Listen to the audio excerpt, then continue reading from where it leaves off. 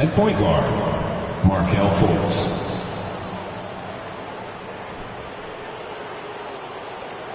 At power forward, Paolo Banchero.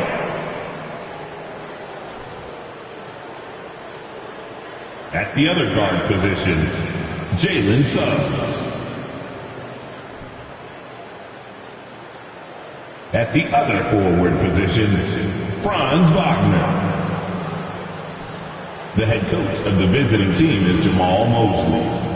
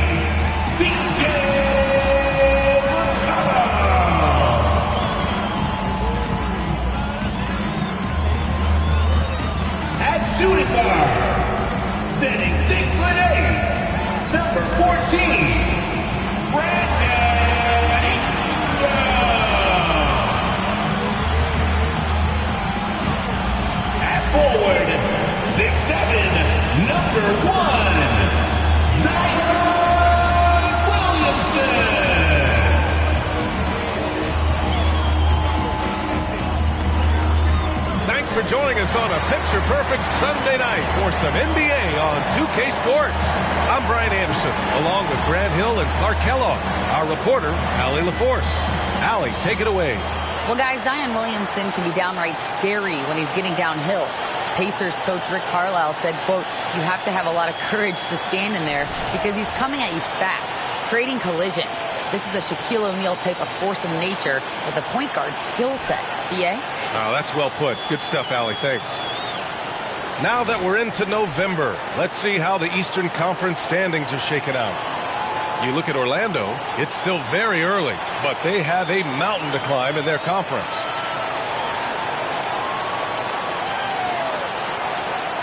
And the starting lineup for the Magic. Fultz and Suggs team up as the backcourt. Wagner and Banchero at the forward slots. And for New Orleans, Zion and Valanciunas playing up front. Brandon Ingram out there with C.J. McCollum. And it's Murphy in at the three. We expect this one to be intense, with two very athletic teams giving their all to capture the win, Clark. And they both like to play a very fast-paced, energetic game, running hard, trying to score easy buckets, and that will lend itself to the conditioning level perhaps being the difference in who comes out on top. The three from Suggs. It's hauled in by Zion Williamson. Pass to Murphy. McCollum outside. Over to the left wing. The jump hook. And it's Orlando with a rebound. Now Fultz. Here's Banchero. Up and over McCollum. Valanciunas with a rebound.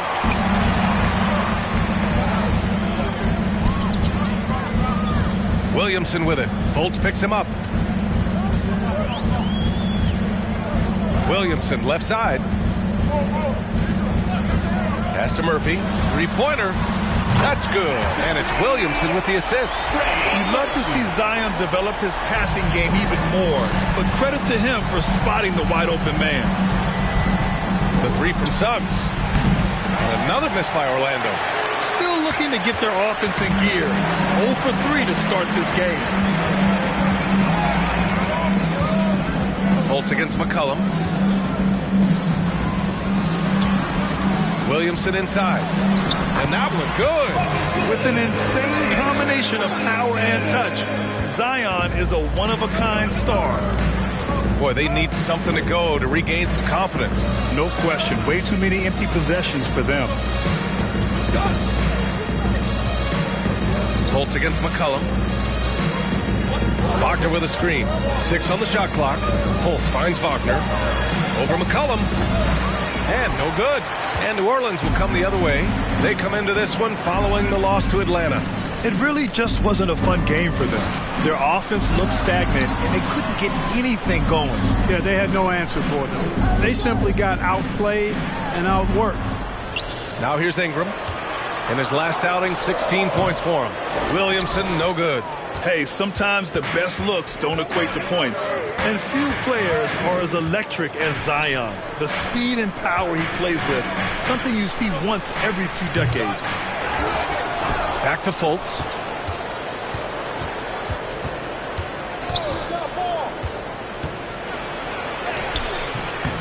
And even after 2 offensive rebounds, they just can't take the lid off. And the blend of speed and power, as you said, Grant, Zion is unmatched. He's a rhino with a jetpack. And on defense, when you see him coming in the open floor, you don't want to get in his way. The explosiveness in the paint is really what makes him so efficient. Defensive foul. Jalen Suggs. First personal foul. First team foul. At the line for your Pelicans, C.J. McCollum. One shot.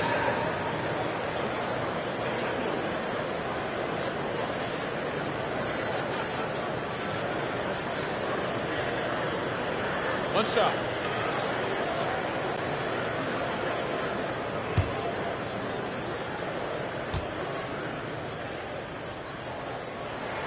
The free throw drops for McCollum.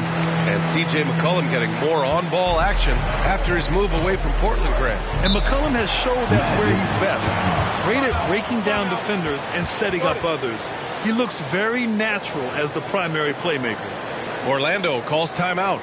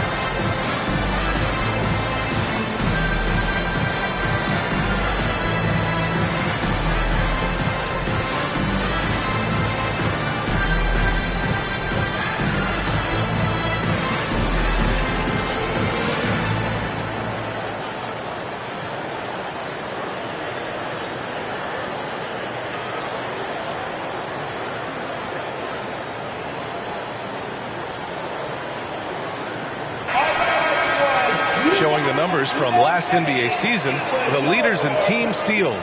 In third, the Pelicans. And this is a team that takes great pride in being aggressive on the defensive end. They take good risk and know when to go after opportunities for steals.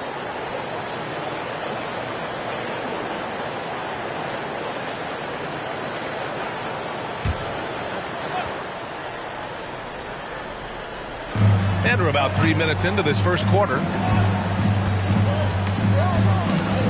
Pass to Suggs.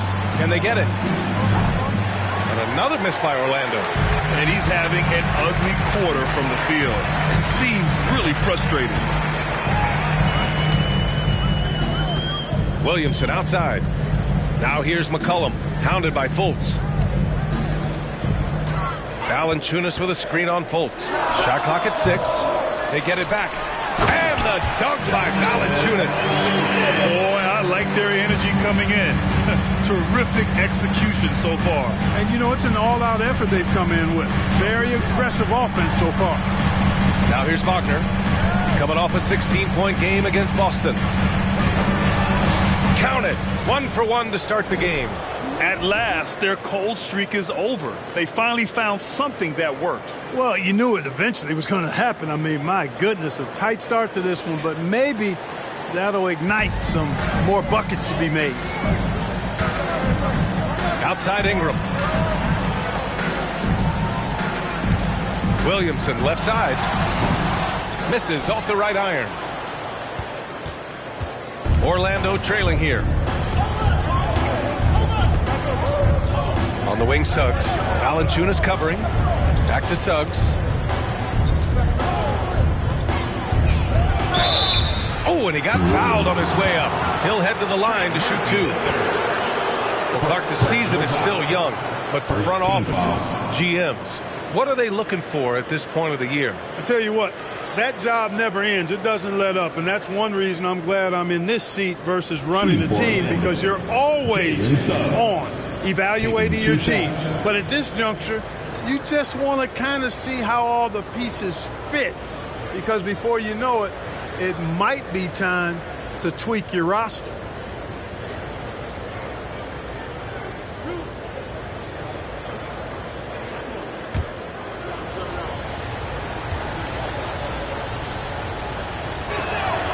And he makes a first. Well, I know you spent a lot of your career in Orlando. What are your favorite memories of that time? None, B.A. You know I was hurt the entire time while I was in Orlando. No, but in all seriousness, they were great people, great city, and it was fun to see young guys like Jameer Nelson and Dwight Howard get drafted and emerge as great players and leaders for their ball club. He's off on the second. And the future Suggs has is certainly promising, an effective combo guard who can really get it going at times. McCollum way outside. Offensive board. And Williamson throws it down. And I just love how he's making the effort plays that everyone around him appreciates. It is certainly making an impact tonight. But, you know, if you're not going to take care of the defensive glass, it's going to be hard to come away with the win.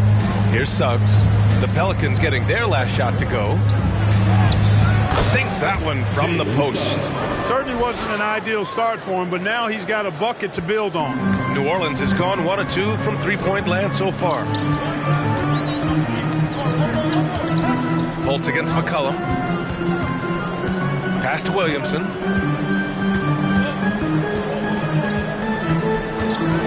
Here's Murphy. Out to McCollum. Shoots over Fultz. Williamson passes to Valanciunas. That's good. And it's Williamson with the assist. Valanciunas has got his second basket on the night. The way they've gotten after rebounds has been impressive. Yeah, sensational is a really good word for it. They're tearing it up on the glass. The three from Suggs. And the rebound goes to the Pelicans. Valanciunas has got his 6th rebound on the night. Boy, this is bad. Tough to watch. I mean, this is really bad. He's stone cold this quarter. Man. Pass to Suggs.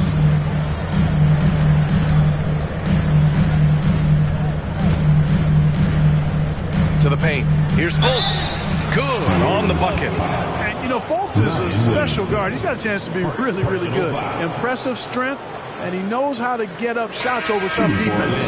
The Magic making a switch here. Anthony's checked in. For one.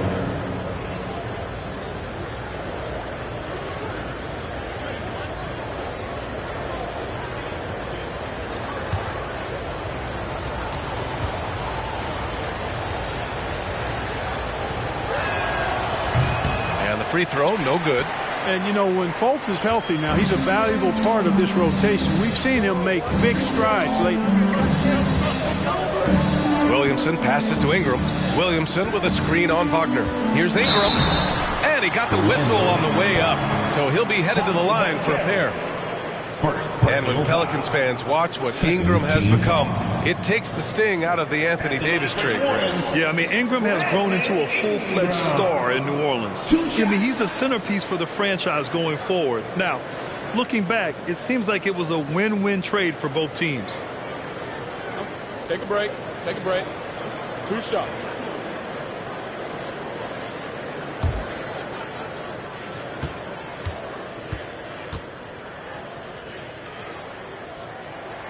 And he can't get the first one. You know, Ingram is quiet about the work he puts in after practice and before games. This is a guy who just never stops trying to improve, though, and that's shown up in how he's grown as a player. Jackson, he's checked in for Zion Williamson. He hits the second from the line. Well, the Magic's shooting has not been great early, just 27%. Pass to Wagner.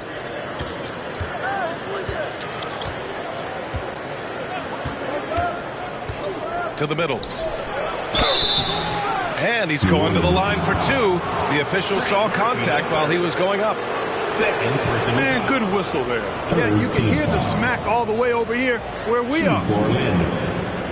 At the line for two.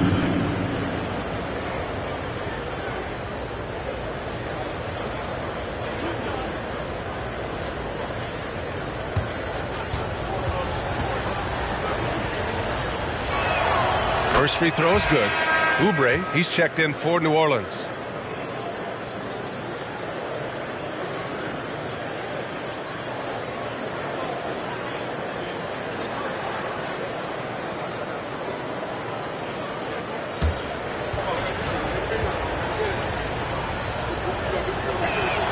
Both shots good from the stripe. New Orleans in the lead. McCollum with it. He had a 27-point outing in their last game against Atlanta. Ingram against Fultz. Out to McCollum. Outside Ingram. 4 on the clock. There's the triple. So both teams changing it up here. Third team foul. Substitution on the court.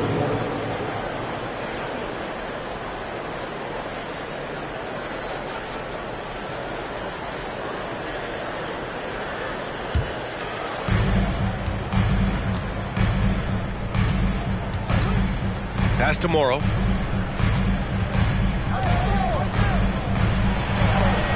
Oh, and Jackson with the block. And it's out of bounds. They say it was last touched by Jackson. Just a superb read on defense to come up with the block. Oh, my. And that was textbook defense. Positioning himself well to send it back.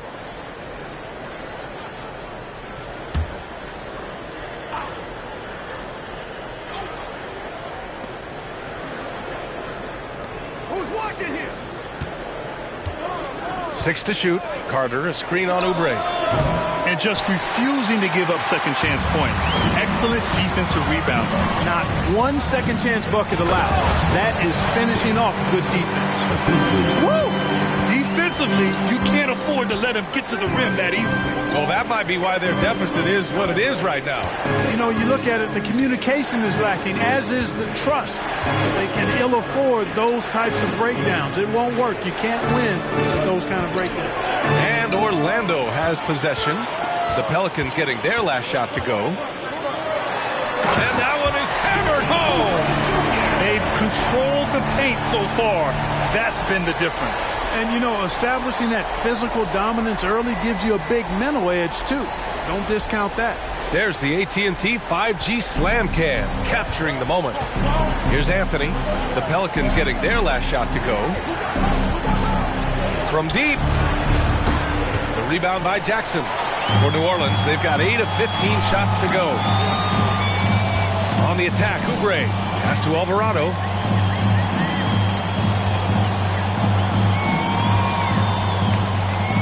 Here's Daniels. The three is up. Can't hit. 1 for 2 now.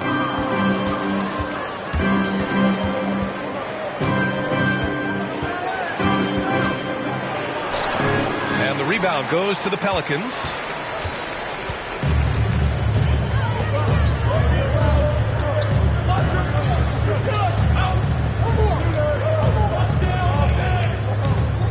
Hayes with a screen, tries it from 19, and it's off the back of the rim, no good. Well, it's a make or miss league. Sometimes the Jays just don't fall. It wasn't a bad shot. Now here's Anthony. He's coming off a 13-point game against Boston. for three. Rebounded by Daniels. New Orleans has gone 1 for 3 from beyond the arc.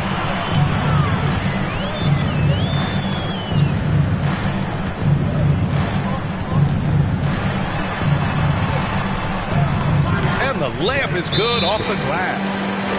And the Pelicans lead by 12. Yeah, they've done quality work on the offensive glass. I like the activity there, keeping the ball alive and creating some second chance buckets. Orlando calls timeout.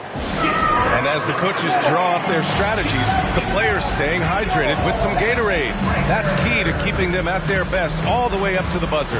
It really is. And every one of those players knows it. They're all making sure to stay hydrated.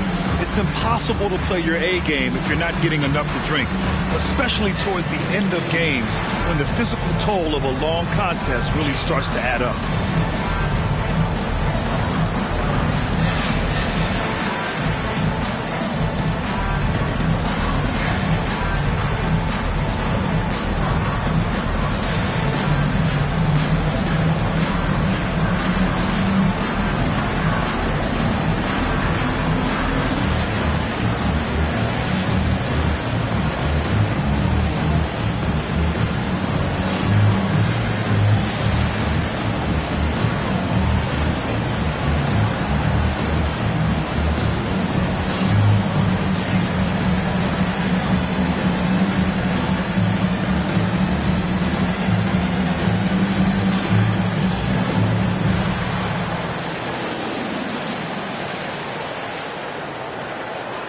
White, he's checked in for Wagner. All right, some time here to take a look at the 2K leaderboard.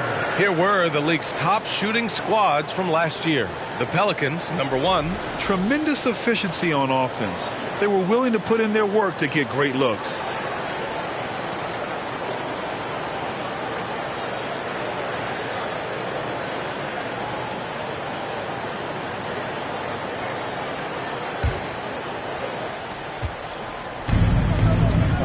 And here's Anthony.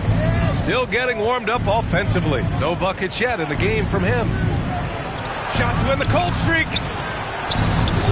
Got a hand on it.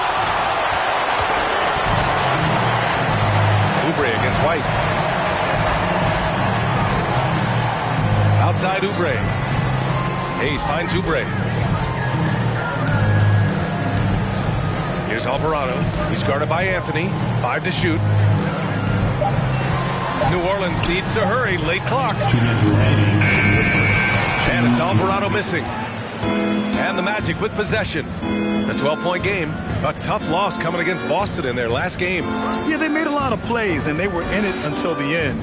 Just couldn't do enough to get the win. Yeah, you know, they didn't have their best stuff, but they were still getting after it, so you got to really appreciate the effort and hustle. Outside Oubre. Crosses over. Oh, nice D from Carter. That's exactly the look they wanted, guys. Right guy, right play, wrong result. Anthony, right side. And he might not be the biggest guy on the court, but Cole Anthony is explosive, Greg. He is. I mean, he surprises you with how much lift he gets. Fearless when he's going at the rim. He's caught a number of defenders off guard with that burst.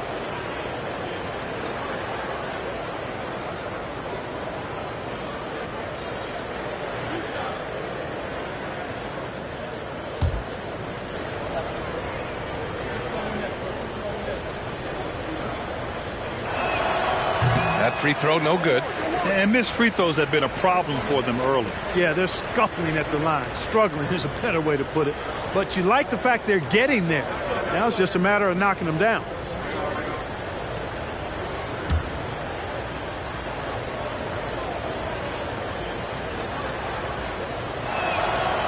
Good on the second one. New Orleans has gone 1 of 4 from deep. Outside Oubre. Now Hayes looking for his first basket still in this one. Pass to Daniels. Lets it go from deep. Offensive rebound.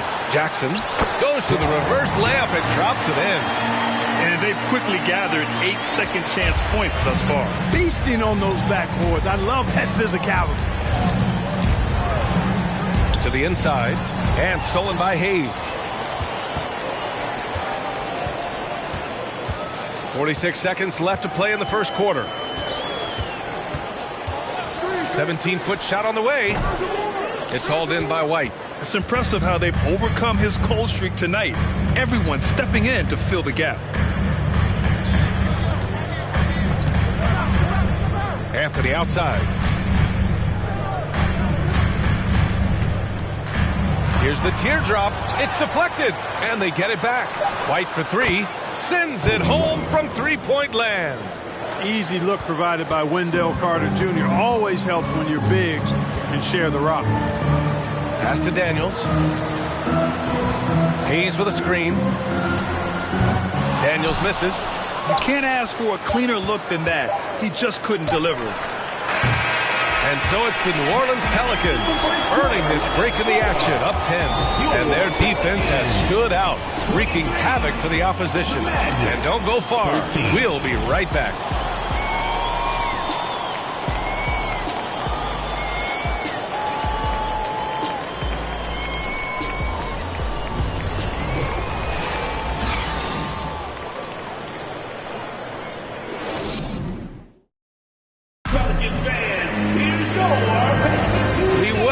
To second quarter action.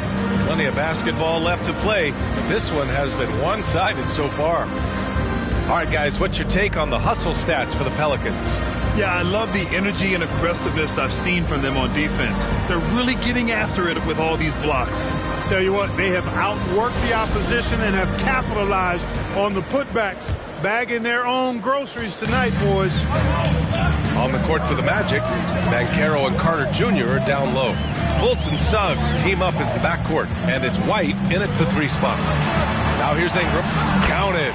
Hey, they're just getting pushed around inside. Yeah, you can't say that with enough emphasis. I mean, the defenders are just not being aggressive enough down low. You got to play with some physicality in the paint. Carter against Valanciunas. White for three. Pelicans cleared away. Jackson's got 4 rebounds in the game.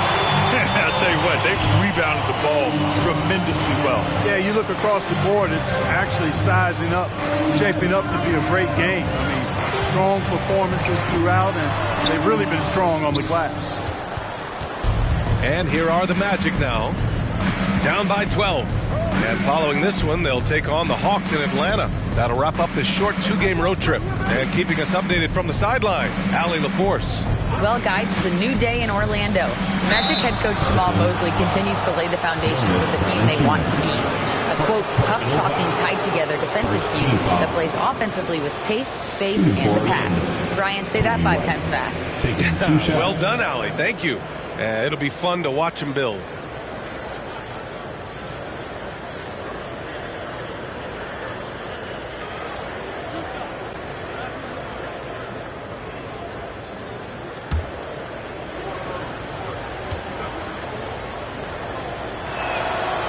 That free throw, no good.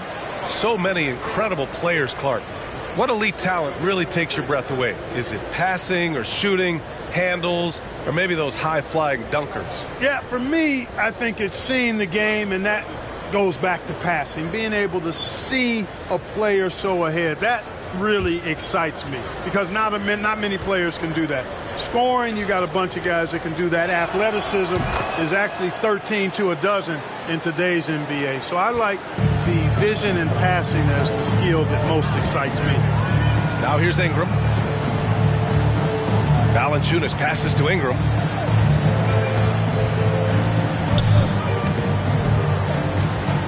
Over Suggs. The rebound by Carter. Carter's got 4 rebounds now. Here's Suggs, covered by Ingram. That cuts the lead to single digits. Suggs has got 5 points. At 6'5", Suggs has really good size for his position, and he knows how to use it when he's inside the painted area, too. Here's McCollum. And again, New Orleans, no good. His offensive output just isn't there tonight, but his teammates have found a way to pick up the slack. Outside Carter.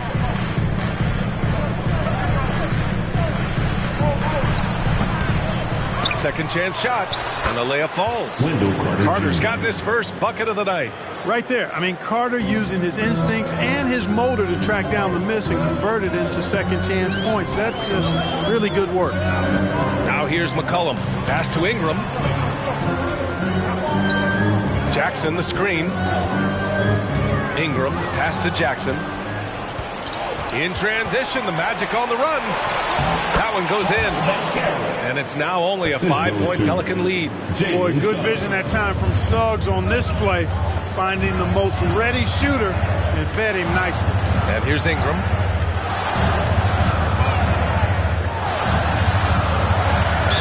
It's good. And he drew contact on the shot, so he will go to the line. A 3-point play opportunity.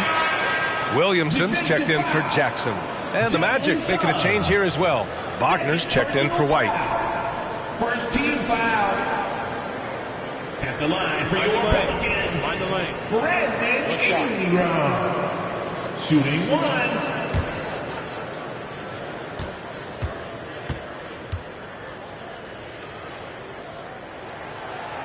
Ingram, no good on the free throw. For Orlando, they've gone 3 of 5 since the beginning of the second. Wagner outside. Here's Fultz, coming off a 22-point game against Boston. Boy, he was piling up those assists in that one. I mean, every pass seemed to be on time and on target. And out of bounds. New Orleans will have it. And if you want to know which players had the most success from distance last season, here they are. C.J. McCollum on top. Distance shooters are so accurate these days. It's a real honor to have topped that list. And so it's New Orleans with it. 13 points was their biggest lead of the game. Outside Ingram. Pass to Williamson.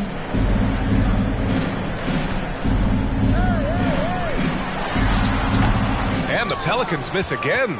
Orlando trailing here. Outside Fultz.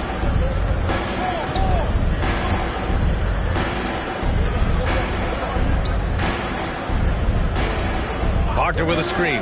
Clock at 6. Fultz is good. Fultz so good at utilizing the screen and roll. I mean, he knows how to get a little separation, and when he does, he's a scoring threat. Now here's Ingram. 5 points in the game. Down low. That's good. And it's Williamson with the assist. Williamson's got his 3rd assist of the night. Here's Suggs. Covered by Ingram. Inside. Here's Fultz. And he drops in the layup off the glass. Fultz has got 6. And, you know, Fultz is highly skilled as an offensive player. When he gets this kind of positioning inside, it's a wrap. McCollum outside. Pass to Ingram. Picked by Williamson. The shot by Ingram, no good. The Magic have gotten 5 of 7 shots to go in the second. Wagner, the pass to Carter. Fultz with it. He's got 6. Now here's Wagner. Carter, a screen on Williamson. Here's Wagner. It's hauled in by Zion Williamson. Williamson's got 4 rebounds in the game. McCollum outside.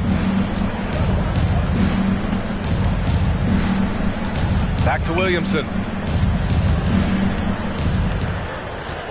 Over Carter. Williamson, no good. It can be tough to find space in the mid-range area. Probably should have passed that one up. And he dunks it down. Wagner's teammates encourage him to attack the rim. They love to see him be aggressive.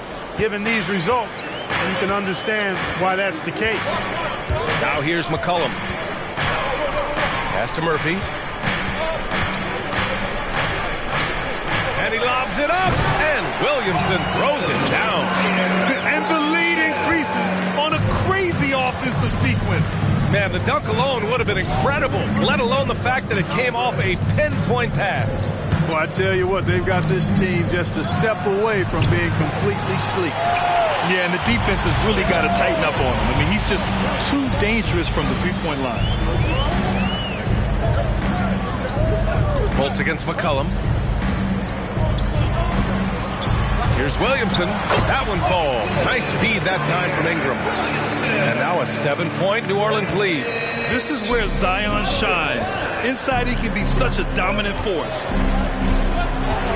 And they were probably hoping to play a little better interior defense. They only finished in the top 20 in team blocks. They wanted to have a bigger impact than that. And their strong play around the rim last season was evident in their second chance points numbers as well. Crashing the boards often paid off for them.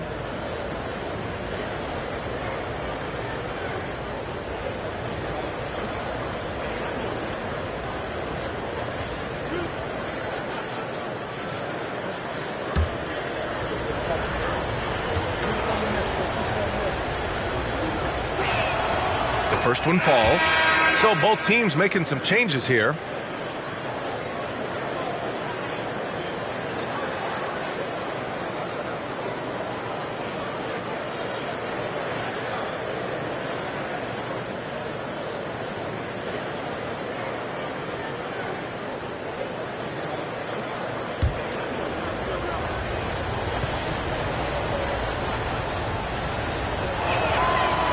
Hits one, then misses the second attempt from the line.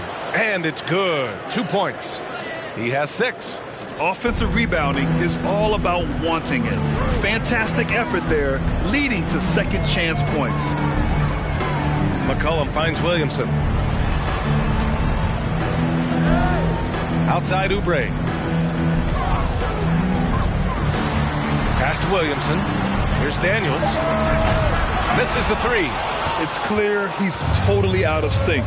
The team needs to rethink its strategy around what to do with him. Here's Suggs from deep. Zion Williamson grabs the miss. The scoring efficiency has been low, and it's not helping them on the scoreboard. Picked by Williamson. Lets it go. It's wide right. Hits off the rim. Orlando's gone 0 for 3 from deep to begin the second. Outside Fultz. Pass to Morrow.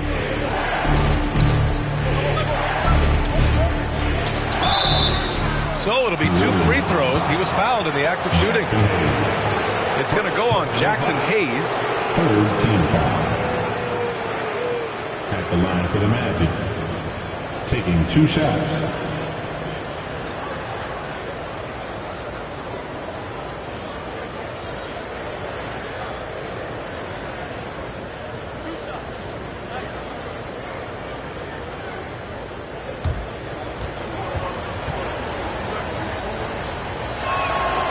He misses the free throw, and the Pelicans making a change here.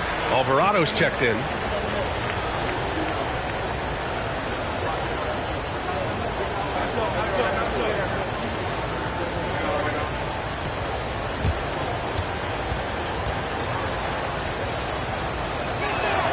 And the second free throw is good.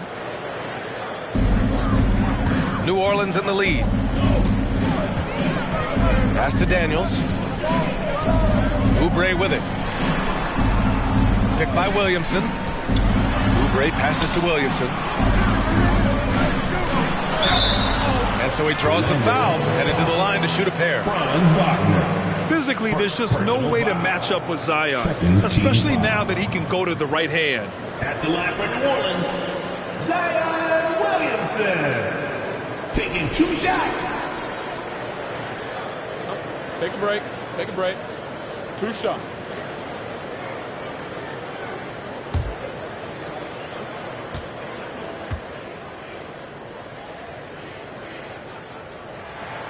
That's good from Williamson.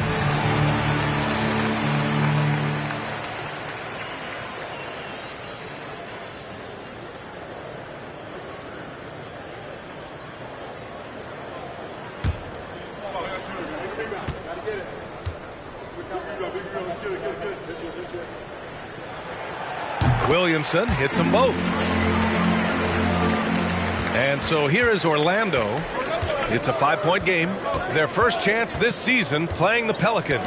And with this matchup being East versus West, this is the first of only 2 meetings between these teams. And, you know, there's always a bit of a feeling out process in that first game between opponents. A lot different than when you've played a team you're familiar with. Pass to Alvarado. Now here's Hayes.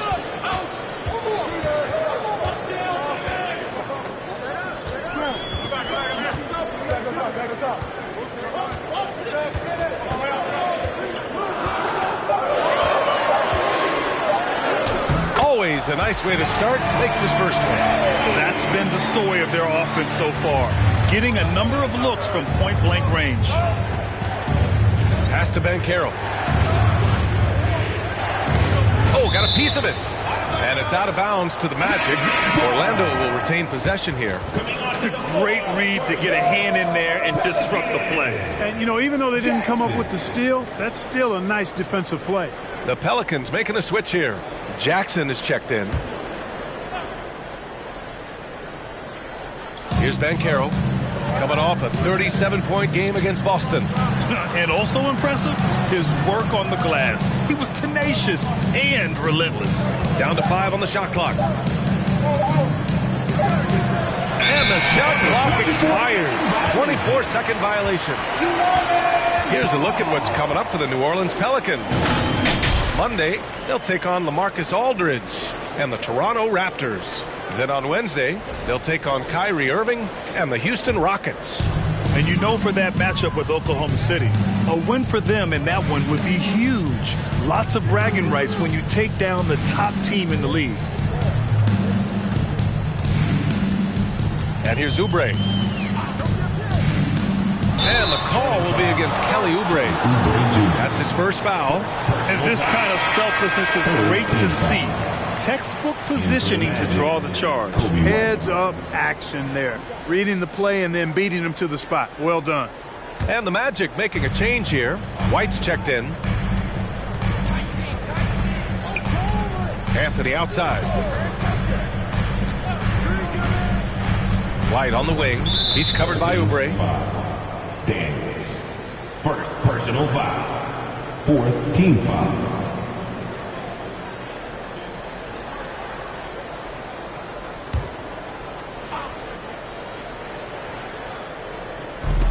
So it's Orlando now. They trail by 7 to the inside. Oh, it's blocked. It deflects off the backboard. And they'll keep possession. Anthony with a bucket. Love to see that kind of activity. He just makes things happen. Pass to Hayes.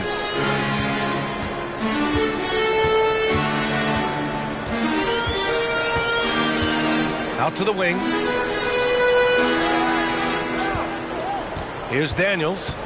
His last outing, we saw him score 13. 4 on the clock.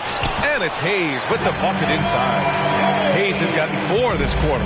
They're winning the battle down low by imposing their will. Yeah, it's really been quite a contrast. I like the way they're attacking the middle with their offensive end. Now here's Anthony. Pass to Morrow. Shot clock at 6. Releases from 15. No good off the glass. The Pelicans have gotten 7 of 16 shots to go in the second. Here's Daniels. Down low. To the middle. Nice dish, and the layup goes down. 9 points in the game. Pulling no punches, attacking the heart of that defense. Pass to Alvarado. To the paint. 1:03 left in the first half. Daniels, that one's true. They're just taking what the defense gives them. And right now, that's the interior. Well, once they recognized the advantage they had inside, it made a lot of sense just to continue to attack that area. Anthony misses. New Orleans has gone 0 for 2 from outside in the second quarter. 19-footer. Doesn't go for him. Orlando's gone just 1 of 5 so far this quarter from 3. And we've got 28 seconds left in the first half of this game. And for the Pelicans, they're shooting at 44% in the second, a decent rate. Pass to Alvarado. 12 seconds left in the first half. Oubre on the wing. It could go. He knocks it down, but wait a minute. The officials getting together here. They may want to review this one. Well, these teams are going to have to wait. The previous play is under review. See if he got it off in time. And, of course, they want to make sure it was the right call, but I'm not sure how much it'll impact this game. We'll see. Yeah, the replay center in Secaucus is providing the officials with the necessary footage to make the call. We're seeing what they're seeing with the best possible angles.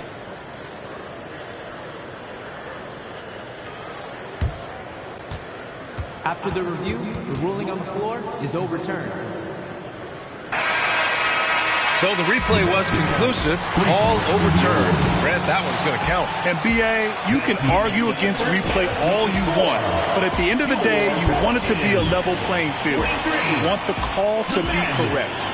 And so it's the New Orleans Pelicans finishing the quarter with an 8-point lead. Their key to consistency has been their dominance in the paint. They've been the more physical team. We'll be right back.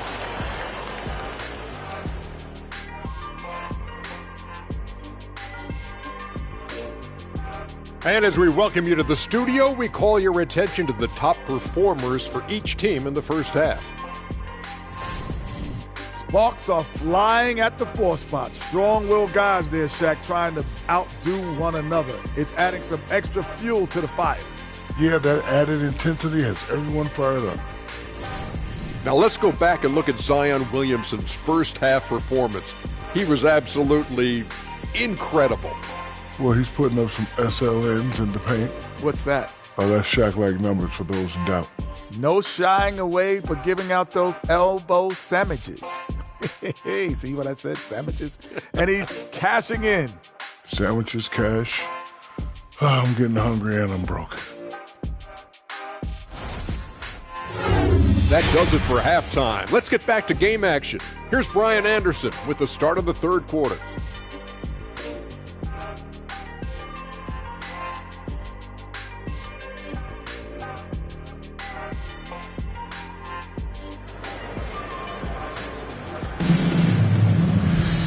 And if you're just joining in, one half is in the books, one half to go. It has been a clinic out there by Zion Williamson. Yeah, in the first half, he taught a class on how to make your teammates look good. And, you know, that's what delights him most. That's what he takes most pride in. He loves being the chief facilitator. And we played through the first half. Plenty of basketball left in this one. New Orleans in the lead. Zion and Valanciunas playing up front. C.J. McCollum is out there with Brandon Ingram. And it's Murphy in at the small forward position. That's the Pelicans 5. Well, the Magic's shooting just 33% so far in this game. Offensively, Banchero is a difference maker. Not just with the talent, but with his relentless approach. Fultz can't get it to go. The Pelicans shooting the ball at around 42% for the game.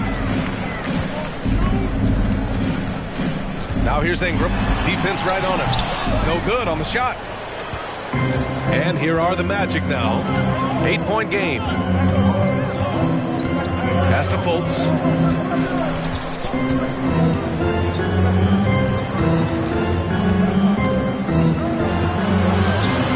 The Pelicans pull it in. 13 points was their biggest lead of the game. Grant, you watch Banchero. He's got a rare mix of moves for a big man. Yeah, B.A., the perfect combination of size, strength, and skill. Crosses up defenders well, spin moves, excellent body control, and he uses his body to shield the ball when he's driving through the lane. Murphy's shot is off. Starting slow in this half, 0 for 3 so far. Fultz with it, started by Valanciunas. That one goes. Count it. He's got 11. Boy, moving the ball with purpose there. Fultz has tremendous offensive potential, and we're seeing him put it all together now. That was another look at our Mobile One drive of the game just a moment ago. You're toasting the defense and getting in close. They'll take possessions like that one all day. Now here's Ingram. He's got 7. Here's Williamson. And too long on the shot. The Magic have gone just 1 of 3 in the second half. McCollum against Fultz. Pass to Morrow.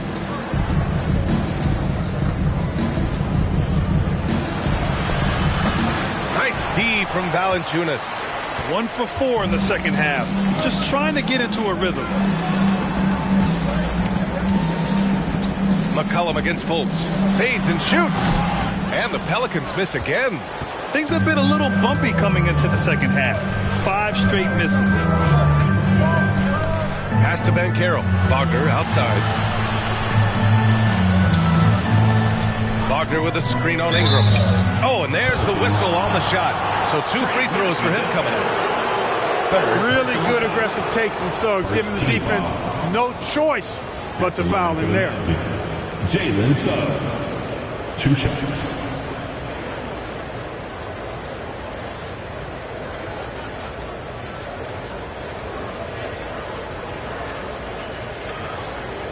Shooting 2.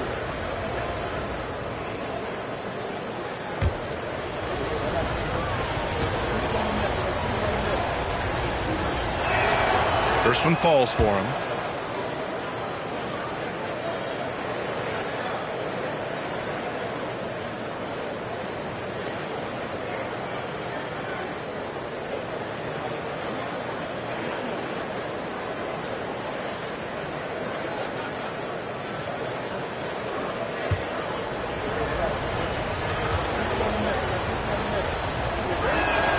So he gets them both.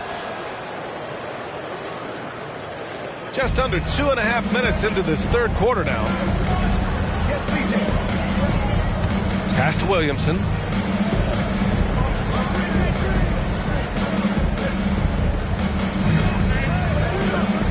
Outside Ingram.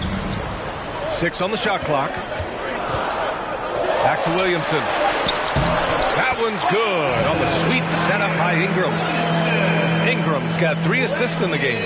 Outstanding decision-making by Ingram there, working it to the open man. Really good possession. Here's Suggs. Give him 8. Pass to Morrow.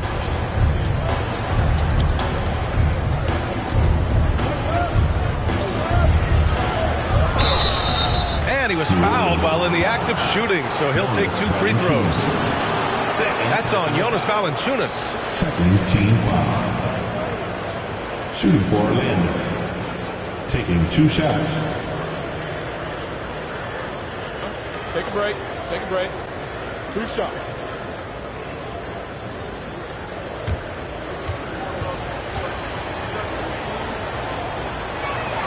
No good on the free throw. Carter, he's checked in for Orlando.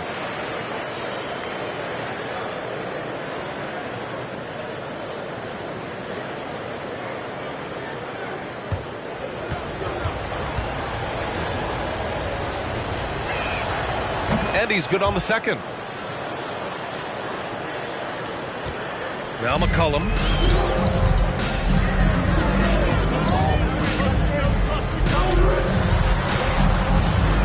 Third quarter of basketball here. A little under 3.5 minutes gone by. Here's Murphy, defended by Wagner. Clock at 4. Williamson passes to Ingram from outside the arc. Rebound by the Magic. Carter's got rebound number 9 now. What an effort here tonight. Pass to Fultz. And the basket is good. Fultz has got 8 points. Well, that's a really decisive and impressive read by Wagner, setting up his teammate nicely for the hoop. McCollum with it.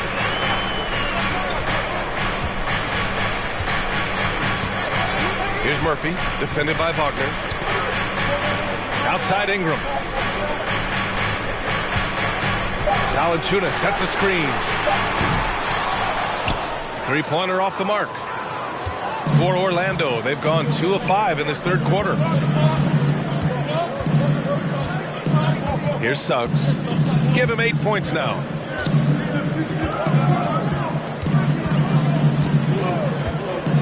This for the tie. 5 on the clock.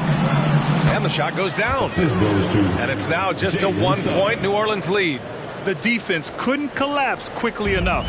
New Orleans has got nothing to fall from outside in this third quarter. Pass to Williamson. And here's Ingram. Picked by Williamson. Ingram with the ball. Now Carter defending. And that one drops. 9 points in the game. Brandon Ingram, very confident in his mid-range, Jay. He knows he can shoot from just about anywhere and get his shot whenever he wants to. Got the ball where he wanted it, but then got swarmed. Out of bounds. It'll be Orlando's ball. Orlando ball. And a chance now to look at the highest scoring teams in the league from last season. The Pelicans, second. Boy, they do an excellent job offensively. Most of the season last year, they were really in sync. A nice flow and rhythm to their offensive game. But anytime you score the points they did, it's about unselfishness and trusting each other. Here's Suggs. Outside Fultz. Carter on the wing. Back to Fultz.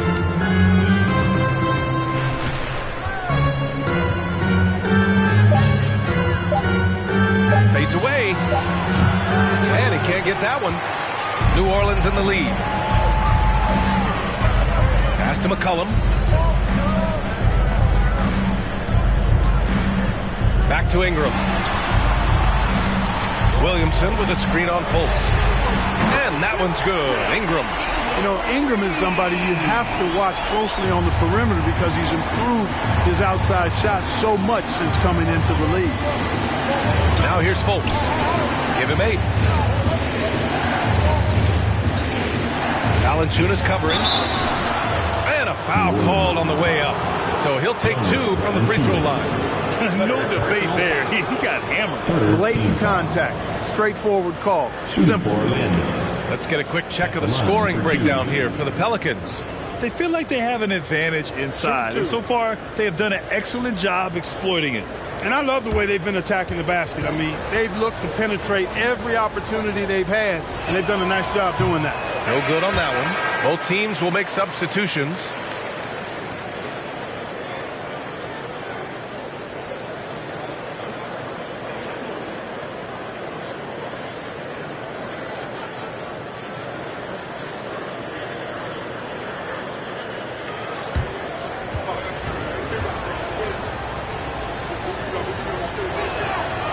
And no good on the second free throw, so 0 for 2 there. New Orleans has gone 1 of 4 here in the third from range. Jackson outside. Now here's Hayes. Ingram on the wing. He's guarded by White. Here's Jackson. And the dunk by Jackson. And, you know, Ingram isn't just a sensational scorer. He also passes the ball pretty well. They set the screen. Shot to stop the run. That shot is off. And New Orleans will go the other way with it. 13 points was their biggest lead of the game. They'll be hosting Toronto for their next one. That'll be the end of a 3-game homestand. Daniels misses.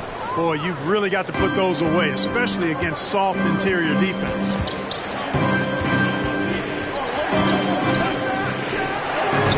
And the Magic again can't hit. The Pelicans shooting just about 33% since this second half started. Hayes with a screen on White. Oubre passes to Hayes. Stolen by Carter. Covered by Ingram. It's Hayes with the rebound. Hayes has got rebound number 5 here tonight. Pass to Daniels. Beyond the arc. And it's Orlando with the rebound. Things just don't seem to be clicking for them offensively. Yeah, they really need to find a way to get back on track. Now Carter.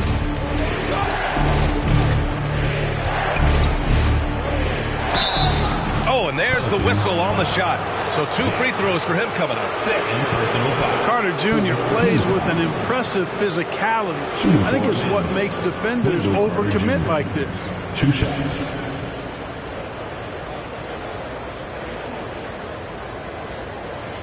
Take a break. Take a break. 2 shots.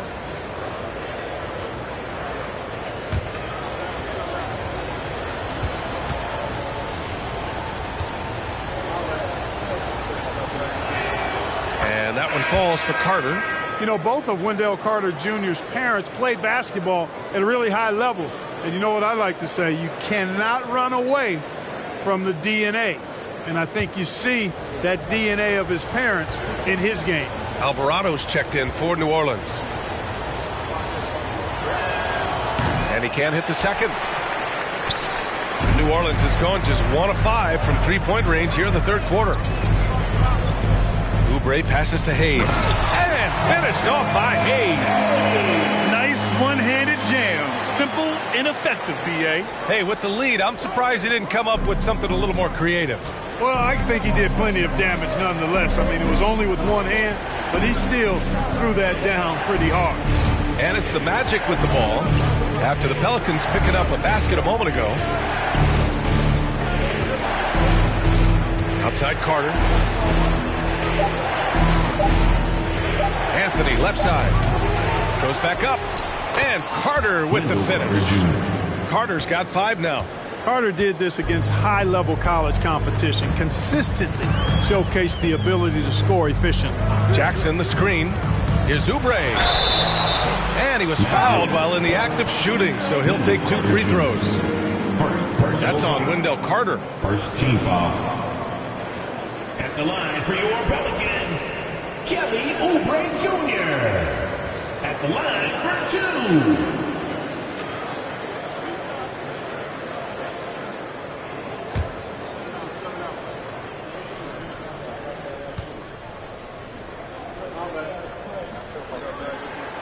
And the first one at the line is good.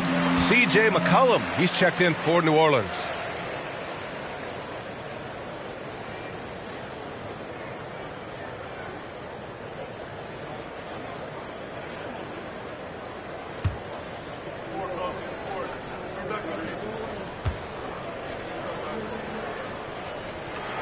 And so Oubre nails them both.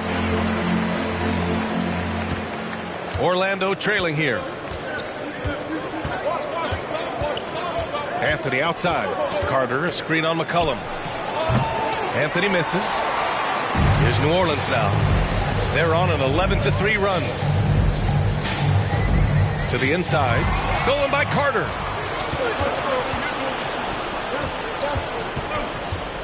Baseline jumper. Orlando. Personal foul. First team foul. Banchero's checked in for Orlando.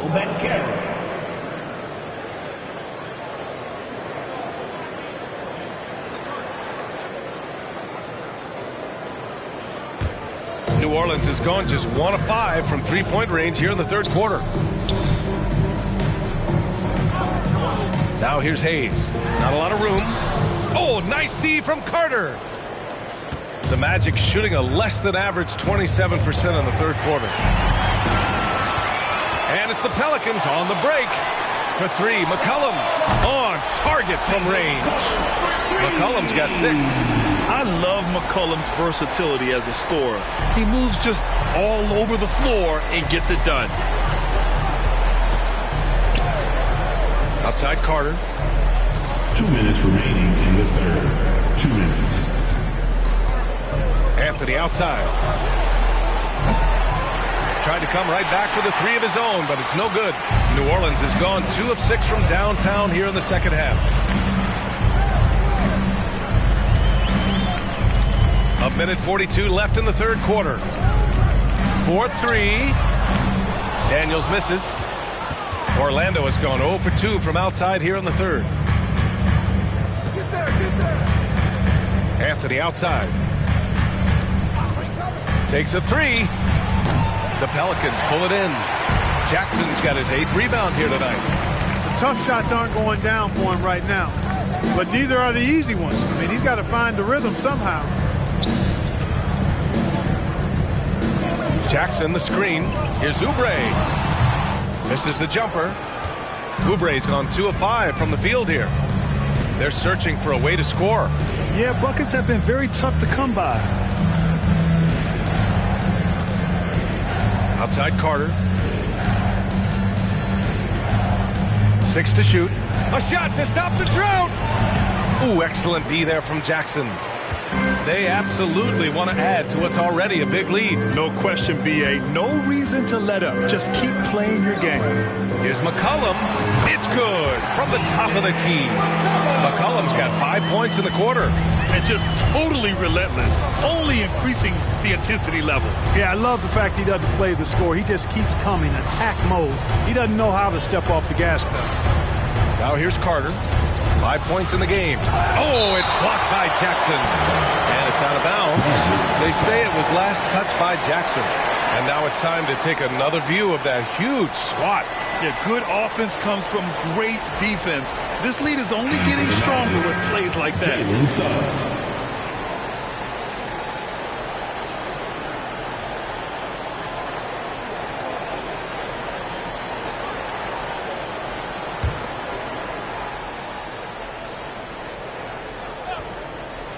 Here's Anthony. Pass to Suggs. Just 5 on the clock. Here's Carter. Soft touch off the glass. Carter's gotten his 3rd basket of the night. Where's the rim protection? That's just too easy for him. Here's McCollum. Uses the glass to finish the layup. And the Pelicans lead by 14. Oh, what a tricky shot. CJ, he's showing off now. And so it's the New Orleans Pelicans up 14 as we wrap up the quarter. They put in work down low, getting in close and scoring in bunches. Time for a quick break, then back to the action.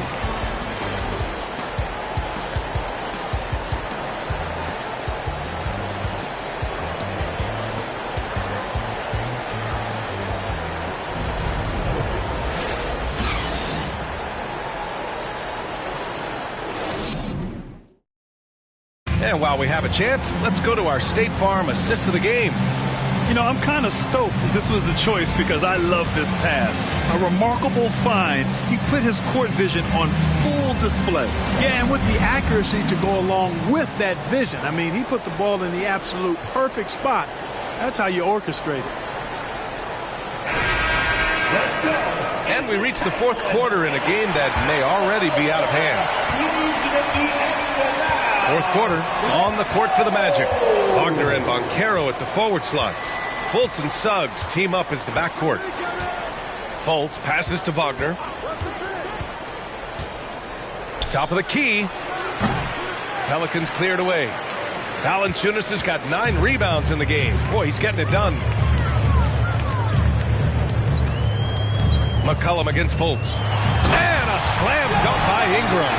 Hey, guys, really easy to see why Ingram was the 2nd pick in the 2016 draft with plays like these. Ooh, a great look there. Brought to you by the AT&T 5G Slam Cam. Pass to Banchero. McCollum against Fultz. Wagner with a screen on McCollum. Fultz. And is blocked.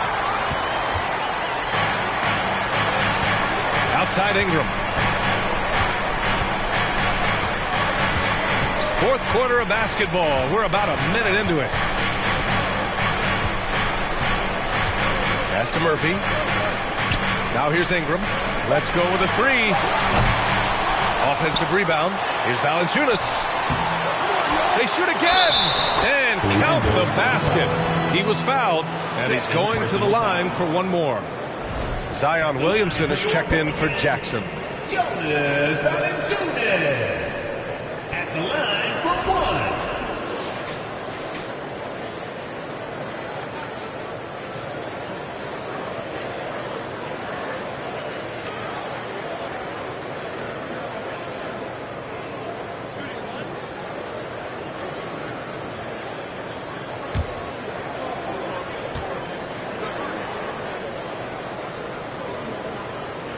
Free throw drops from Valanciunas. And one thing you know you'll always get with Valanciunas, he's going to rebound. Offense, defense, no matter what, he's attacking the glass. Here's Suggs.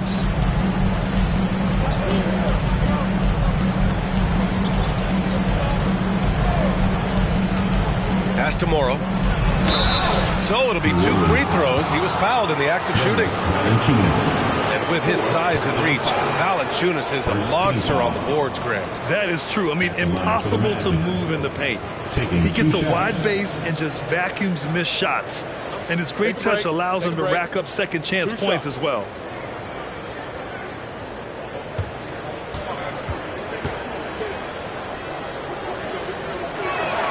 The first free throw is good.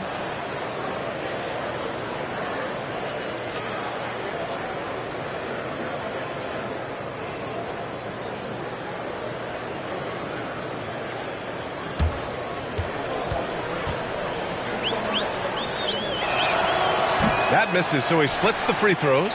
They really have a commanding lead, not just in points, but in rebounds as well. And what I like about it, it's been a physical brand of basketball. It's had a little sandpaper element to it, gritty and rough, but that's how you win games.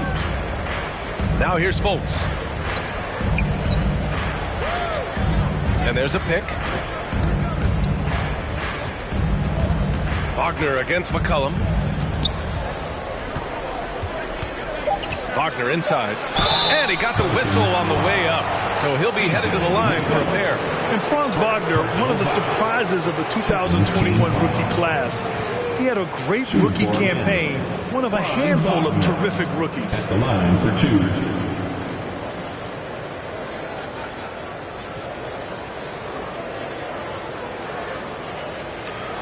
Shooting 2.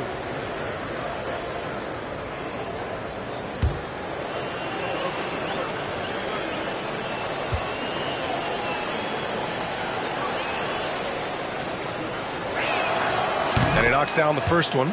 And Wagner wasn't viewed as an exciting selection. He's been terrific, Grant. BA, you know, he finds ways to contribute each game. You knew he'd be a solid shooter out of the gate, but he also has a great touch in and around the paint to be a threat inside.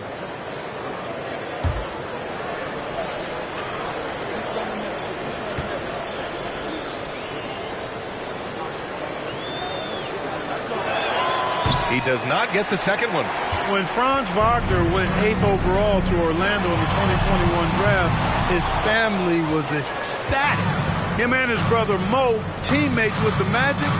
It doesn't get a whole lot better than that if you're Wagner. Here's Banchero. Pass to Morrow. Here's Suggs.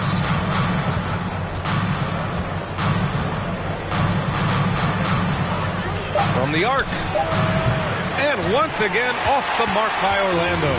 The Wagner brothers, not the only brother teammates we've seen lately, Clark. That's exactly right, B.A. I mean, how about the Morris twins on the same Phoenix Sun squad? You know, that's got to be pretty special to play with your sibling, I would think. Pass to Fultz. Here's Banchero. On the wing, Suggs. Wagner with a screen on Ingram. Here's Suggs. Ball stolen.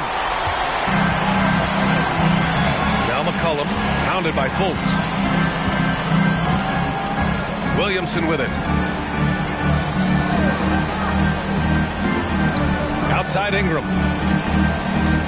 Picked by Williamson. Ingram, the pass to Williamson. Oh, wow! Oh, watch out for that. Big finish. And the dunk to finish it off. A beauty.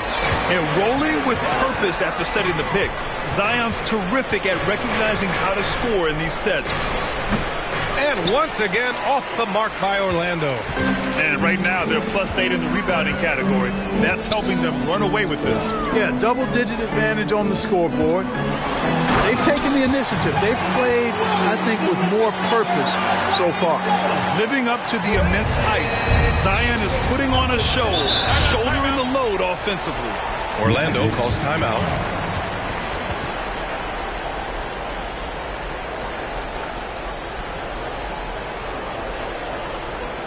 Pelican fans, here's your Pelican Dance team.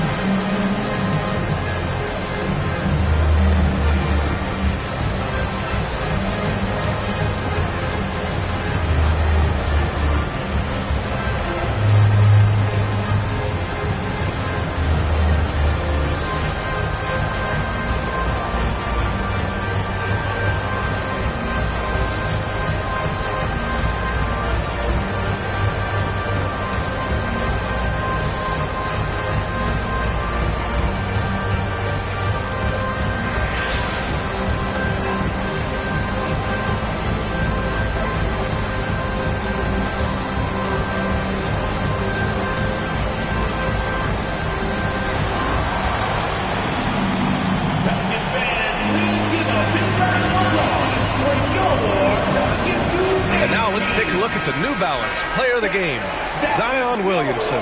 You know, the defense pulled out every gimmick and trick they could to try to break up his rhythm, but once he got into the zone in terms of his shooting, he never let the defense bother him at all and kept finding high-quality shots. They were not playing well and were in desperate need of a win. He took this responsibility upon himself, and he delivered.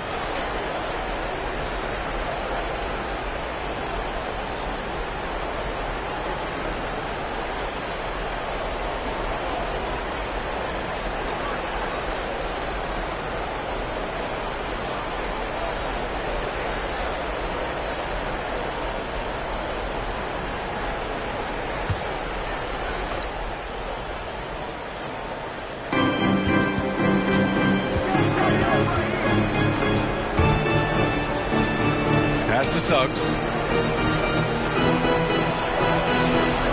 Rebounded by Ingram. The Pelicans have got 4 of 8 shots to drop here in this final quarter. McCollum on the wing.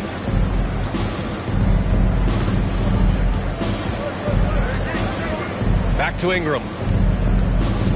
Just 5 to shoot. Picked by Williamson. Goes up at the stripe. And another basket for New Orleans. They're making it look easy out there, just having fun. Yeah, offensively, they've just been rolling. Impossible to stop. Pass to Morrow.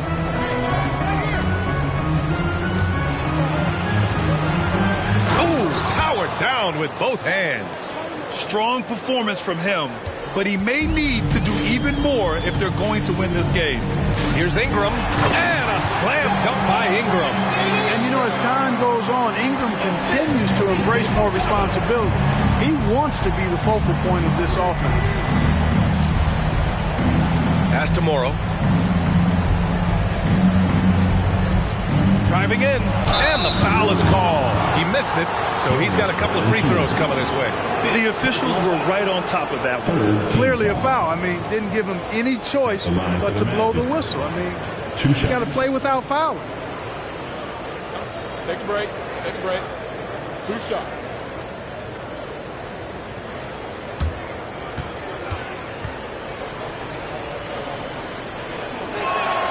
And he drops the first.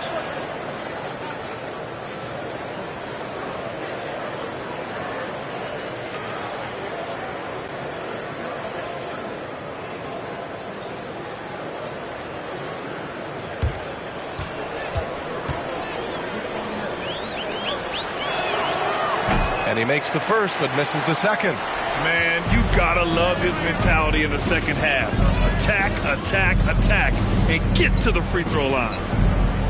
McCollum finds Valanciunas. Williamson inside. And count it, 8 of 14 now. He's rolling.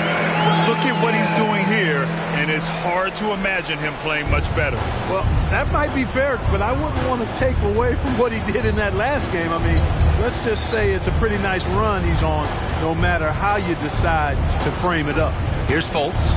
After the Pelicans picking up a basket a moment ago. Another score. His 5th make out of 10 tries. Man, I appreciate how skilled Fultz is handling the ball. I mean, excellent at getting to his favorite spots on the floor. McCollum, pass to Ingram. Picked by Williamson. Fires from the line. The shot by Ingram, no good. The Magic have gone 2 for 7 from the field here in the 4th. Not great. Outside Fultz. Pass to Banchero. Here's Suggs. Covered by Ingram. Wagner with a screen on Ingram. And blocked. That one goes careening off the glass. Banchero no good. The Pelicans have gotten 7 of 12 shots to drop in this 4th quarter. Cuts off the pass. All by himself. Here's Suggs. Oh, and he got fouled on his way up. He'll head to the line to shoot 2. Suggs is a capable shooter now. He requires a little extra attention. Shooting for Orlando, Jalen Suggs, taking 2 shots.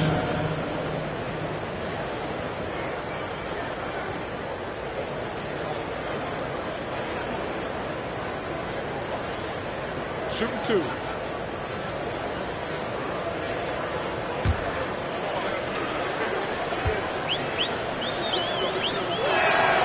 first one falls. And the Magic making a change here. Carter's checked in.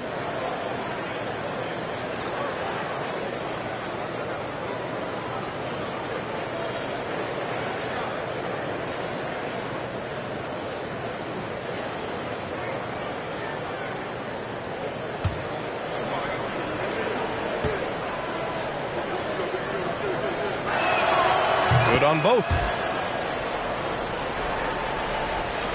And so it's New Orleans with it.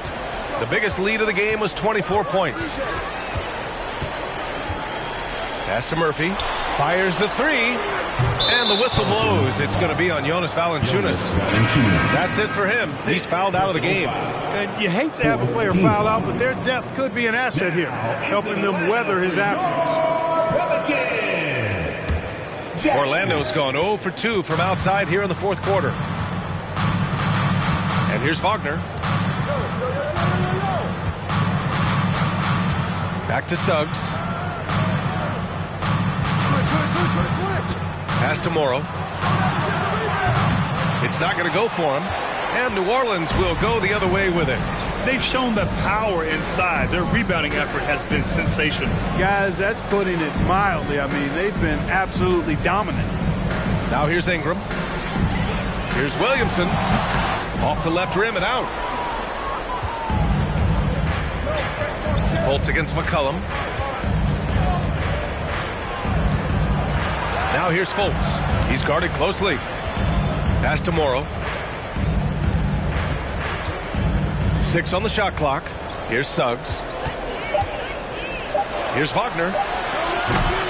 And once again off the mark by Orlando. And his struggles have been apparent. Unable to make an impact scoring the ball. And here's McCollum. Williamson with a screen on Fultz. McCollum, pass to Williamson. The combo guard skills of McCollum. Not just a scorer, he's also a more than capable passer. Orlando calls timeout. To Orlando.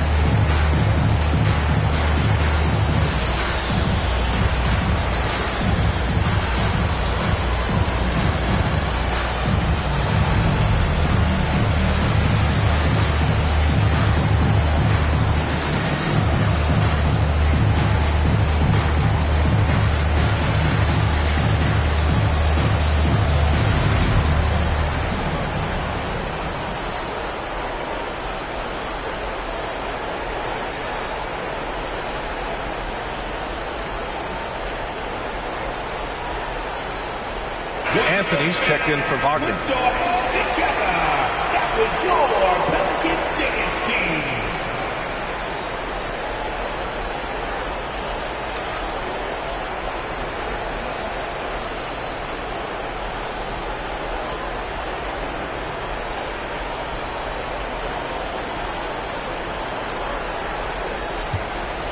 team. Orlando has gone 0 for 2 from outside here in the fourth quarter.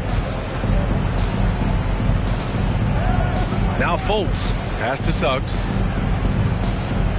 Now Carter. Back to Suggs.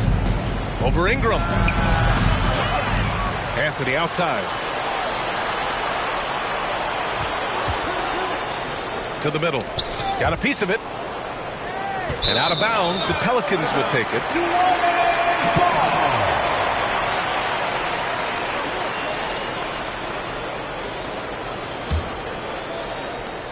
The Pelicans have gotten 8 of 15 during the fourth quarter.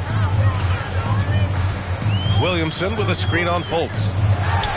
Oh, Williamson it down. You know, Coach gets mad when Williamson gets hit and there's no whistle, and it happens a lot. Tries to break his ice. Oh, and Jackson with the block. And their physical dominance has been on display. A 10-rebound advantage is a good indicator of how this game has gone. Ingram, the pass to Williamson. Stolen by Carter. Fultz against McCollum. Pass to Suggs. Over Ingram. That one rolls around and rims out. I wonder if switching baskets really threw him off. I mean, because he can't get anything to fall this half. McCollum's shot is off. And so here is Orlando. They need something good to happen here. Yeah, they've gone way too long without a score. Back to Fultz. Pass to Morrow. Shot clock at 6. Fultz against McCollum. Shot from 16. A rebound by Jackson. Jackson's got 9 rebounds in the game. Boy, he's getting it done. Outside Ingram. And he lobs it up to the rim. Oh, the dunk by Williamson. It's so hard to live up to the hype. But Williamson has. Zion is a must-watch. Carter, a screen on McCollum. Looking to end the drought. Fultz can't get it to go. One side is dominated tonight. Yeah, they've done a fantastic job of imposing their pace and style of play. It's safe to say they have dominated this game. The game wasn't even as close as the score says in a great win for the Pelicans. And the disparity in the talent was obvious by the end. Sometimes you just don't have enough ammunition to compete. Yeah, B.A., just a total beatdown. And the next time these teams meet, I can't imagine it'll be any different. And with this win, they've tallied up a total of 6 wins on the year. This was a great showing for them in the first of 2 games in the season series, stealing a 1-0 lead against Orlando. And we get spoiled sometimes, but we should take a second to appreciate what a sensational performance this has been for Zion Williamson. Boy, from a scoring standpoint, he was absolutely sensational. Made the game look easy tonight. Ingram against Anthony. Pass to Suggs. Picked by Carter. 11 feet out. Here's Suggs. There's another block. A defensive stalwart so far. That's 6 blocks. Protecting the rim well. Love the hustle. McCollum with it.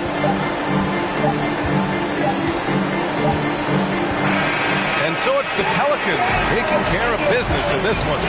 Boy, they were something special to watch tonight, and the crowd loving every second of it. It's always a great feeling when you play this well for your fans. This team really showed what it's capable of. And now we have Allie LaForce standing with the player of the game. Allie, take it away. Zion, this is a team with some outstanding young players with complementary skills. How do you see yourself fitting in? I think I fit in very well. I think I'm a very versatile player. You can throw me out there with any group, and I'm going to put up, do something to contribute. And I think we're a very unselfish team, so that plays a big part to it. And any group would be happy to have you. Thanks, Zion. Thanks, Allie. Great interview once again. Well, folks, that's going to do it for now. For Allie LaForce, Clark Kellogg, and Grant Hill, this is Brian Anderson thanking you for watching the NBA presented by 2K Sports. We'll see you later.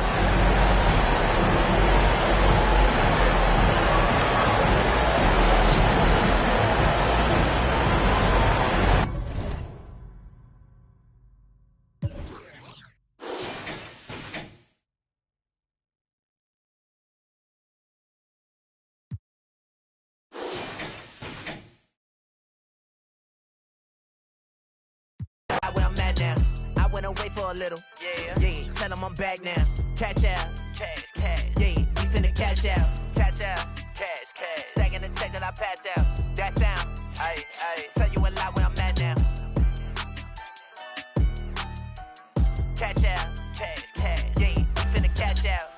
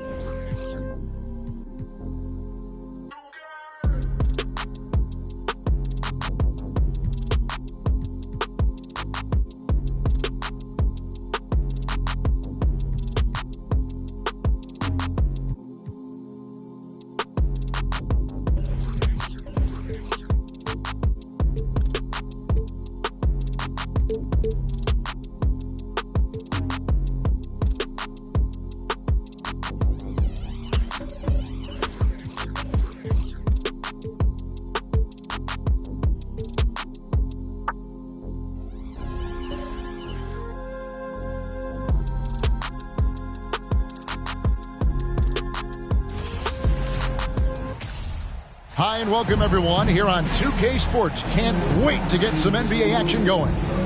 This is Kevin Harlan alongside Greg Anthony as well as Brent Barry.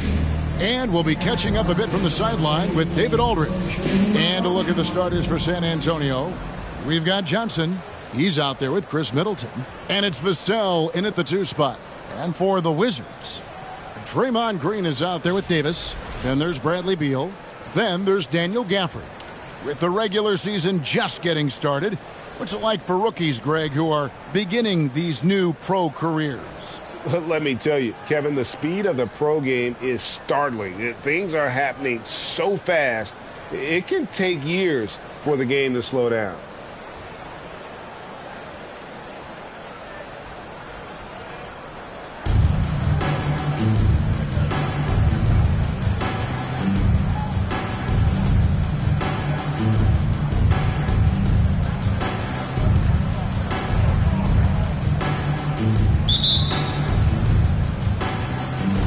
And the Spurs start out with the ball.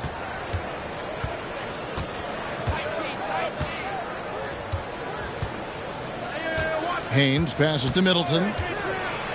Inside.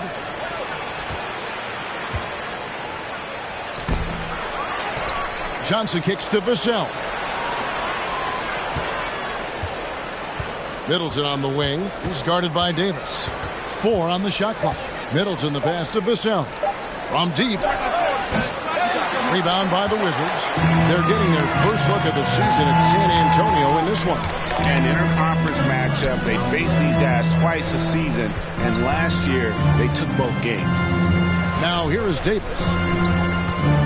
Gafford is screen on Middleton, and here's Davis for 3. Sinks the triple. Nice effort taking the early lead. Here we go. Take a nice deep breath. You score on that first possession. Gets the game started the right way. Haynes passes to Middleton. There's a screen.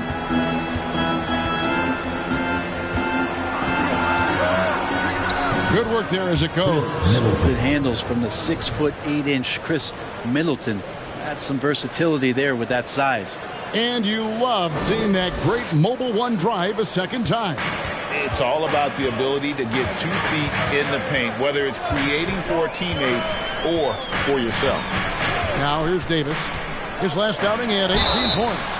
And he gets the whistle. 2 free throws coming up. Number 33. First personal foul. The Wizards shooting their first free throws of the night right here. At the line for Washington, Daniel Gafford. 2 shots.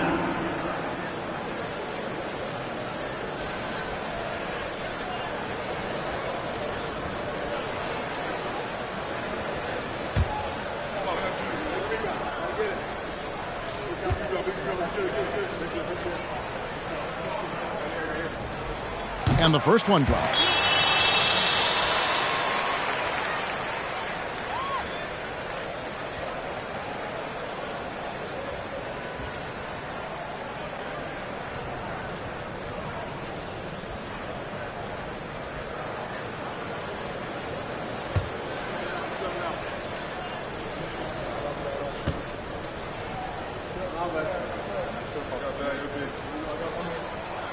So he gets them both. About a minute and a half through the first quarter.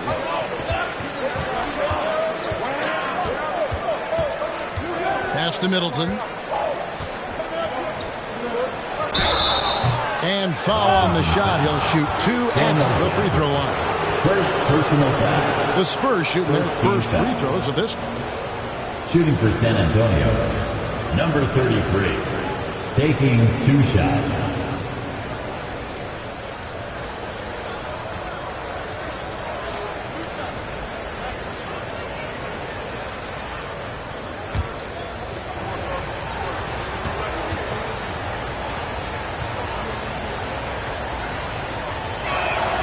First free throw is good.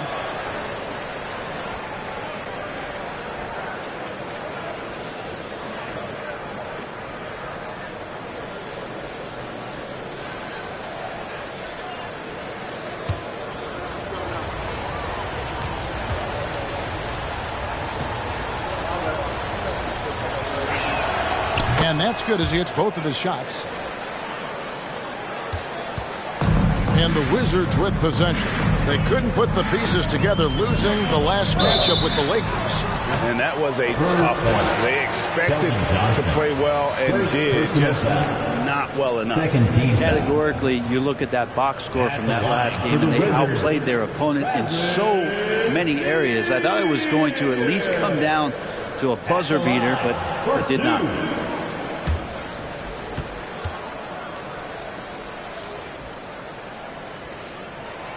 And that one falls for Beal. GA, he's asked to carry a big-time scoring load, but Bradley Beal makes his teammates better as well. And that's an area, Kevin, he has really grown. And his playmaking, when the defense overcommits, you make them pay with the pass. And both free throws good for Beal. And that's another area where he is just a superb player. Excellent at the free throw line. We're just about 2 minutes into the first quarter. Here's Middleton. Misses off the right iron.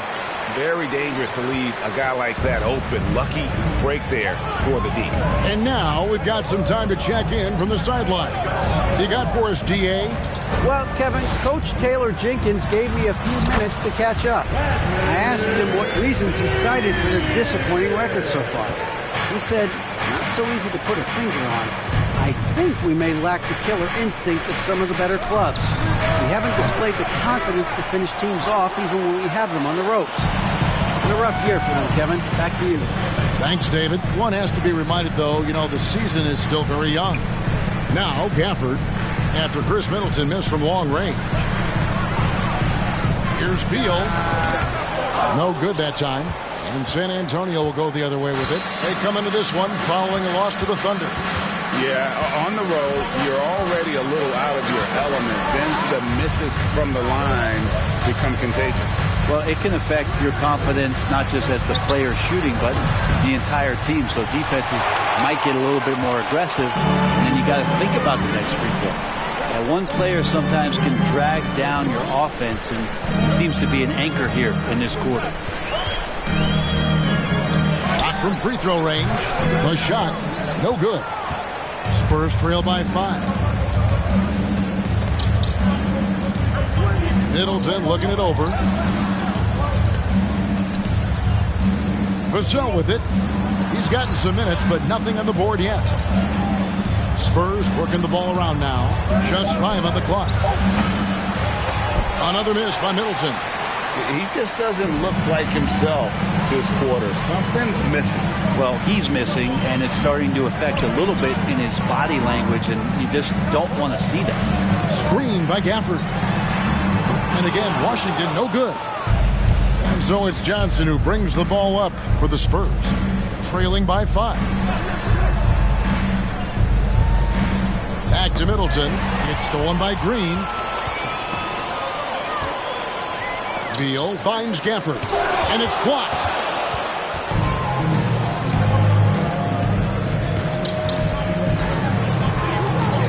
Here's Vassell.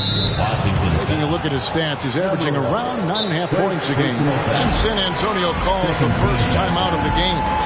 And they just can't seem to get going offensively. Yeah, they're like a 4-day-old soda right now, just flat. They're missing shots left and right and just not playing their best.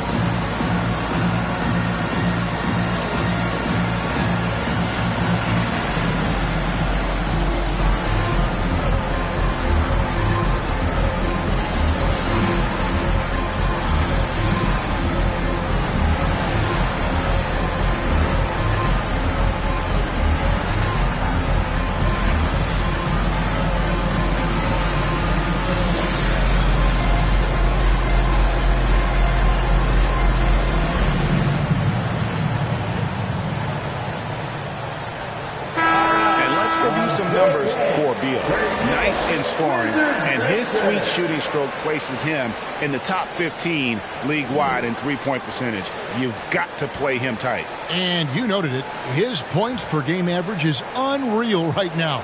He's literally propping up the team's offense, scoring whenever they need him to.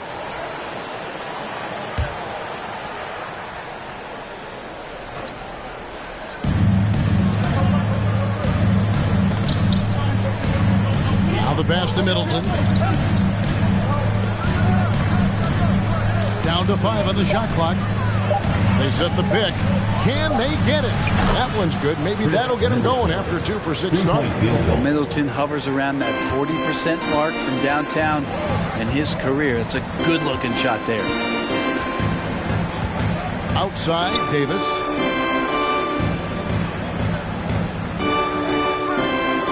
Gafford sets the pick for Davis. To the inside. Gafford misses. Well, a lot of players in the league are going to make that shot, and for him, it's pretty much automatic. It's a good defensive effort to prevent the layup. Haynes passes to Middleton. Down low. And the call on the shot that sends him to the line. Second personal foul. For San Antonio, they've gone 2 for 2 in the game at the line. And collectively, they're only about 73% as a unit right now. For 2.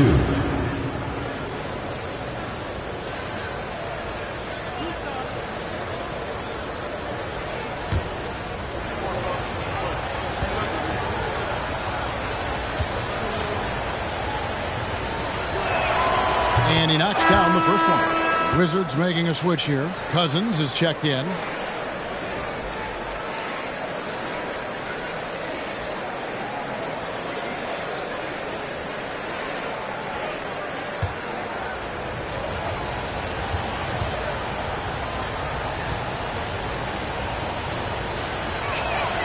And it's tied up with that one.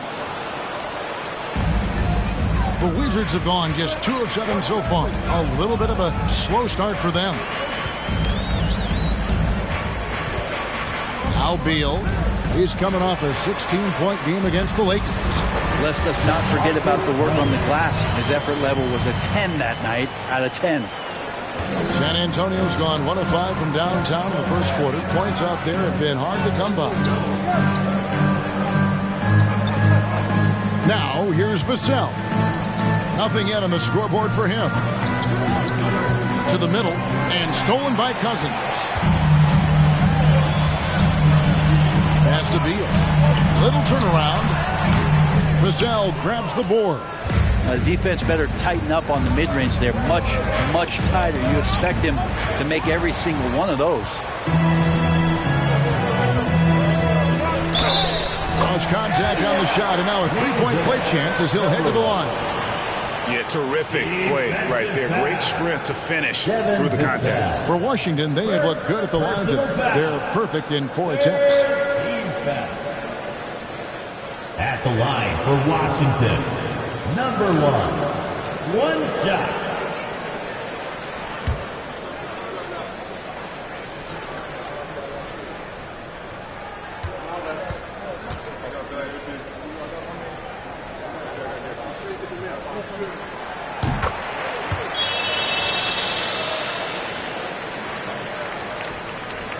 Spurs trail by 5.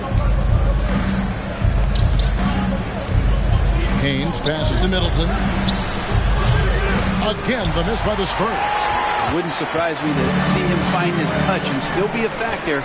Don't count them out yet. Here's Beal. Off the left rim and out. Well, if he's going to keep shooting, they've got to run some plays for him. Screens, pick and rolls, anything they can do to get him started. Middleton outside. Beyond the arc. Rebound, Washington. Well, it isn't for a lack of effort when it comes to getting up the three-pointers, but not much to show for it. He's going to lose the green light here very early in this game if this keeps up. Now here is Davis. He has been a nice option for them offensively, and he's averaging more than 17 points a game. Cousins does not mess around in the post. When he's got that kind of positioning, he's going to ram it home. Time called here. The Spurs decide to talk it over. And as as good as Draymond Green has been on the floor, this guy will be an all-time broadcaster, already a popular podcast. Great TV studio appearances as well.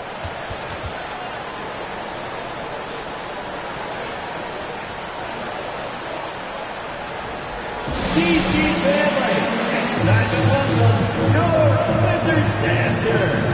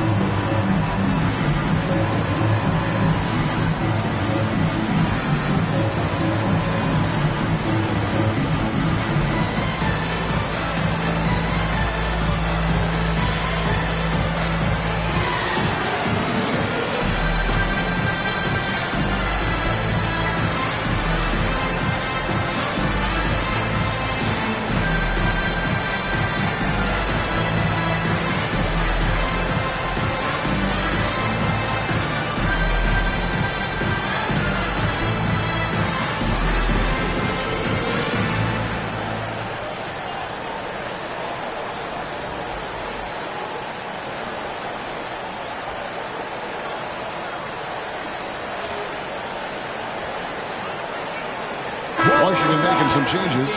Avdia's checked in for Green. Kispert comes in for Davis. And Morris subbed in for Beal.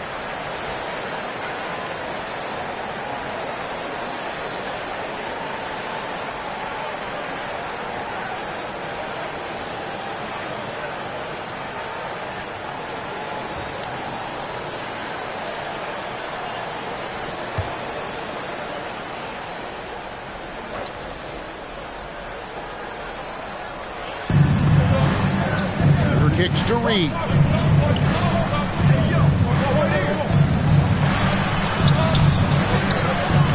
And nothing is falling for him right now. Wizards leading by 7. Avdia dishes to Morris. Passes it to Avdia. For the 3. The shot's good on the assist by Morris. When you find yourself up double digits in the first quarter, you know you're doing something right. Well, dominant so far. That's the responsibility of the starters. Now let's see if everybody else who plays in this game makes the same kind of high-level contributions. Washington's gone 2 or 3 from deep so far in this game. Cousins with a screen on Collins. Cousins with the bucket. Cousins has got his 3rd bucket of the night. And there's a pattern starting to take shape here. They're working it inside and getting good shots from close range. Collins, a screen on Morris. Ritter passes to Collins. And here's Reed. Still getting warmed up offensively. No scoring yet from him. Shot by Collins, no good. Wizards have gone an even 50% from the field. They are 7 of 14 for the game. On the wing, Morris. Launches a 3. Comes out of the gate empty. He's 0 for 1. Spurs trail by 12. Here's Sohan. And they get it back. Again, the miss by the Spurs. And Morris has got the ball here for the Wizards. Kispert kicks to Morris. Pass to Kispert. Clock at 6. Banked in off the glass. And the Wizards lead by 14. Their play on both ends has been superb.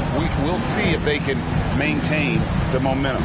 Like tonight, that all the hustle plays have meant so much to this team. Now just sustain some of that energy and keep comfortable. And he gets it to go as they call the foul. He's on his way to the line for one more.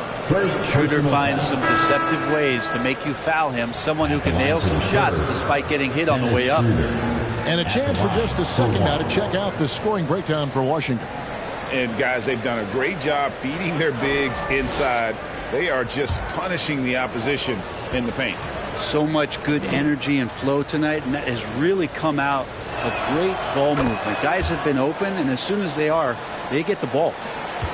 Wizards leading by 11. Morris with the ball. He's coming off a 13-point game against the Lakers. No good on the three. Schroeder against Morris. Schroeder kicks to Reed. And a miss there on the triple. Washington's gone 2 of 5 from three-point land here in the first quarter. 2 minutes remaining in the first quarter. 1:58 left here in the opening quarter. The feed to Cousins. That one goes in for him too, making it look easy. He's now 4 for 4. And they have owned the paint so far, and the score reflects it. Yeah, the bully ball tonight has paid dividends. Highly effective down there with the physical play. Now here's Schroeder. 14 points from him the last game against Oklahoma City. And he thought he had a clear path to the hoop, but the defense didn't give up on that play and cut him off. Right. Cousins trying to free himself up. And right with the basket on the assist from Kispert. I like their focus coming in. Terrific execution so far.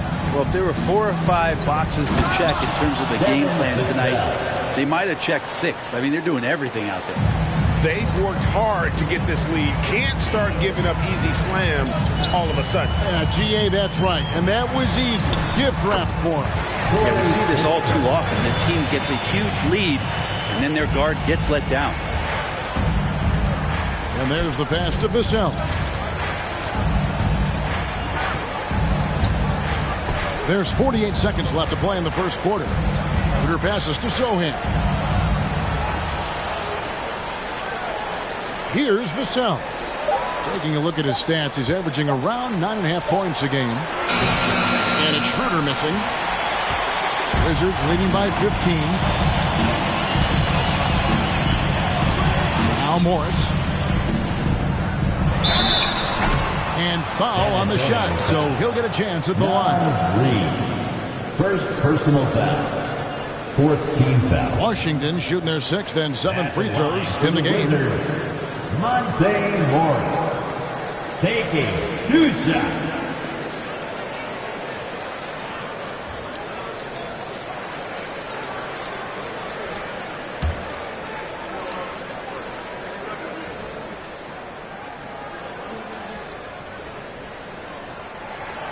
And the first one at the line is good. And doing a good job getting to the line and capitalizing.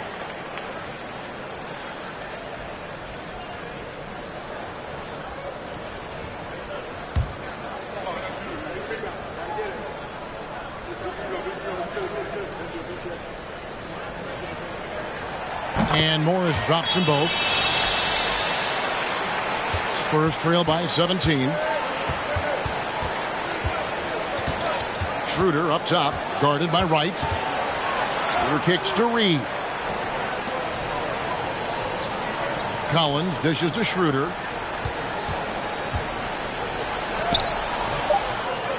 Another shot. It's deflected, and that's out of bounds. San Antonio will retain possession. You gotta love strong defense, especially when it comes in the form of harsh rejections. Wow. And a block like that sends a message. One that says we're not giving up this lead.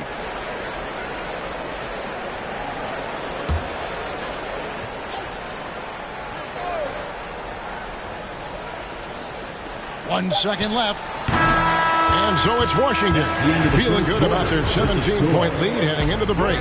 They have made it very tough to get a shot off against them. Their defense has been stifling. And we'll be right back after this.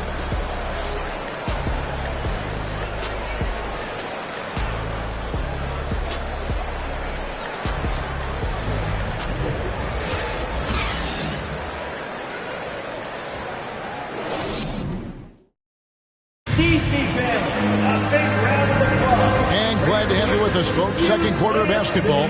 This game has not exactly been neck and neck, but plenty of time left in this one. And guys, we've seen a confident-looking Wizards team out there. Well, the coaches preach ball movement, and we saw exactly why in that first quarter.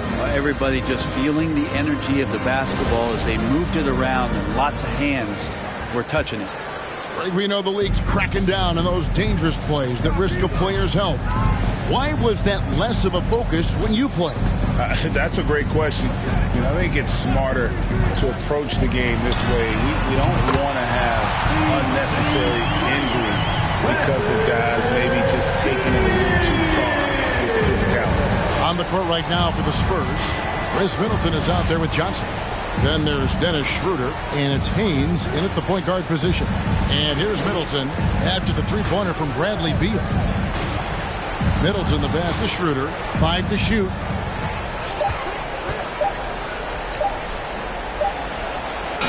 And he hits it just before the shot clock expires.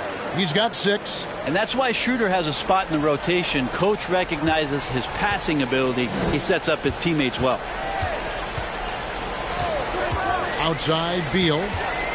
Over in the corner, Avdia. Green with a screen for Avdia. To the paint and taken away by Johnson. Second quarter, and we're just over a minute in.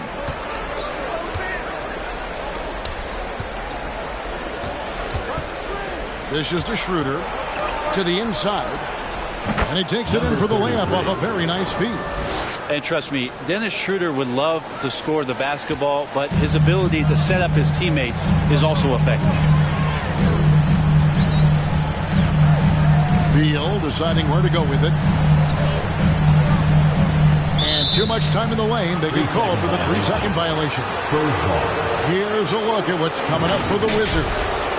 On Wednesday, they'll defend home court against the Memphis Grizzlies. Then on Friday, it'll be the Sacramento Kings coming into town. Substitution for your Wizards. Davis, number 1. Spurs trail by 16. Now here's Middleton. He's got 5. Second quarter of play with around 2 minutes gone so far. Yep, that one goes in there. Yeah, the chemistry has been terrific. Really impressed with their offensive execution. And here is Davis. Outside, Green. For the screen on Johnson. His first shot coming late. 2 free throws coming up, and they call the shooting foul. Well, Draymond's IQ on the defensive end is so high level. I think that's going to be a huge advantage with him as an analyst because he's going to talk to you from a perspective you don't much hear from. Usually it's from guys who scored a lot of points in the NBA, but what he did defensively, he can communicate that quite well.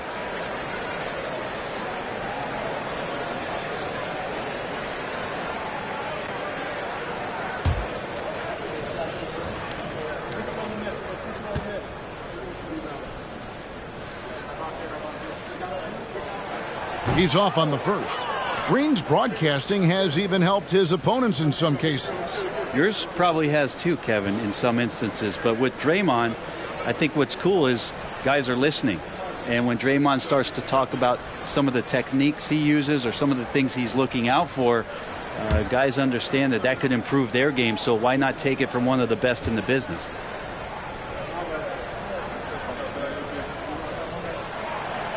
That one is no good.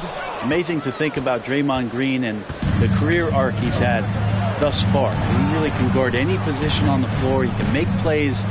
Really a unique talent. Now here's Schroeder. This is one where the second foul is probably going to cost you some minutes in this game. First team foul. And for those of you just joining us, we're almost 2.5 minutes into the second quarter. Inside, takes the 13-footer. Rebound, Washington. Gafford's got his 5th rebound in this one. Beal with it. 7 points in the game. Gafford sets the pick for Beal. Pass to Gafford. Trying to get something going. Tries a 3. Drains it from beyond the arc. 6 points for him. Really good job there. That's the definition of the inside-out game. Spurs trail by 17.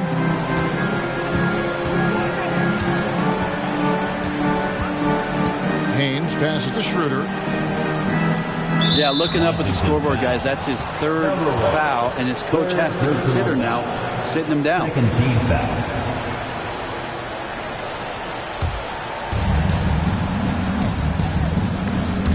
Stolen away. Schroeder against Green. And it's Beal in the corner. Nice ball movement by Washington. Green with a screen for Davis. Shot clock at 6. Lets it go with a 3. He's off on that one. And it's the Spurs taking it the other way. Out up there for Johnson. And what an alley-oop. Those two read each other so well. It's a play I'm sure they love to run. Beal against Schroeder. Outside Beal. Produced screen on Schroeder. Here's Beal. And contact on the shot, so he'll be shooting free throws here. And Bradley Beal right there just using the force to get to the free throw line. And this is his second trip to the line tonight. An okay season at the free throw line for him so far, sitting right around 76%.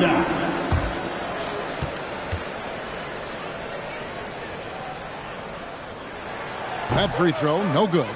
Bradley Beal has been one of the most consistent scorers in the game year after year. He is an offensive machine.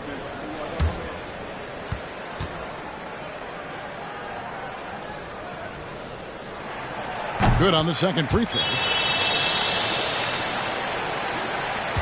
Here's Schroeder. Time now to turn to our sideline reporter, David Aldridge.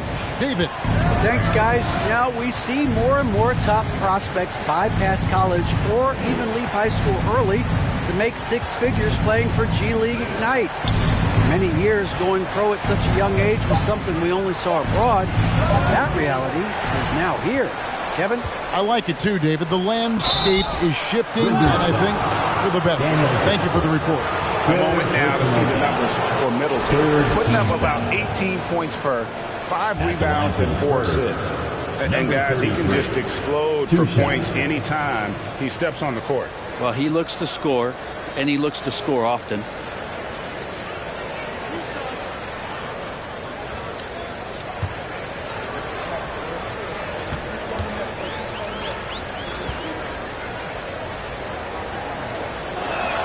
The first free throw is good.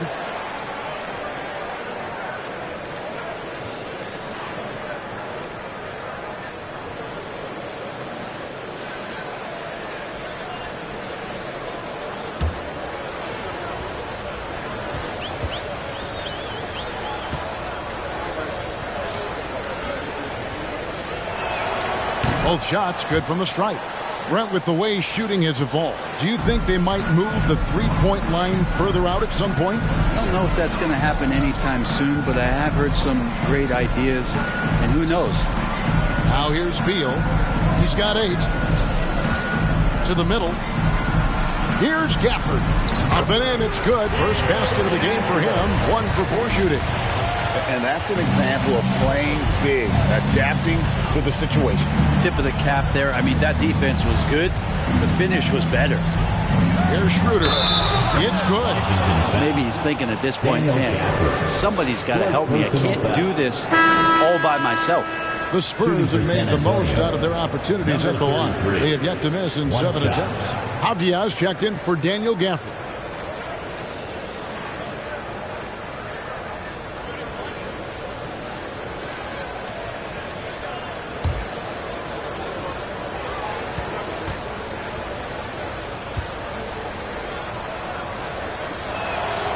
They've hit every one of their free throws here in the second quarter. Very important when you're trailing. Here's Beal. And that'll be 2 free throws coming up. Officials on the call with the foul. Personal foul. Beal with a nice job. A little bit pesky that time inside. For Washington, they have attempted 11 free throws today and converted 8 of them. And taking a look at the numbers on the season, they've converted about 77% of those foul shots.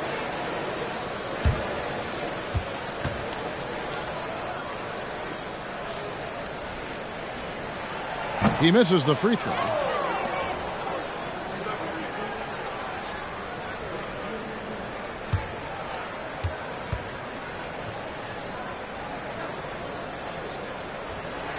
And the second free throw, good. Spurs trail by 14.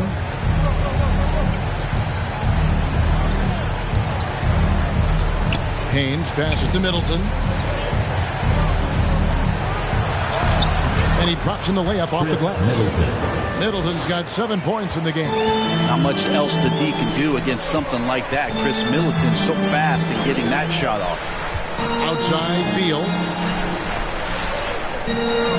Green with a screen for Beal. Rebounded by the Spurs. Just not there from a rhythm standpoint right now. It's really eluding him. Johnson, the pass to Schroeder. Over Beal. Finds it again. And the layup is good. 17 points in the game. I mean, he is just demoralizing his opponent right now on the backboard. They didn't want anything to do with him on that possession. Almost like they were just giving up on the play. Well, we saw the same kind of attack in the last game. Ferocious effort in back-to-back outings. Dennis Schroeder. First personal foul. And it'll be his fourth time going to the free throw line in the game. At the line for the Wizards, Bradley Beal. At the line for 2.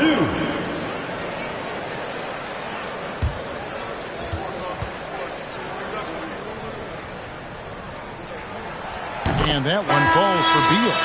And love how he's getting himself to the line this quarter. If he keeps it up, it'll end up creating some foul problems on the other side, and that can always help a team's cause. Looking at who's out there now for the Spurs. Naz Reid, he's checked in for Chris Middleton. And it's Vassell in for Dennis Schroeder. And both free throws good for Beal. Spurs trail by 12.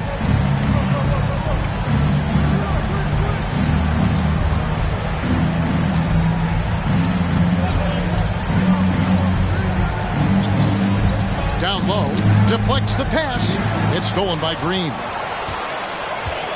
It's Beal on the wing.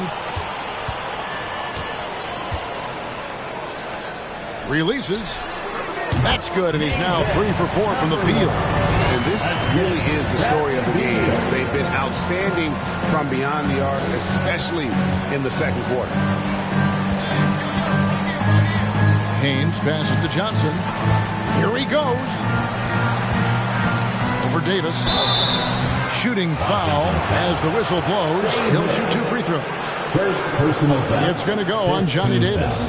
That's a power drive if you've ever seen one. Keldon Johnson is country strong. First trip to the free throw line for him in this one.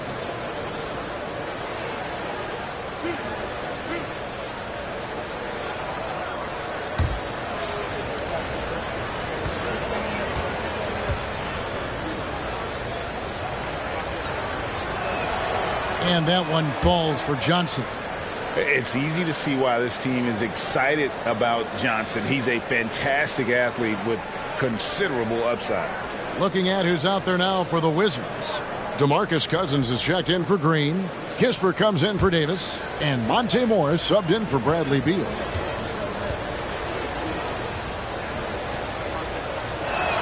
That misses, so he splits the free throws. Back in 2017, Denny played professionally in his home country, representing Israeli basketball. He was a stud. Passes it to Abdia. Takes a 3. And they recover it. Morris inside. Kicks it to Kispert. Over Johnson. That one off the back iron and out. And for Abdia, he managed, Brent, to rack up 3 consecutive Israeli League championships. Yeah, he really was the go-to guy, and he became the youngest MVP in league history at the tender age of 19. So doing all of that before entering the 2020 draft had a lot of NBA teams intrigued that, look, this guy has played in big games and in big moments. Could he do that for us? Now here's Johnson. Following the miss by Denny Avdia. It's good. Johnson's got his second bucket of the night. And nicknamed Big Body, Johnson doesn't shy away from contact, using that size and strength to gut through it.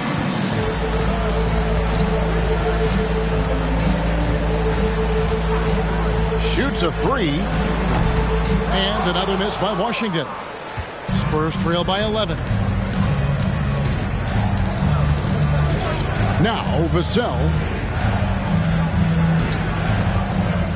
Haynes covered by Morris. 6 to shoot. Johnson kicks to Reed. Jacks up a three. Washington with the rebound. They led the game at 1 point by 20. To the middle. Here's Avdia. And finished off by Avdia. I mean, with just how dominant he can be scoring inside and outside, to have that kind of vision, wow. Complete center. Now, here's Vassell. The pass to Haynes.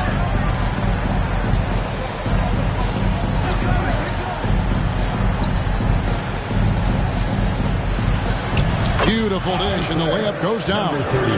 He's got 19. Yeah, that first quarter was a bit shaky. Good to see a player who doesn't let a slow start get to him.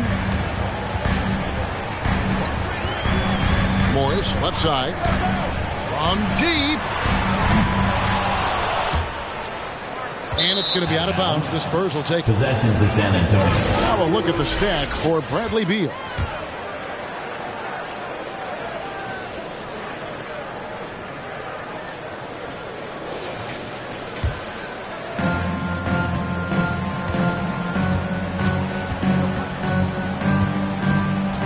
Haynes, covered by Morris, gets it down to single digits. Well, the game's 4 quarters, and after a tough first half, he's found his rhythm in the second.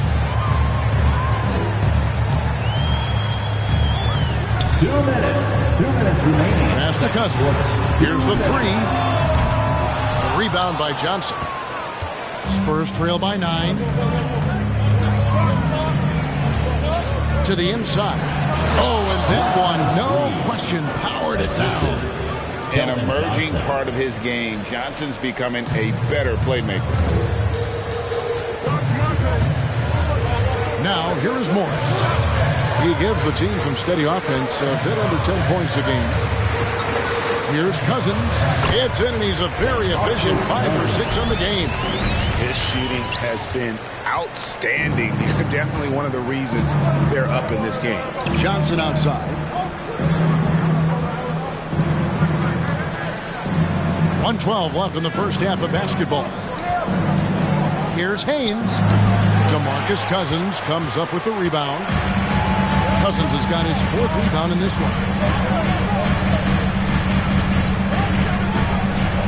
Inside, it's deflected.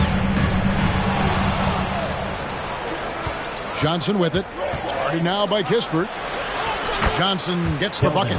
And it's coming easy for them right now. 5 baskets in a row in the paint. And Morris has got the ball here for the Washington Wizards. 7-point differential. Here's Avdia. Second chance shot. And Cousins with the lay-in. Cousins has got 4 points now in the quarter. As the game has gone along, they've gotten more and more aggressive on the backboard. Pass to Reed. And he's going up for the alley-oop. Throws down the alley-oop slam. Assist goes to. And maybe that'll trigger them. Impossible not to get pumped up after that. Yeah, well, you can see the immediate reaction of the guys on the bench. They are pumped up. And here is Kispert. He's averaging a bit over 5 points a game. This one for 3. No good that time. And we finished one half of basketball. Wizards lead by 7. And now let's catch up with David Aldridge, who's standing by from the sideline. All right, Dave. Kevin, thanks. Bradley, great first half for you. Look, we know you come from a football-playing family. It looked like you wanted to establish control in a football-type way in the first half. Oh, you have to. This is a physical game. You see the refs they call a lot of hard fouls, but sometimes they don't call them. So, I mean, you can't complain about it. You just have to just keep attacking. And these guys are big. I mean, this is the NBA, so you have to be physical and not complain and try to go strong every time you go to the basket. Bradley, thanks for your time. We'll see you in the second half. Back to you, Kevin. Thank you, David. We'll be back after halftime for the start of the second half momentarily.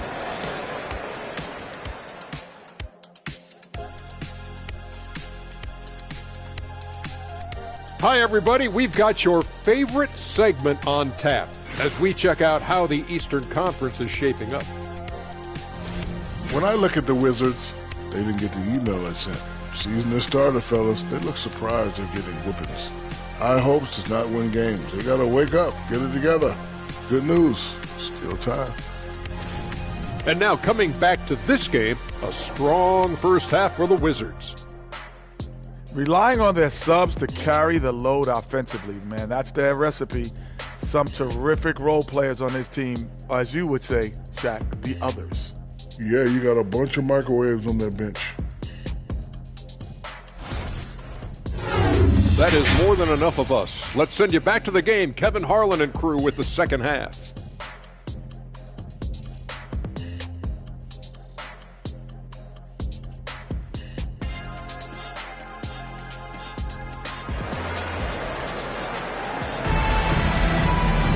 And for those of you just tuning in, thanks for being with us. The second half of this game still to play.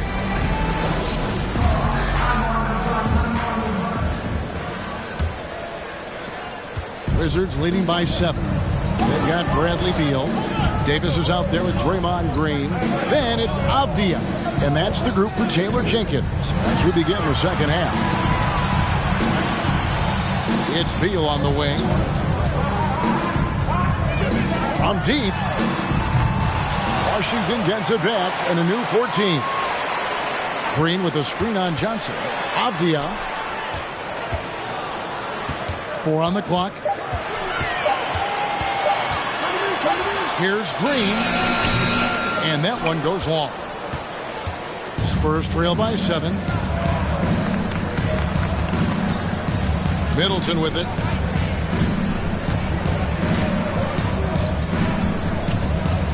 Pass to Vassell. Shoots over Beal. Tries again. And it's good on the way in. 23 points in the game. And that's 10 straight points in the paint. The defense, nowhere to be found. Passes it to Avdia. Dismissed. You talk about things at halftime, and then you come out and you go 0 for 3. I'm sure that wasn't up on the board.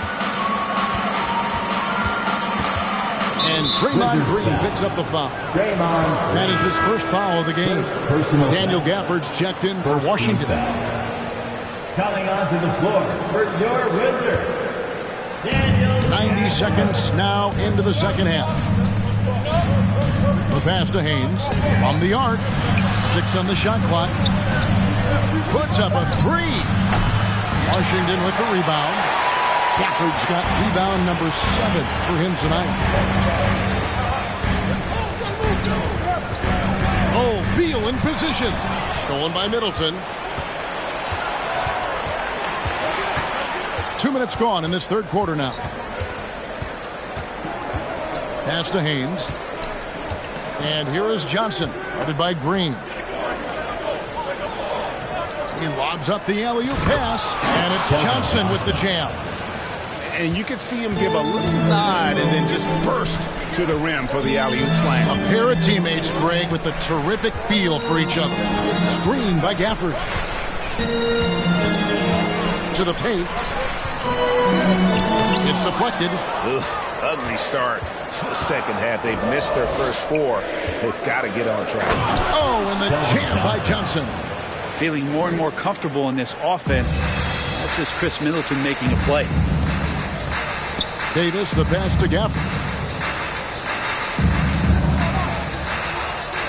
Outside, Beal. The Wizards with another miss. Oof, ugly start to the second half. They're still scoreless in their first 5 attempts. With the step back. Vassell, the pass to Haynes. Back to Vassell. Spurs working the ball around now. For the lead. And it's good on the way up. And the Spurs lead by 1. Yeah, they're going to have a nice little run here. Washington's gone 0-2 from deep to start things here in the second half. Outside, Green. To the middle. Here's Gafford. And foul on the shot, so he'll get a chance at the line. clearly a foul. These are his third and fourth free throw attempts of the game. And from the line thus far, how about 83% on the season? Outstanding.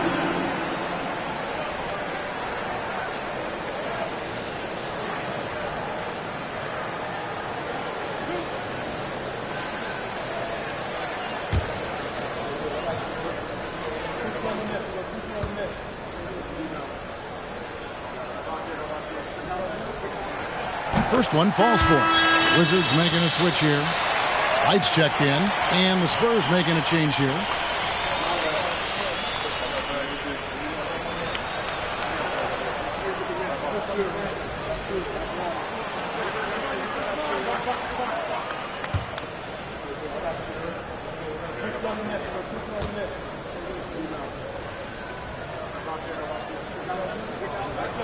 And he can't hit the second. He's shaking his head moment there. Had a chance to put them out in front, but at least they're tied up. Took him no time at all on that one. Schroeder's got the lead up to 3 now for the Spurs. And you've got to give them a lot of credit for just battling back into this game. Well, there's an ebb and a flow. They had a hard time earlier, but now flow. Now here's Davis. Goes to the reverse layup and puts it in. Davis has got 5 now. Man, he's got such a great touch and feel around the basket. He made that reverse look easy. And stolen by Wright.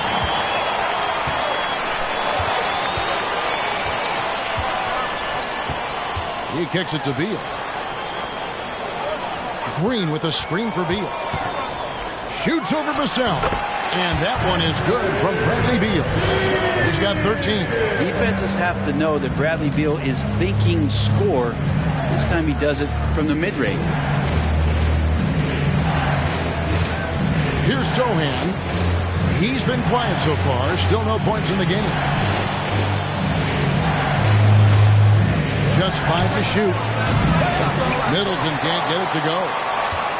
Wizards have gone 2 of 7 from the field in the third.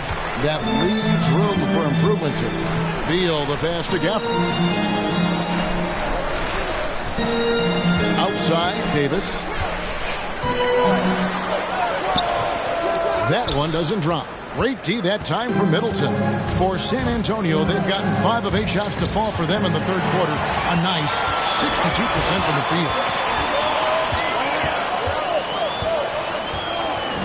Pass to Gafford.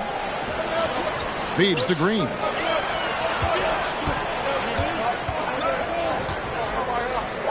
Shoots over Schroeder. And it's Green missing. San Antonio trailing here. Now Vassell passes to Sohan. And that's a foul called on Bradley Beal. That's his first foul. And that kind of stifling effort on defense needs another look. And this is why coaches stress the importance of defense. Big block there in this close game.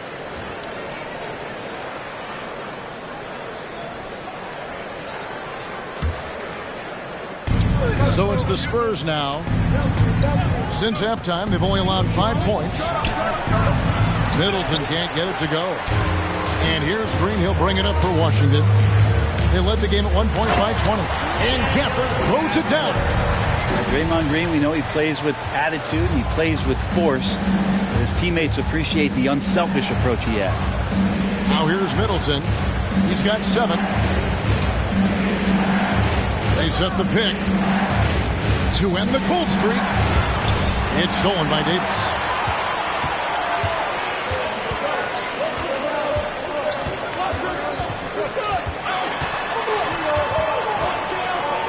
And 2 free throws coming up. Unable to get that one to go with all the contact. It goes on Chris Middleton. Yeah, way to play in attack mode and get to the line. At the line for Washington, Davis taking 2 shots.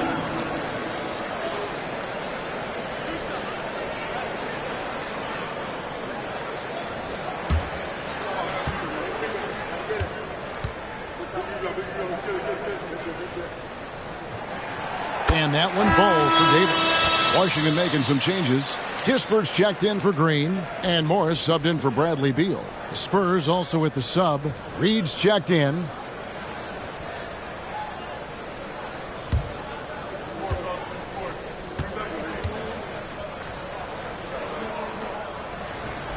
And that one goes in. 2 from the line that time.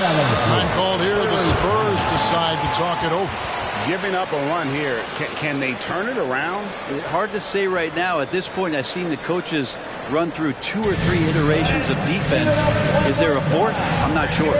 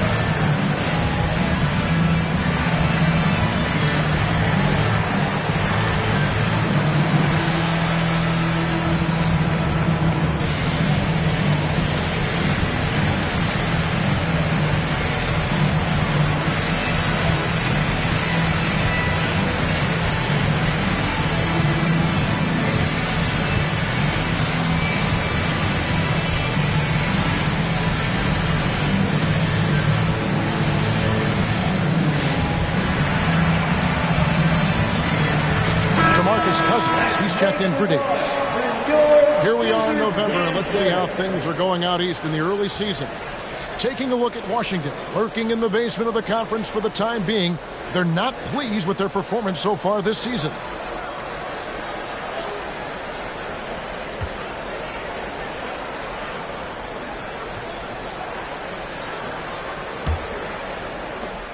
Spurs trail by 5.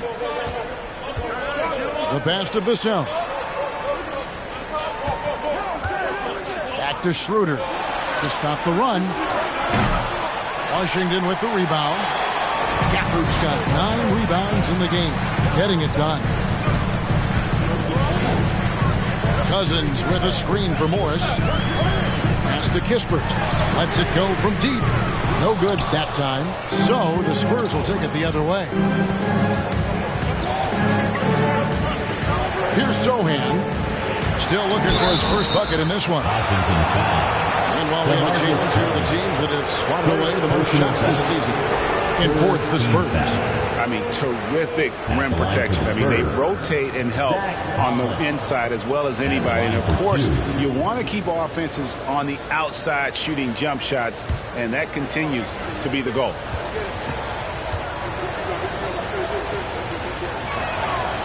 And that one falls for Collins. Zach Collins is aggressive and confident and waiting for his opportunity to show just how consistently good he can be in the NBA.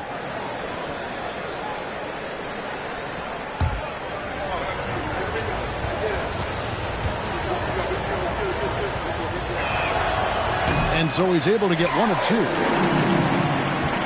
Washington leading now by 4. Pass to Morris. Now Kispert puts up a 3. Here's Gafford. And it's good. 2 points. Gafford's got 5 points now this quarter. You don't want to ever give up points on the boards. That's the lesson for the team there. That's a hustle play to save points. Here's Collins. And the rejection by Gafford. Shooter passes to Sohan. 6 to shoot. Reed cans it from downtown. Reed's got 7 points in the game. No way he's going to pass that shot up. The D is way too far back and relaxed in getting out on him. Now here is Morris. Passes it to Gafford. Inside. And there's the whistle. 3-second violation. In a moment here to check out the stats for Schroeder. He's around 10 points per game, 4 assists, and 2 rebounds. And you love how he facilitates their offense. Just a terrific decision maker. So many times it's with the extra pass, and man, he's delivering. Aviez checked in for Daniel Gafford. Now here's Schroeder. He's got 6. 2 free throws coming up, and they call the shooting foul. one on Kispert. Schroeder staying aware and excellent at going straight into the defense in order to get the foul. He made the only free throw attempt he had earlier in the game.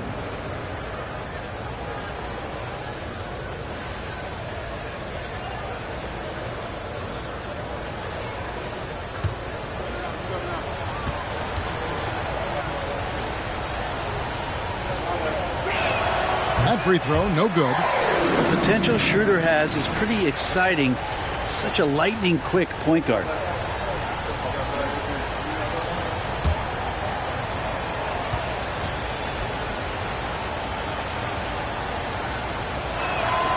And he sinks the second. The Wizards with the lead. And here is Wright. To the inside. Here's Cousins. Reed with the block. Vassell with it. For the lead.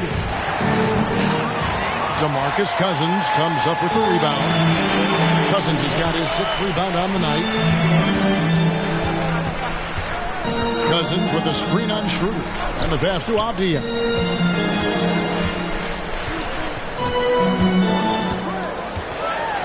Shot clock at 5. And the rejection by Collins. Terrific instincts defensively as Zach Collins able to reach over and get that one. Schroeder outside.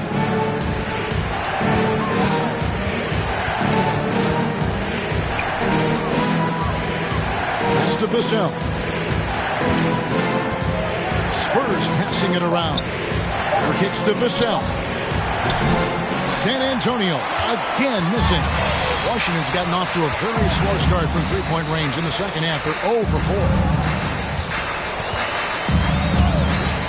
Now Morris. Avdija. Down low. Here's Cousins. And foul on the shot. He'll shoot 2 at the free throw line.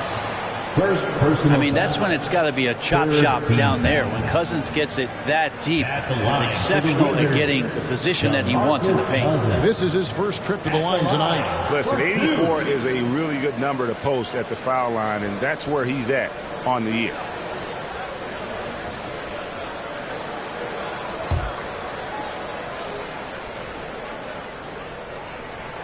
And he makes the first. This is where we see Cousins a lot. He's always up there among the league leaders in free throw attempts. It's so hard to handle in the post. The D just never knows what to do with him.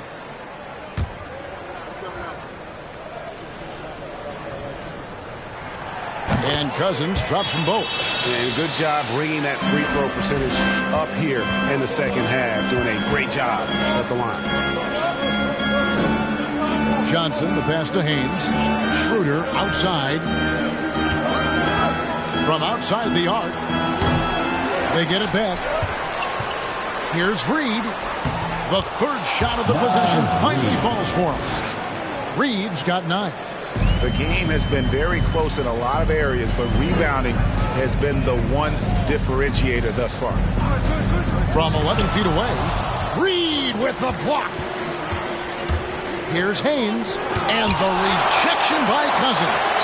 How about Cousins with some gritty defense there, showing off his intimidating length on that rejection. Throw-in, the pass to Reed. Kicks it out to Schroeder. For the tie. Whistle blows, bucket is good, and he'll have a chance at the line to make it a 3-point play. So impressive, the fortitude, the will to battle back, but it did take a lot of energy to get here. Well, they didn't really have a choice at the position that they were. They had to fight hard. They've gotten that. They've outworked the other team. They're just fighting tonight. Davis has checked in for Washington.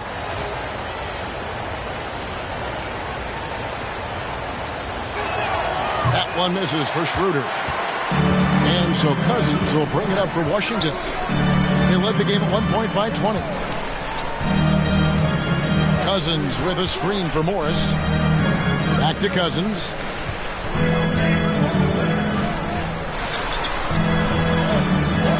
Outside, Davis. over Johnson. And it's Davis missing. The Spurs shooting for the game at 42%. Passes it to Haynes. Here's Reed.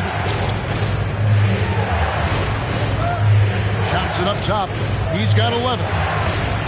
Picks it out to Schroeder. Over Davis.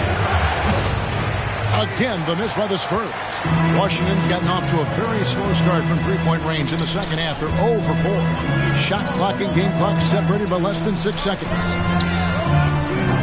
No good from outside. And San Antonio shooting down near the 40% mark since halftime. They've been slow getting going. Now here's Schroeder for the lead. And he got that one up in time, but doesn't go in. Tie game in Washington. And time for the short break, and stay right where you are. The fourth quarter is coming up next. 64.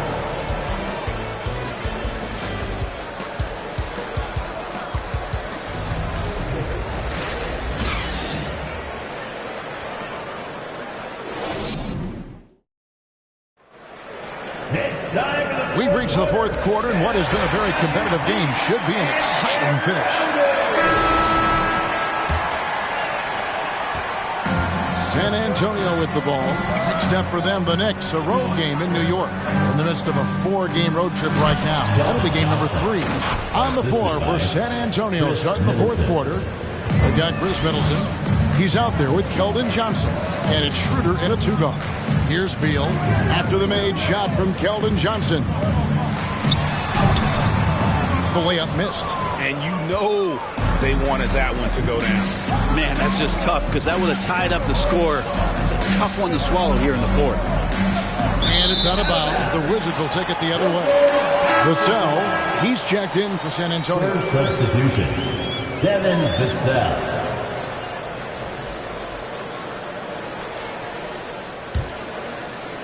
Washington trailing.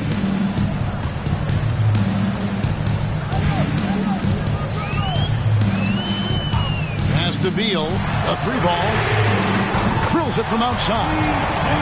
This is what Beal is out there to do, just pour in points. Beal's gotten 2 of his 3 attempts to fall from beyond the arc. And that's number 4, definitely something to keep track of as we move forward. First team foul.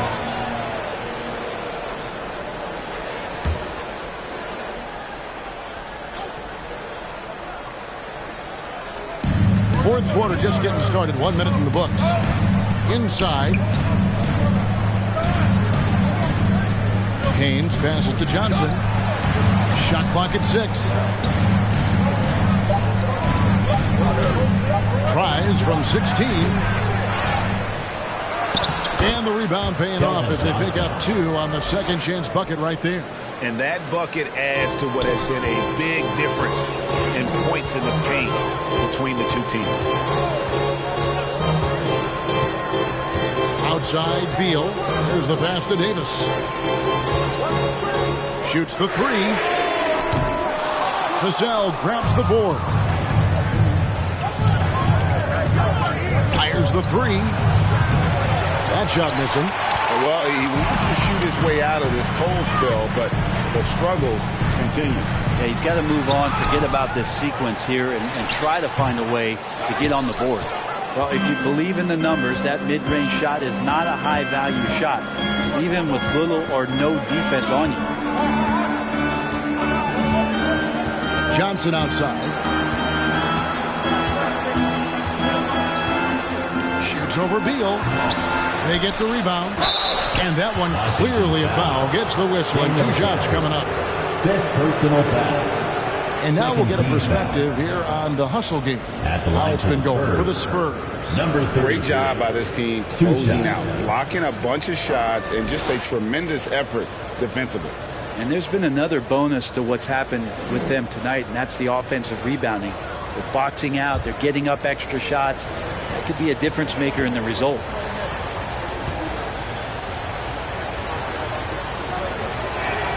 The first one falls.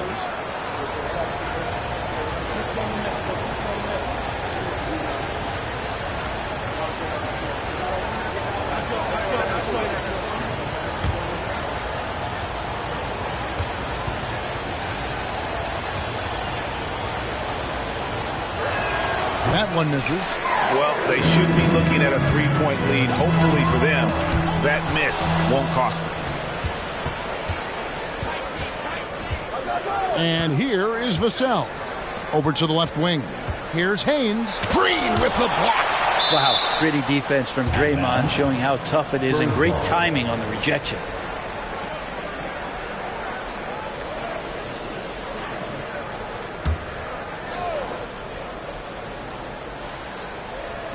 A little over 2.5 minutes have passed here in the fourth quarter.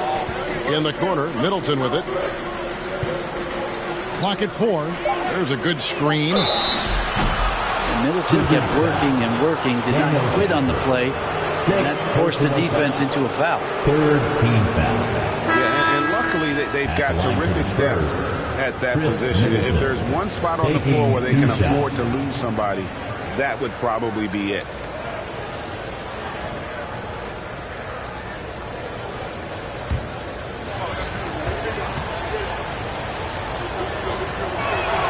And that one falls for Middleton. Well, one of the things that's great about Middleton is his ability at the free throw line. I mean, this guy is around 90% for his entire career. So he knows how to get there, and then he knows what to do with it.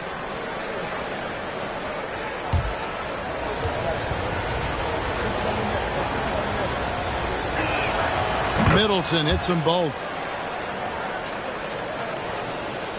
Wizards trail by 4. And we're about 3 minutes into the fourth quarter. Has to be a 3-pointer. Buries it from 3-point range.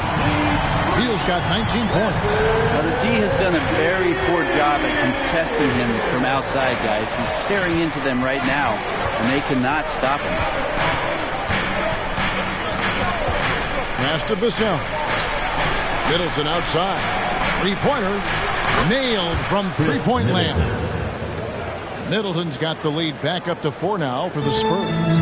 Washington's gone 2 of 3 in the fourth quarter from long range. Good shooting so far. Pass to Davis.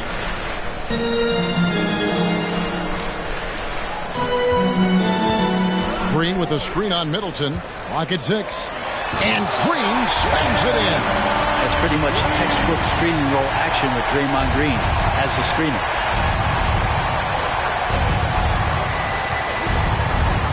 And the pass to Middleton. Over Davis.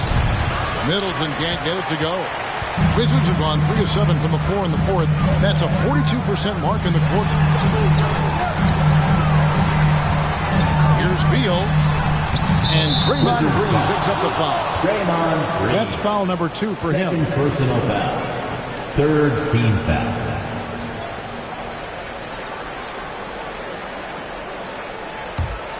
San Antonio leading. Middleton with it. There's the pick. Another miss by Middleton.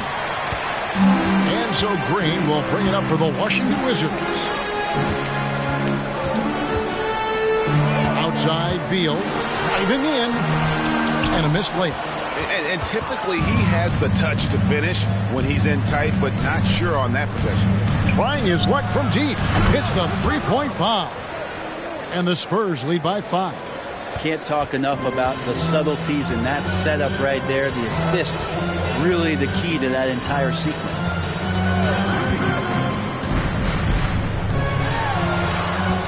Shoots from 12. And again, Washington no good. Spurs leading by 5. Vassell, the pass to Haynes. Johnson with it. Pass to Haynes.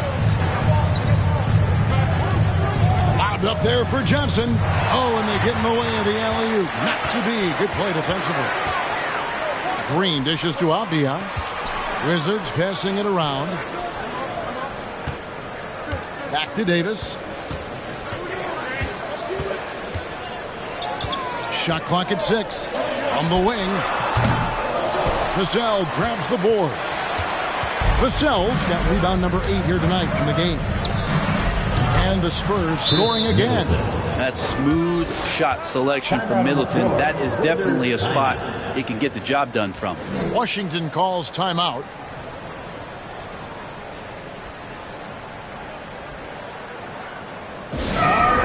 everybody. Give me 1 minute. A big round of applause for your Wizards Racer.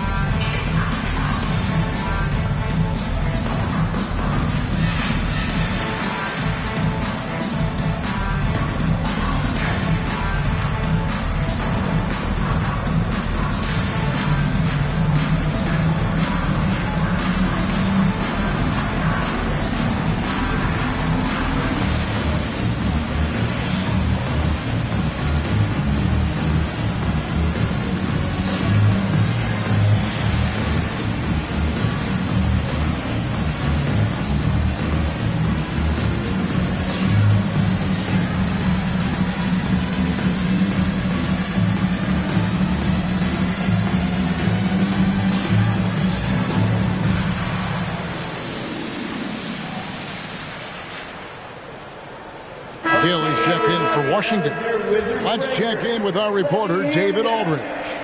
Hey, guys, I caught Taylor Jenkins' message to his team. He got on his guys about allowing too many paint points. He said, hey, we've got to be scrappier. We've got to be quicker to help, quicker to collapse the lane. You guys know what to do. Now you got to give me the effort. I want to see some nasty. Kevin? All right, thank you, David. Wizards trail by 7. Now Davis. Outside, Beal. Green with a screen for Beal. To the middle. And there's Green on the assist from Beal. Beal's got his 4th assist in this one. We've seen Bradley Beal elevate his playmaking ability over the years. That's nice work in the pick and roll.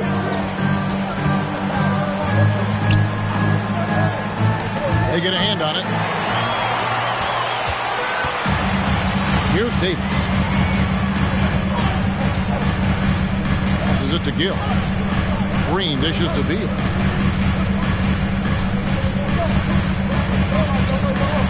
Outside for Davis. There's the triple. Rebound San Antonio. Vassell's got 9 rebounds in the game. Getting it done. Haynes passes to Johnson.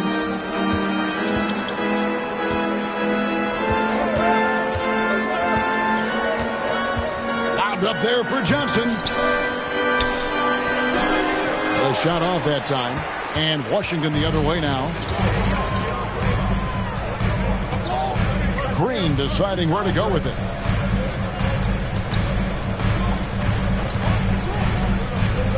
Pass to Beal. Launches it.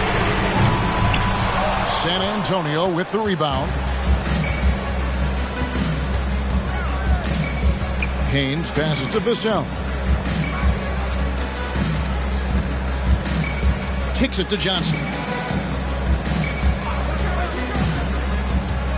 5 on the clock. San Antonio needs to get off a shot here. Offensive rebound. Second shot opportunity. And that's 2 points on the layup. 28 points for him. And one of the stories of the second half has been all of those second chance points. I mean, they have been terrific on the offensive backboard. Outside, Beal. Green with a screen for Beal. Dish now to Green. Rebounded by the Spurs. Johnson's got rebound number 7 for him tonight. Davis against Middleton. Now the pass to Vassell. Kicks it down to Middleton. Over Davis. And Davis pulls it down. I have no idea why he went with the fadeaway there. The defense was nowhere near him, and he should have just kept it simple. Now here's Beal. Covered by Vassell. And finished off by Beal. This is why you want to involve Bradley Beal in the pick and rolls. Really good execution there.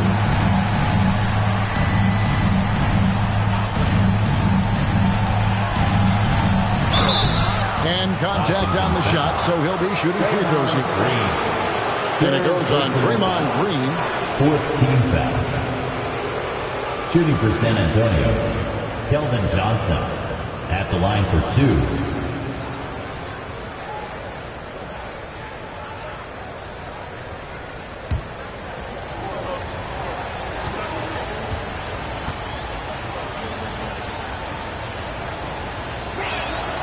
And that one falls for Johnson. And the Spurs making a change here. Reed's checked in.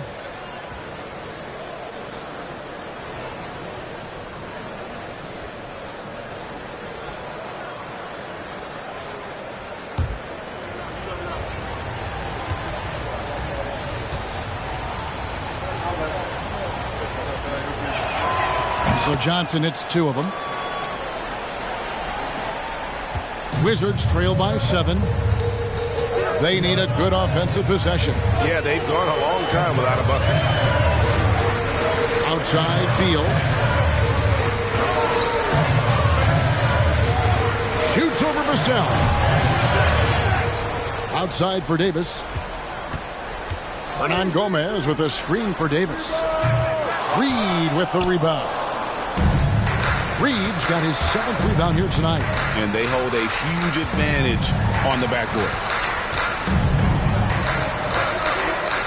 Haynes covered by Morris. To the paint. Here's Middleton. And he gets the whistle. 2 free throws coming up. Look how hard Middleton takes this one right into the paint, getting way too physical for the D to deal with. Time called here. The Spurs decide to talk it over. 2 shots. Timeout on the floor. San Antonio timeout. Who wants a t-shirt?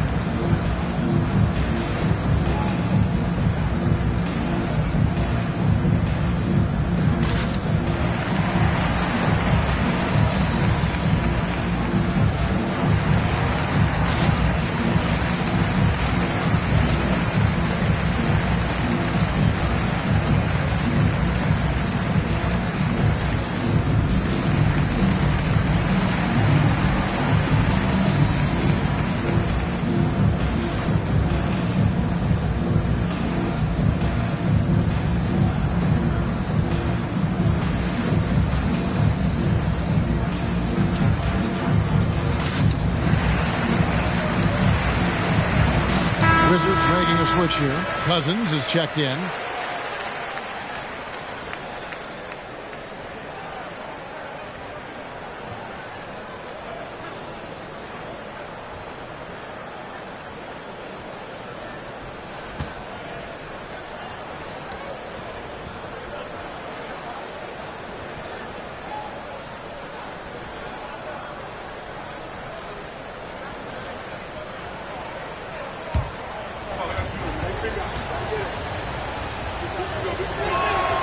And he makes the first.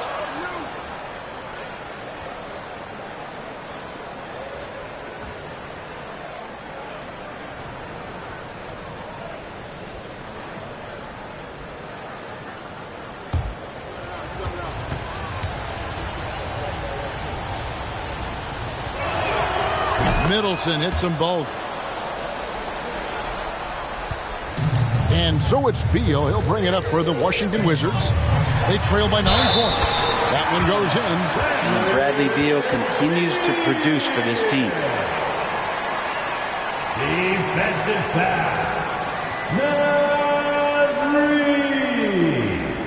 Second personal foul. First team foul. At the line for Washington, Bradley Beal. At the line for 1. And that one falls for Beal.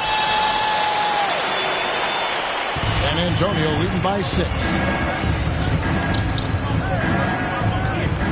Pass to Vassell.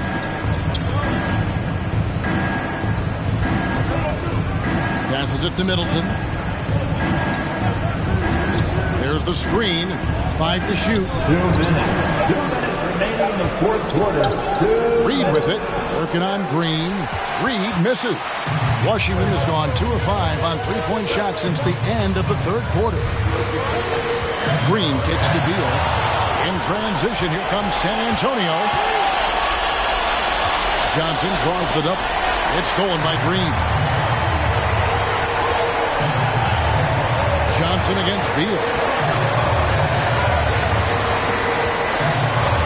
1:29 left in the fourth quarter. Pass to Cousins. Lets the three fly. Vassell grabs the board. Yeah, not a fan of that one, guys. If he wants to help his team cut into this deficit, he should not be attempting those kind of shots. Wizards trail by 6. If this is a do-or-die possession, they have got to get points. And you can't make any mistakes right here if you want to keep hope alive. Their execution has to be precise. Now here's Beal. It counts. And now they trail by just 4. You got to believe in Beal. You can see why. Middleton against Davis. Played in with a nice touch off the glass. And the Spurs lead by 6. Chris Middleton showing a lot of poise and taking over a very critical possession for his team. Washington calls timeout. They trail by 6. There's 45 seconds left in the fourth quarter.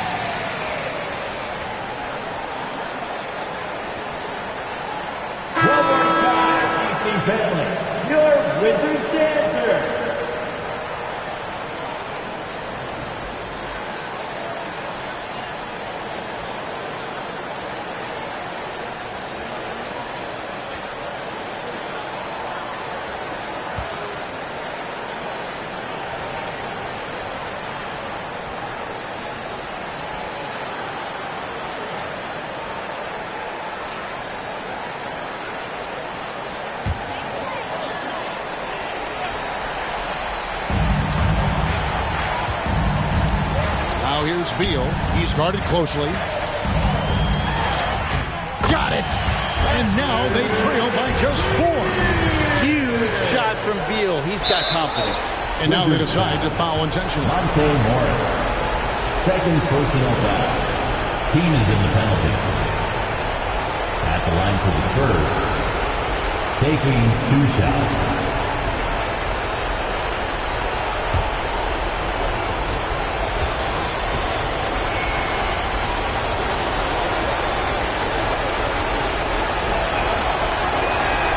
He hits the first one, and that puts them up by 5.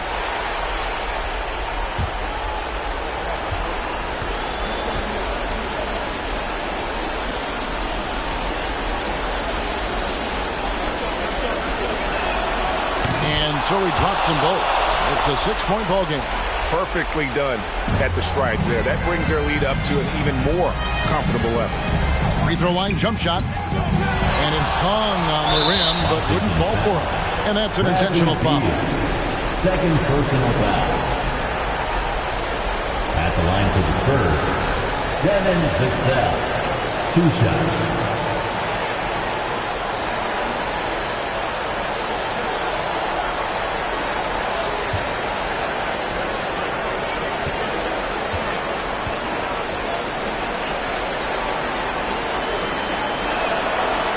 gets the first, and that makes it a 7-point lead.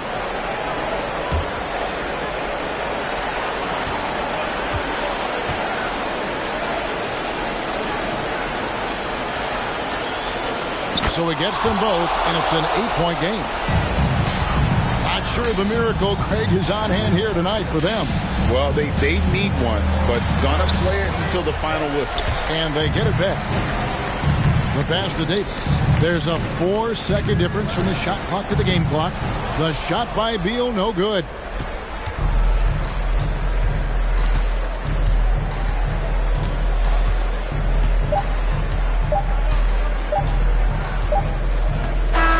And so it's San Antonio with the win. A solid win on the road for them. This building was dead silent by the time GA this one wound down. And that's what you want to do. Take the crowd out of it by crunch time. Don't give them any chance to lift their team up at the finish. And that'll wrap it up, folks. For Greg Anthony, Brett Barry, and David Aldridge, this is Kevin Harlan. Thanks for watching the NBA, presented by 2K Sports. And now, it's time to present the New Balance Player of the Game.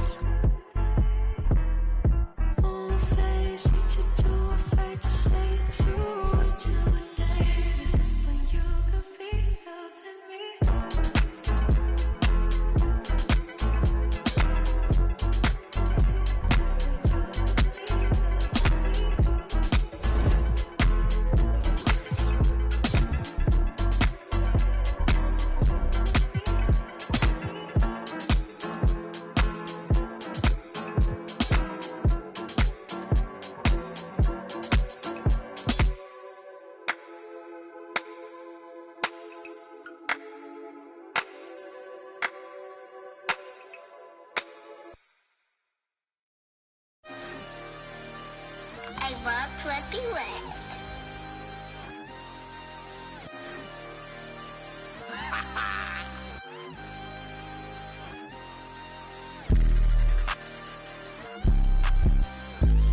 I can't see it, thing finna guap. I can't see it, thing finna guap. Yeah, they like Stevie, they can't see me. I'm in that guinea. Wanna feed you. At guard, 6'6", number 2, Shai Gilgeous-Alexander.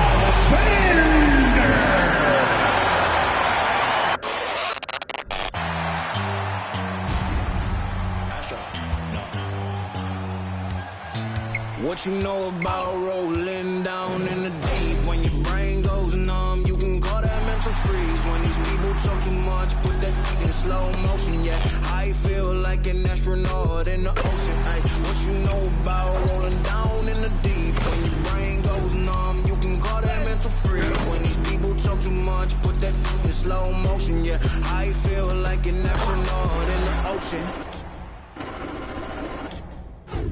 What you know about rolling? Hey everybody, we're coming to you live on 2K Sports, bringing you the NBA. This is Brian Anderson, joined by Grant Hill and Richard Jefferson. Allie LaForce will be our reporter from the sideline. Allie, it's all yours. Well, guys, the alley-oop is probably the most exciting play in basketball, right? Mavs head coach and Hall of Famer Jason Kidd said, quote, "It can come from anywhere on the court, and that's what makes it so fun and creative.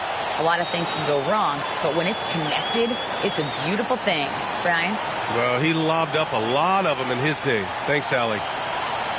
And here we can check out the story for Kevin Huerter. And over the last 5 games, his field goal percentage has increased. And you can make a case his confidence as well because of this. Now let's take a look at the Kings opening lineup. Up front, it'll be Murray and Sabonis. Fox runs point with Huerter by his side. And it's Monk in at the 3 slot. And for Oklahoma City, Shai Gilgeous-Alexander is out there with Josh Giddey. Then there's Kyle Kuzma. Then there's Holmgren.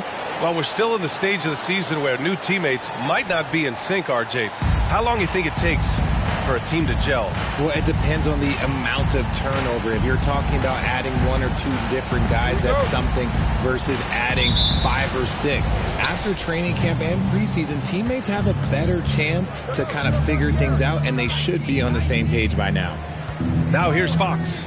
What a tremendous game he played against Philadelphia. Oh, he picked him clean.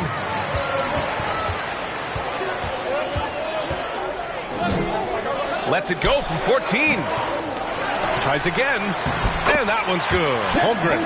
Nice way to start the game. That's where you'd like to get your shots from. Fox outside. Murray is screen on Gilgeous-Alexander. And it's Fox missing. And it's Oklahoma City's ball. They traveled to Sacramento last time they faced the Kings. Came away with a win. And most of the arena was totally against them. But they looked inward, trusted each other, and made good plays. Even with all that noise, when they had the ball, it never rattled them. Their offense was in tune like it was a home game. Now here's Fox. Outside Monk. Outside Huerter. Clock at 6. Here's Fox. And it's Holmgren with a rebound. Defense kind of rolled the dice there, and I'm a little surprised that it ended up going their way with the miss. Pass to Giddey. Here's the 3. Here's Holmgren. He's guarded by Sabonis. Outside Gilgeous-Alexander. Second chance effort, and he's going to the line for 2. The official saw contact while he was going up. Watching SGA run this offense, he's so patient, and he reads the defense exceptionally well. Shai Gilgeous-Alexander at the line for 2.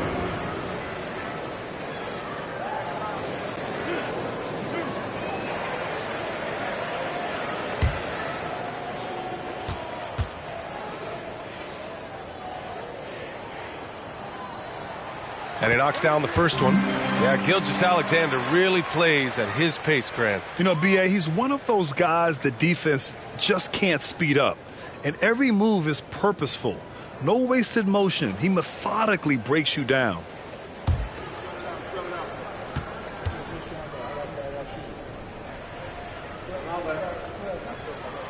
Hits both from the stripe. And it's a luxury to have a great shooter like him at the line. Very rarely see a miss. They've been having major problems offensively. Definitely in a bit of a dry spell. And so he draws the foul, headed to the line to shoot a pair. One of the fastest guys in the league. For Fox, it's about using his blinding quickness to his advantage on both ends of the floor. De'Aaron Fox, 2 shots.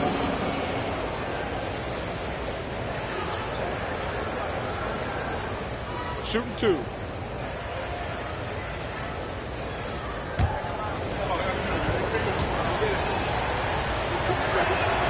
And the first one at the line is good.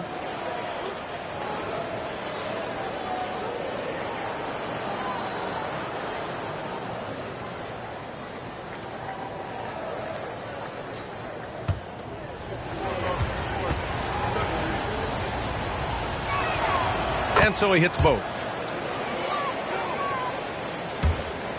The Thunder have gone 1 of 4 to begin this one. Here in the first quarter with about 2 minutes gone by. Inside, it's tipped. Here's Giddey. Shots blocked. And And it's out of bounds to the Thunder as Oklahoma City retains possession. And you got to be in awe of incredible defensive efforts like this. That'll put some fear into the shooters, and he made sure to do it early, too.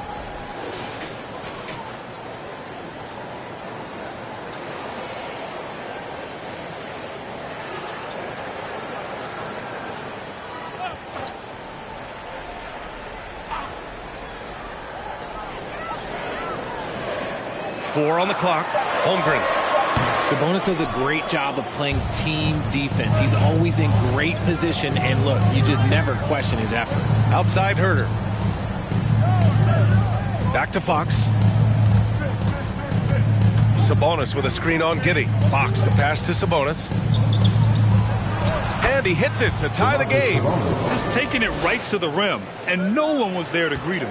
Easy possessions like that literally are just a gift. You just dream of them. You will gladly take those. Now here's Giddey. He's coming off a 19-point game against Brooklyn. Here's Holmgren. He's guarded by Sabonis. Gilgeous-Alexander against Fox. And again, Oklahoma City, no good. Here's Herder. And he buries his first look. He's a go-to guy for them because he's that consistent. Time and time again, he delivers. Gilgeous-Alexander against Fox. Giddey with a screen on Fox. Oh, and there's the whistle on the shot. So 2 free throws for him coming up. That one on Herder. I love when Gilgeous-Alexander looks to score because it forces the defense to act. Shai Gilgeous-Alexander, 2 shots.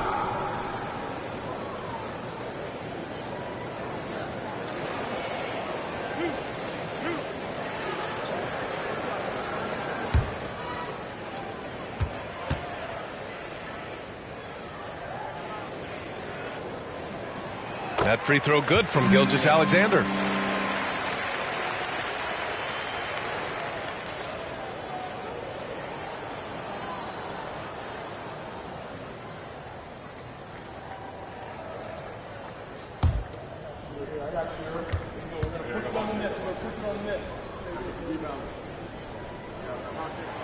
Both free throws good from Gilgeous-Alexander. And we're approaching about 3.5 minutes played in this first quarter. Fox finds Herder. Sabonis with a screen on Giddey. Herder can't hit. And the Thunder in possession here. They come into this one following a loss to Brooklyn. It was, frankly, embarrassing. I was shocked by their disorganization, and I think they were too. Well, we'll see how they respond after that weak performance. It should tell us a lot about their character as a team. Murray, a screen on Kuzma. Fox, that's good. Flashing that creativity is so much fun watching Fox carve up defenses like this. And that was the Mobile One drive. Low resistance to the finish line. Yeah, aggressive take there to get inside. They're looking to make things happen to try and take control of this game. Now here's Giddey. Well, he hasn't scored yet, but I'm sure that'll change. Here's Gilgeous-Alexander. Oh, and makes it with the kiss. Rate of baskets assisted, it's a stat I really like. It tells the story of how well you are playing team offense. Gilgeous-Alexander against Fox.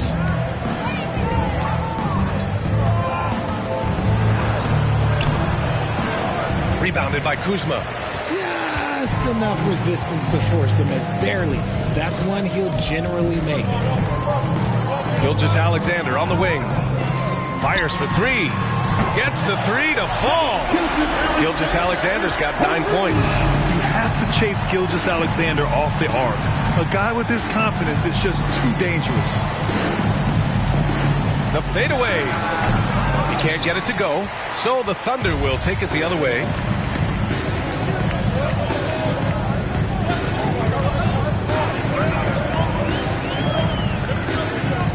Down low. And stolen by Murray.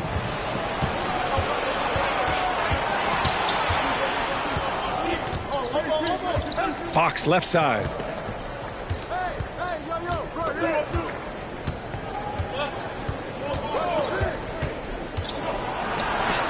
It's tipped. See, what a rough quarter for him. Nothing seemingly going his way. Back to Gilgeous-Alexander.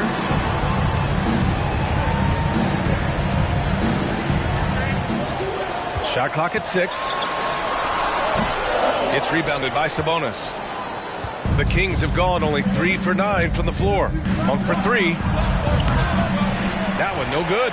And Oklahoma City will go the other way with it. Pass to Gilgeous-Alexander. To the middle. That one goes. Now he's 1 for 2. Yeah, the guard instincts of Gilgeous-Alexander. I mean, fantastic work dishing the rock to uncover teammates. Timeout called. Sacramento.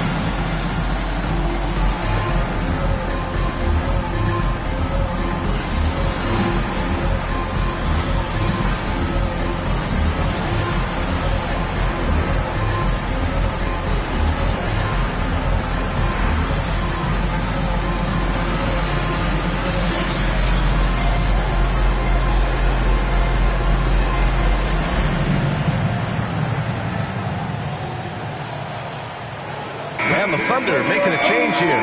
Trent's checked in. Mitchell's checked in for the Kings.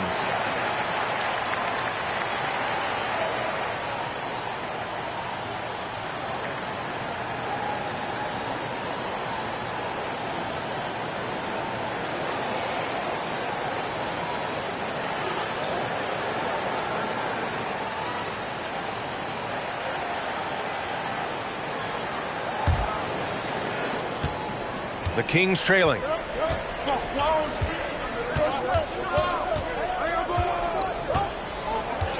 Pass to Monk. Drives to the hoop. Outside Herter. Shot clock at 5. Murray, a screen on Trent. Again, the miss by the Kings. I love how they've attacked the boards here in the first quarter. Outside Gilgeous-Alexander.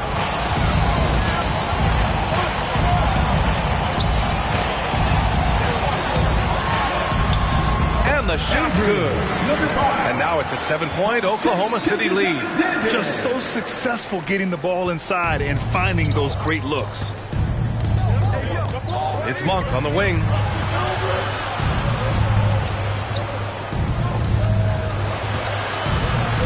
Pass to Murray. Here's Herter. Sinks it from distance. Herter's gotten his second bucket on the night. And that's what they want to do. Get him open looks early.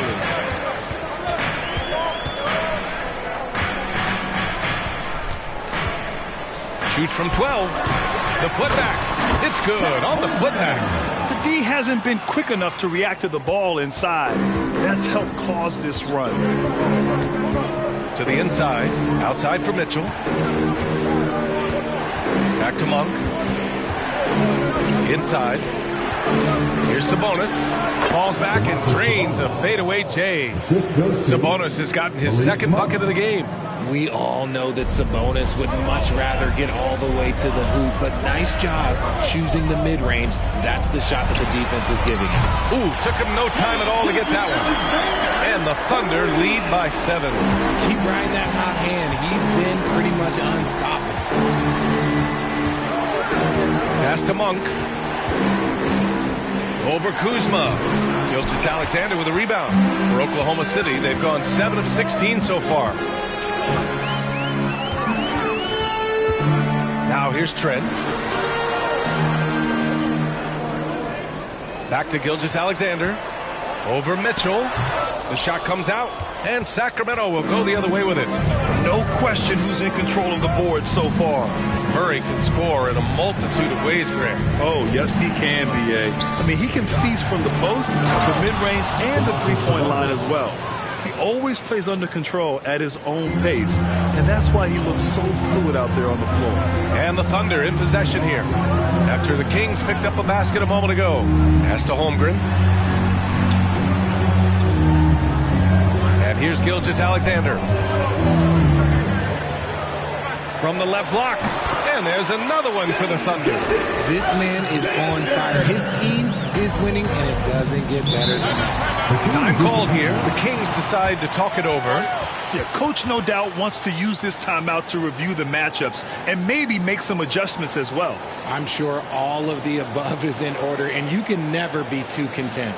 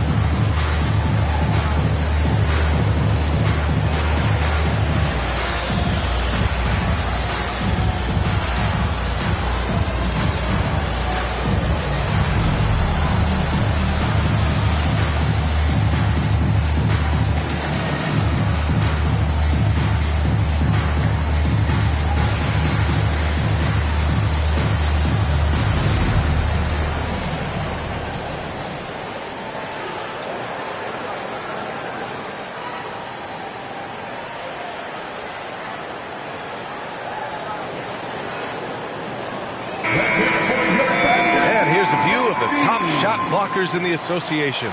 Number one, Chet Holmgren. He changes more shots than he blocks, and he blocks a ton of them.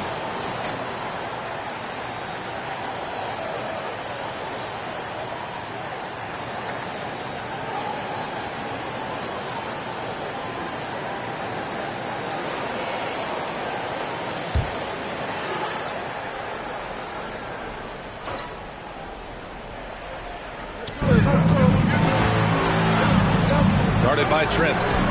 And he comes up with a bucket. They are passing the ball around tremendously right now. Oklahoma City's gone 2 for 3 from outside the arc.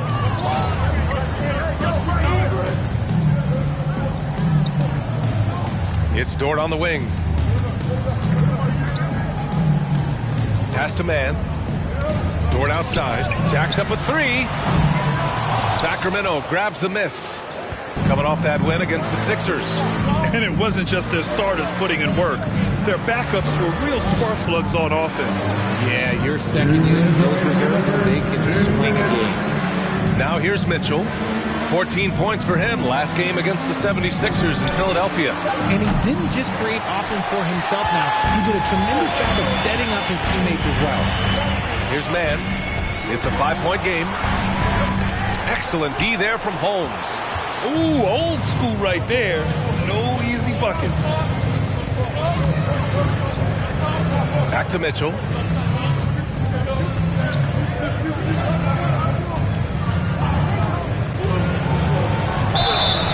Oh, and he got fouled on his way up. He'll head to the line to shoot 2. I don't mind that. I mean, they met him at the rim and temporarily prevented the points. At the line for the Kings, Davion Mitchell. Taking 2 shots. Shoot 2.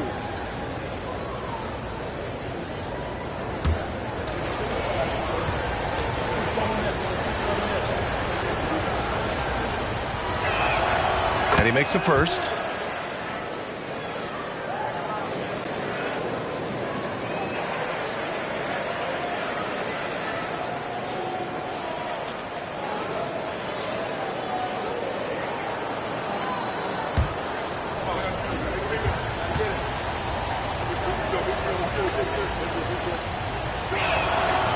So hits one and misses one at the line.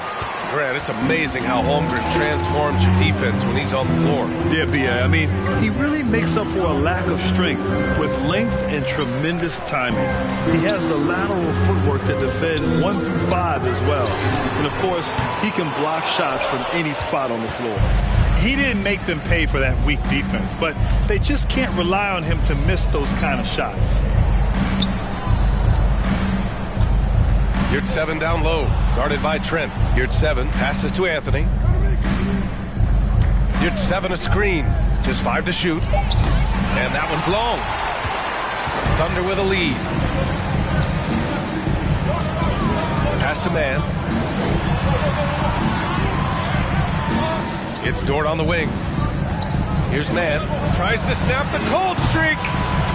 Another miss. He's 0 for 2 now. Now 5 seconds separating the shot clock and the game clock. Anthony outside.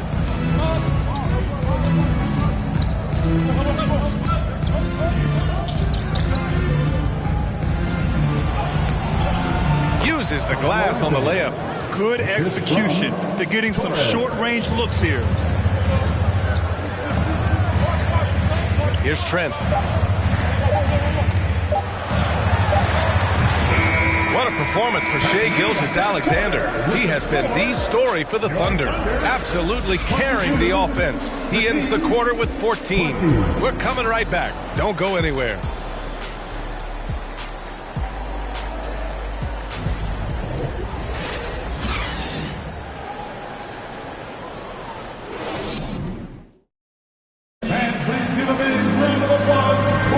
And this has been a fairly close game through the first quarter.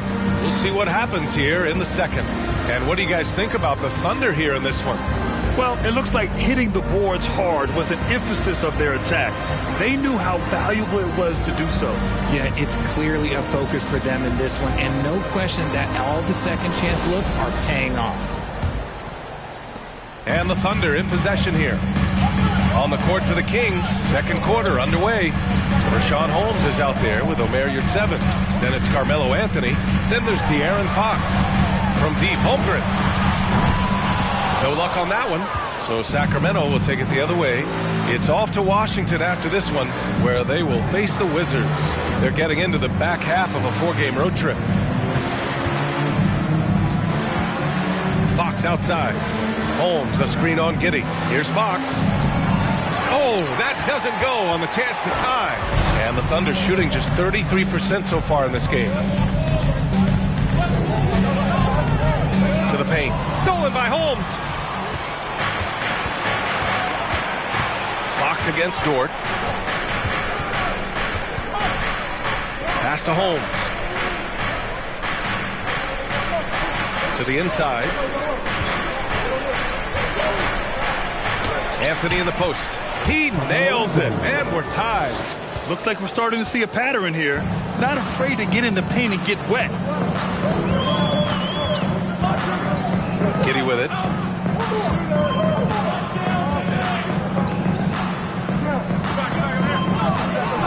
Here's Holmgren. He's covered by Yurtseven. They grab their own miss. Well, the Kings shooting an average of 43% from the floor. Three-pointer, Fox. Kept alive. Blocked! Here's Holmgren. He's coming off a 13-point game against Brooklyn. And he was a monster on the glass. Really helped them control that part of the game. Fox outside. We're now about 2 minutes into the second quarter. Over Dort. The Thunder with the rebound. Holmgren's got 9 rebounds in the game. Boy, he's getting it done. Giddey passes to Dort. Offline with a 3. The Kings have got nothing to go out of 5 attempts so far this quarter.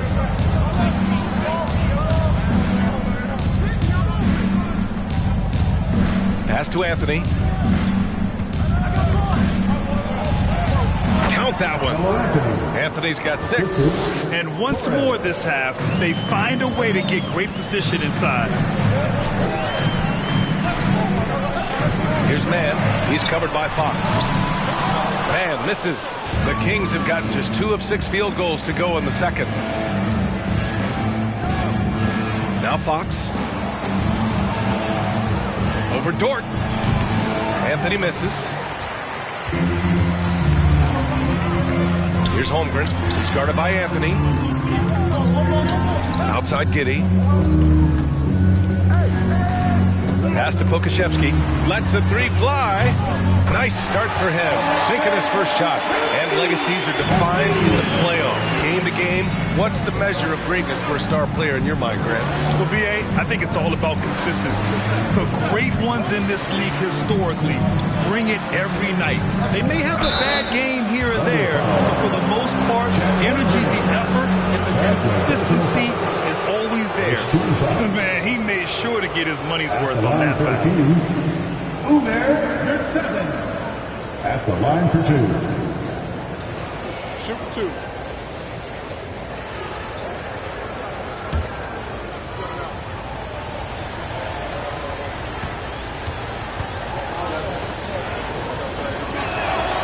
The first free throw is good.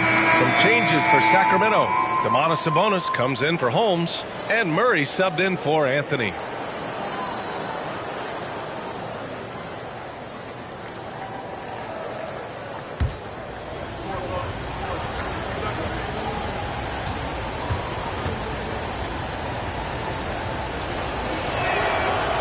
Second free throw, no good.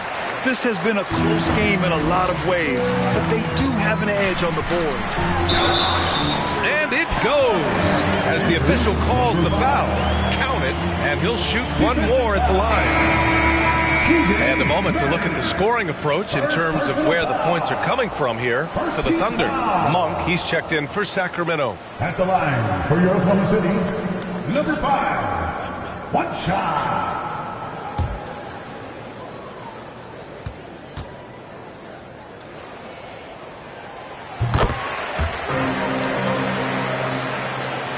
And almost 4 minutes gone in the second quarter of play. Fox against Gilgeous-Alexander. Murray, a screen on Gilgeous-Alexander. Fox, and it's in. Only 2 for 9, though. This is the thing about Fox. He has the length to do damage on the inside. Pass to Pokashevsky.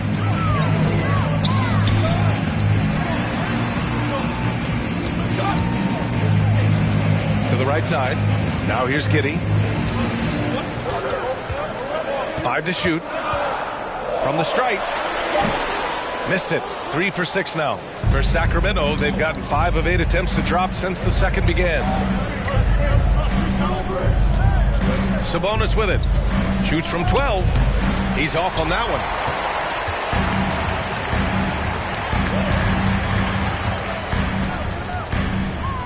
Gilgeous-Alexander against Monk. Outside Gilgeous-Alexander. Shoots over Monk. Again, no good by Oklahoma City. The Kings trailing.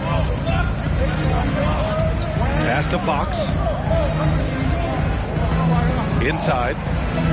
And here's Murray from behind the arc. And it's Giddey with a rebound.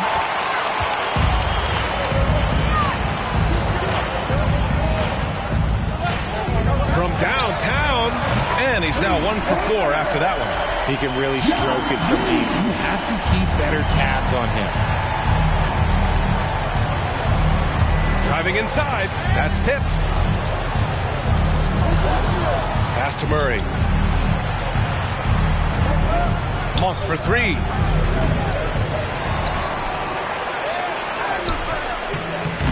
Kuzma with the defensive effort.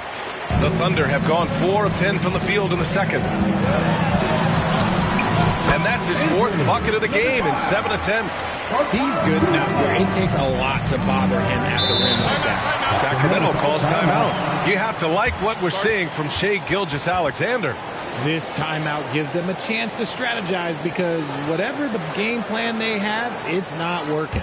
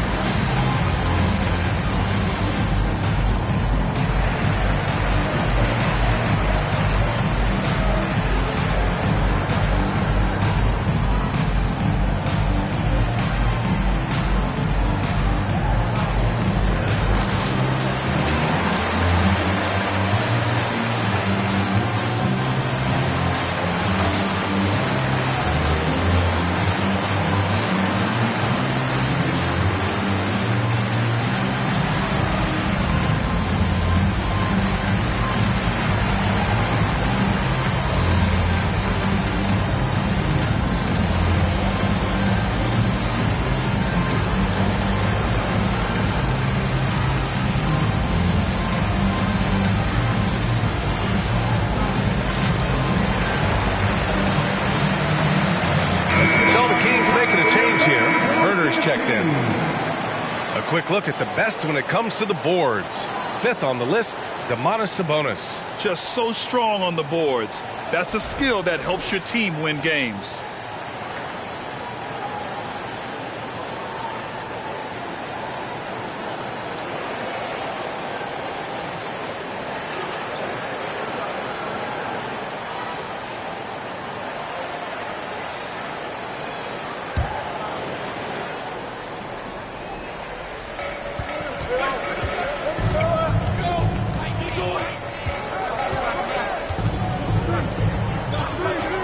Pass to Monk. The three is up. Rebounded by Kuzma. Kuzma's got 4 rebounds now. Oh, love the intensity in which they're hitting the boards. To the middle. Here's Pokusevski. The three. And it's Sacramento with the rebound. Sabonis has got 4 rebounds now.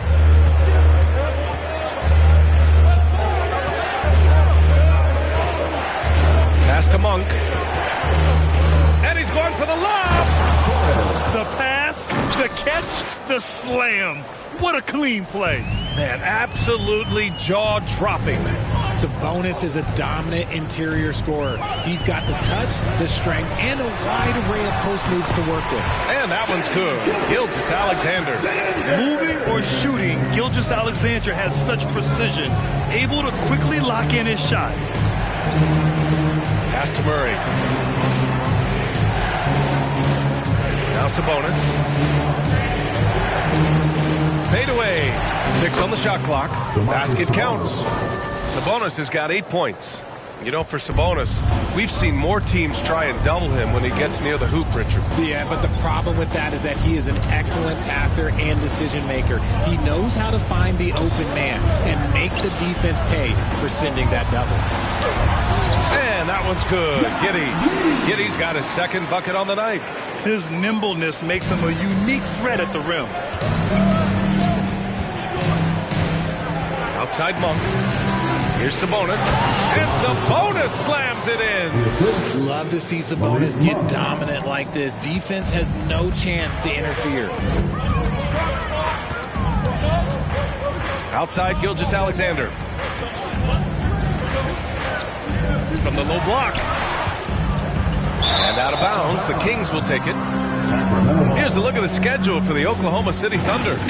On Friday, they'll go up against C.J. McCollum and the New Orleans Pelicans. And then Sunday, they'll be matching up against Steven Adams and the Detroit Pistons.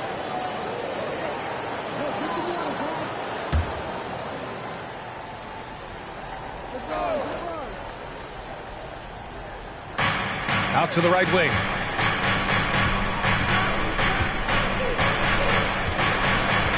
Back to Sabonis. Pass to Herter. Takes the three. The shot no good. So the Thunder will take it the other way. And they're doing strong work on the glass. A +5 advantage for them. And the whistle blows as the basket counts. Chance at a three-point opportunity here. One free throw coming up. RJ, you're in the middle of a few trades in your career, to put it lightly. What's that like as a player to get moved around so much? Thanks for bringing that up so sweetly, Brian. I appreciate that. Look, there's pros and cons. It's nice to know that another organization wants you for whatever reason, but it's also tough to leave an organization that you had a connection to, the fan base. But eventually you figure it out. The Kings trailing. Down low. Oklahoma City foul. Number 5. First personal foul. Second team foul.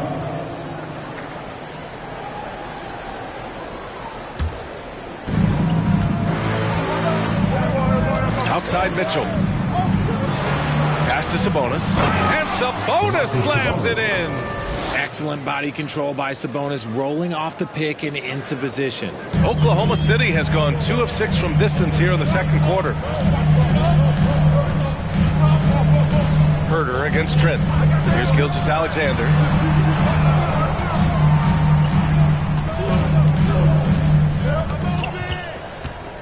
Just 5 on the clock. to Trent. The 3-ball. The rebound by Murray. Murray's got 4 rebounds in the game. Pass to Mitchell. Outside Monk. Picked by Sabonis. Monk into the lane. Out of bounds. The Oklahoma City's ball. We are now into November, so let's check in on the standings in the Western Conference. You look at Oklahoma City in second now, but wanting to claim that top seed. And, of course, Sacramento, they have the 9th spot currently. Right now, for Sacramento, they've had some terrific moments this season. But where's the big leap upward that we've been waiting for? And the clock is ticking for them to make that push. It's looking like they'll be fighting for a spot in the play-in. The offensive success is due in part to his quality shooting. He hasn't wasted too many looks. Pass to Monk. Outside Murray. To the inside. Monk, he's open. And there are the Kings with another bucket. One of the best passing bigs in the league. You can run your offense through Sabonis. He makes great decisions. Trent outside. Picked by Pokashevsky. With the crossover. And from the field after that one, 3 for 4 now. And their offensive game plan is clear. Get it inside and go to work. Mitchell, the pass to Sabonis.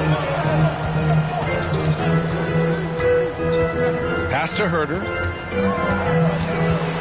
Outside for Mitchell. Knocked away. Fires the 3. And the 3-pointer goes. Herter's got 8. You can't lose a shooter like him on the court. The ball will find its way to him, and he will drill a 3 each time. Gilgeous-Alexander against Mitchell. Gilgeous-Alexander passes to Trent, and he gets that one. Trent's gotten his first basket of the night. You'd love to get the ball this close in every trip where you can almost just not miss. Mitchell finds Monk. Murray with it. 3-pointer. Rebounded by Kuzma. Trent outside. Pass to Pokashevsky. Outside Gilgeous-Alexander. Back to Pokashevsky. Floats one up. Rebound by the Kings. Sabonis has got his 5th rebound in this one. Outside Monk. And up the court come the Thunder on the break. And a foul called on the way up. So he'll take 2 from the free throw line. First personal foul. Malik Monk picks one up. At the line for your Oklahoma City, number 5, taking 2 shots.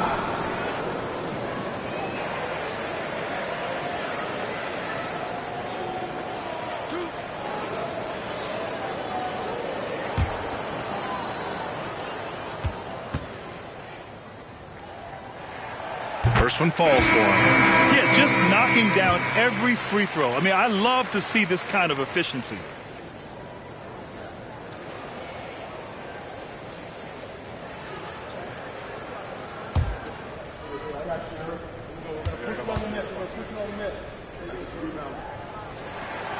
That one falls, so he hits both of them.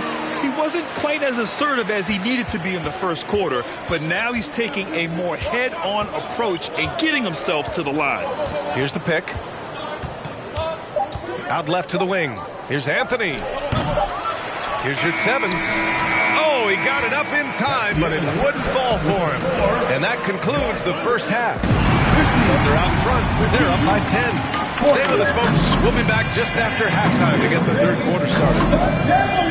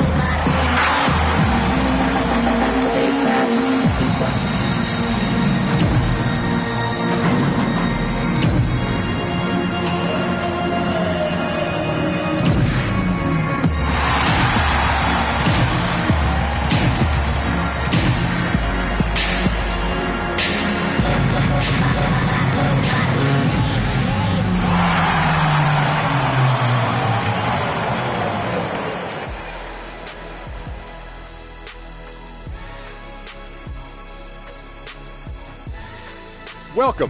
First up on the agenda tonight, let's see how the Rookie of the Year race is shaping up. We've got an old Rookie of the Year in the house, the big fella. That's unanimous Rookie of the Year to you? Wait a minute. I think Alonzo Mourning got a couple of votes. Who was the first pick me? Word is born. Not a Critulator. Not Alonzo Mourning. Now moving on to the game at hand, some challenges in this first half for the Kings. Ice cold, frigid from beyond the arc. The question is now, can they shake it off and get back in the groove? Another option is compensate by going to the rim. And that's it for halftime. Thank you for joining us. We send you back to Brian Anderson for the start of the third quarter.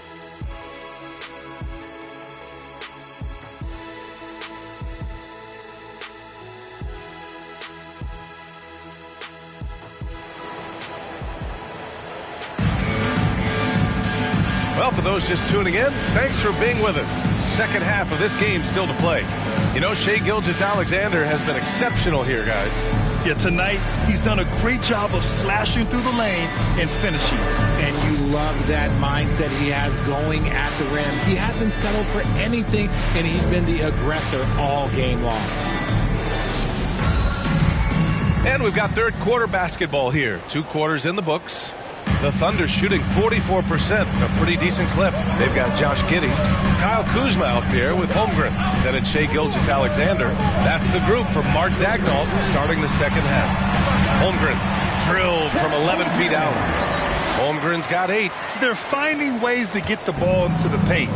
5 consecutive buckets. An unusual skill set for his size. Holmgren can initiate offense from every level on the floor. I mean, his versatility is unbelievable. They've had a slight leg up on the boards and a big leg up on the scoreboard. Now Giddey. Pass to Gilgeous-Alexander with the drive. The basket drops, and he gets fouled on the shot. 1 free throw coming his way. You expect 7-footers to operate off ball, but Holmgren is just as good with the ball in his hands, Grant. Yes, he is, B.A. I mean, we've seen him go coast to coast in the open floor, take his defender off the dribble, and get to the rim. And if you sag off him, well, he can just rise up and fire. One shot. Shooting 1.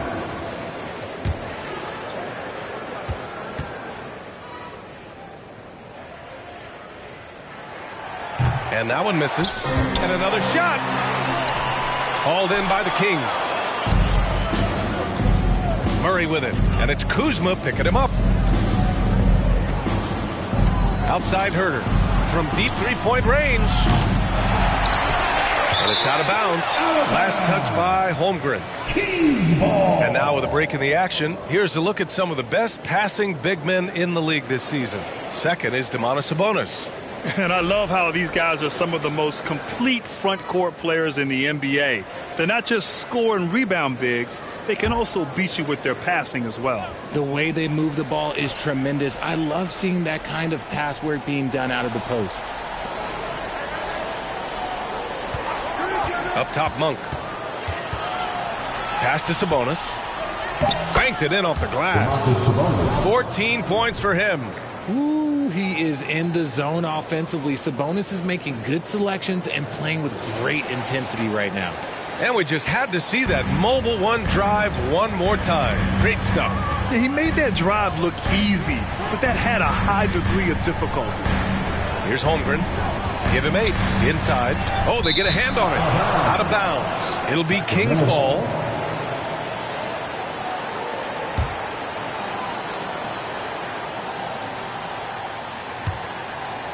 Just over a minute and a half played in the third. Offensively, it's been a struggle for him. Yeah, they need to string together some shots to have any kind of chance.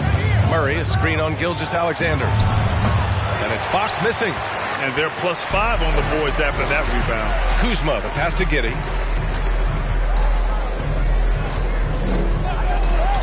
Pass to Gilgeous-Alexander. And slam comes by Gilgeous-Alexander. This is a fella who can fill it up. When Gilgeous-Alexander gets rolling, it throws the opponent's defensive plan into disarray. Now here's Monk. Looking at his numbers, currently he's averaging around 9 points a game. Here's Sabonis. And he's going to the line for two. The official saw contact while he was going up. Personal foul. First team foul.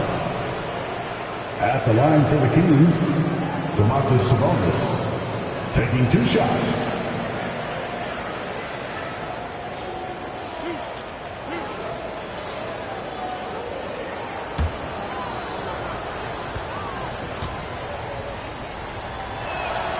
First free throw is good.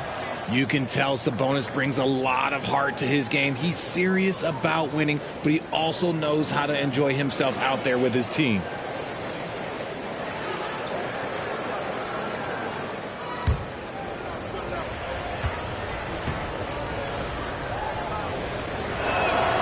And Sabonis drops them both.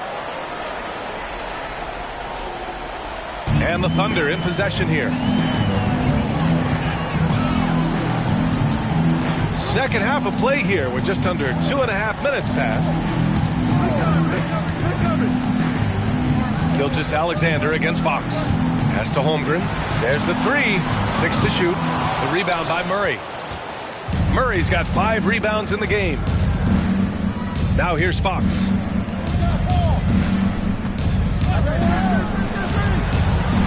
Monk for 3. Again, the miss by the Kings. I'll tell you what, they've rebounded the ball tremendously well. The Thunder have gone 3 of 5 from the field in this third quarter. Pass to Kuzma. Oh, from deep. It's rebounded by Sabonis. Sabonis has got rebound number 7 tonight. Fox with the ball. He's got 6. And here's Monk. Murray from outside. They get it again. Sabonis. No good with a layup. Oklahoma City's gone 0 for 2 from outside here in the third. Gives us a chance to catch up with Allie LaForce. Well, guys, the NBA expanding its footprint through video games. Commissioner Adam Silver said, quote, "There's an opportunity to capture a new kind of fan who isn't currently watching our games but enjoys playing NBA 2K. By learning about the players and the teams, they're more likely to engage in the live product." Brian? Yeah, it goes hand in hand, Allie. Thanks. Just continuing to pile it on, refusing to let up. If he has space in the mid-range, he'll let it fly. Doesn't matter if the score is tied or they are up big. Now here's Monk. Pass to Herder. The 3. And it's Holmgren with a rebound. Herder against Giddey.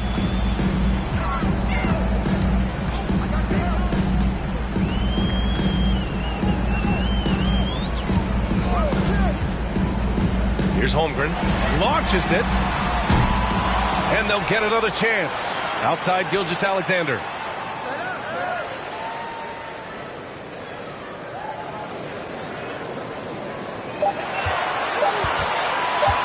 Another shot. He can't get that one to fall. And Sacramento will go the other way with it. Murray against Giddey. It's Herder on the wing. And he banks in the layup. Herder's got 10 points. Love how selfless he is setting brick screens like this. Plays like that right there are what help create easy scoring opportunities. Now here's Gilgeous-Alexander. 24 points for him. Outside Giddey. Puts up a 3. Sacramento grabs the miss. Sabonis has got rebound number 9 now. What an effort here tonight. Fox, the pass to Herder.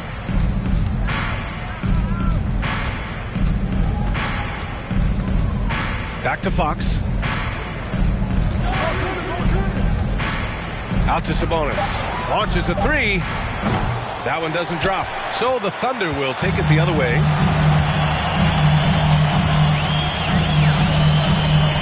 Pass to Gilgeous-Alexander. Oh, Fox with a steal. To the middle. It's stolen by Kuzma. To the paint. Here's Holmgren. Oh, a great 1-2 punch. Beautiful pass and a nasty jam. Adding insult to injury with the dunk off the steal. Nice to see a good play on D. That led to some fireworks. Once he poked it away, you knew what was on his mind. Now a timeout called by Sacramento. And as we head into this break, the players have an opportunity to replenish their energy with Gatorade as they prepare to go into the final stages of this ballgame. Absolutely. Over the course of a game, not to mention over the course of a season, you have to stay hydrated. If you don't, it's amazing how much slower your body is to bounce back. It can have a serious effect on performance, no question.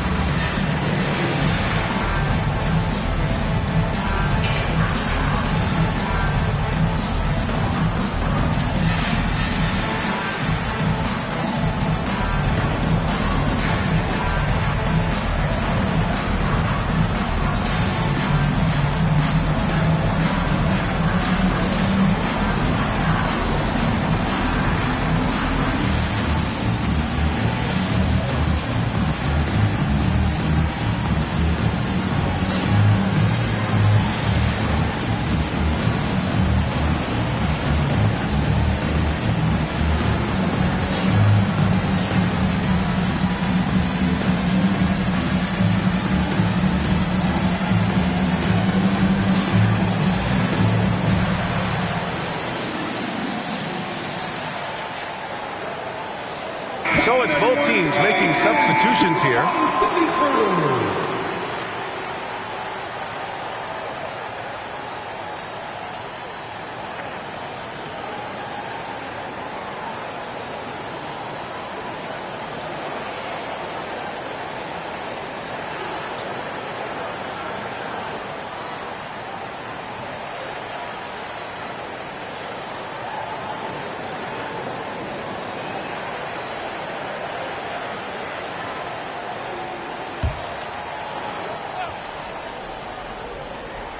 Here's Holmes. Now quiet so far offensively, searching for his first points of the game. To the inside. Here's Anthony. Over Dort. And yes, it goes. Got a little English on that one. Oh, what a crafty move, causing the defender to pause right there. As you age in this league, and I know, the physical tools start to diminish, but that shooting stroke never leaves, and that's what we're seeing from Carmelo Anthony. Here's Mann. He's been productive, averaging just over 7 points a game. 5 on the clock. Trent for 3. Rebound by the Kings. Trying to make up ground here. And with plenty of time left, you want to play with urgency, but not desperation. Inside. Here's Anthony. Count that one. He's now 5 for 8. That'll drive your coach crazy, failing to box out. Oh, yeah, you think you got to stop, and it's wasted because of sloppy work in the glass. You literally practice that every day. Now here's Trent. Right now contributing around 10.5 points a game. Oh, just an artful little reverse slam. Power and style. That was sweet. You know, talking about Carmelo, at this stage of his career, he's a valued bench scorer. Oh, yeah, Melo's still a bucket, make no doubt about that. Or he can just space the floor and be a spot-up shooter. He's going to continue to find a way to climb that all-time scoring list.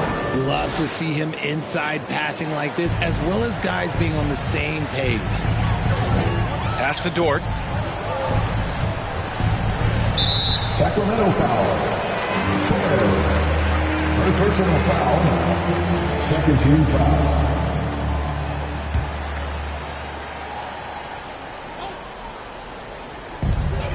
Off the inbound pass. Man misses. And he almost made them regret defending him so loosely. Anthony right side. Outside Mitchell. Shot clock at 6. Anthony outside. Fires from deep. And the ball's out of bounds. It was last touched by Anthony.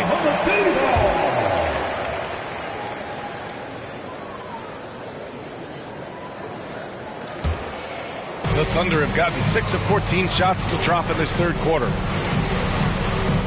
Back to Mann. Pass to Kuzma. Here's Mann. Checked by Mitchell. Now Trent. This one for 3. The shot won't fall. Well, he better buy his teammates dinner tonight because they've covered him for what has been a terrible, absolute terrible shooting display. And here's Anthony. Dort defending. Dort against Anthony. Oh, he gets it to fall, and that makes it just a single-digit deficit. His accuracy is on another level this quarter.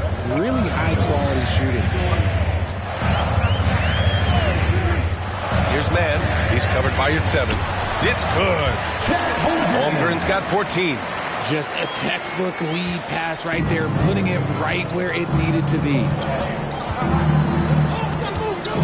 Mitchell, the pass to Anthony.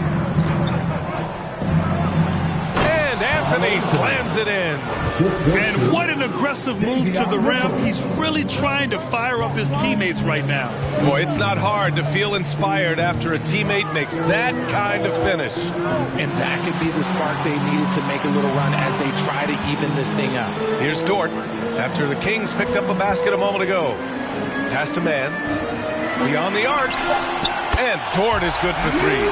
So Dort's got his first 3 points of the game. And just totally relentless, only increasing the intensity level. Always plays hard until the final whistle, no matter what the situation is. Here's Yurtseven. And he can't answer back. The three-pointer offline. Oklahoma City shooting 47% during this third quarter. Here's Kuzma. So it'll be 2 free throws. He was fouled in the act of shooting. Rashawn Holmes picks one up. And he's really an assertive offensive presence. Kuzma shows no mercy when attacking the defense. All right, guys, some stats here. The scoring breakdown for the Thunder.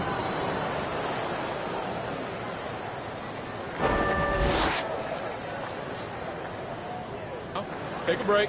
Take a break. 2 shots.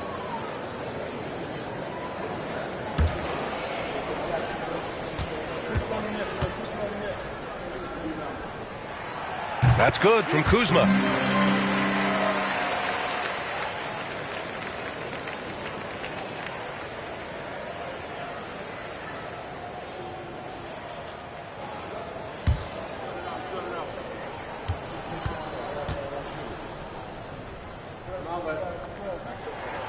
Kuzma hits them both. 1:46 left to play in the third quarter of basketball. Pass to Anthony. Over Dort. Anthony misses. Nice rebound. Trying to match the other team's intensity right now. Down low. And stolen by Anthony.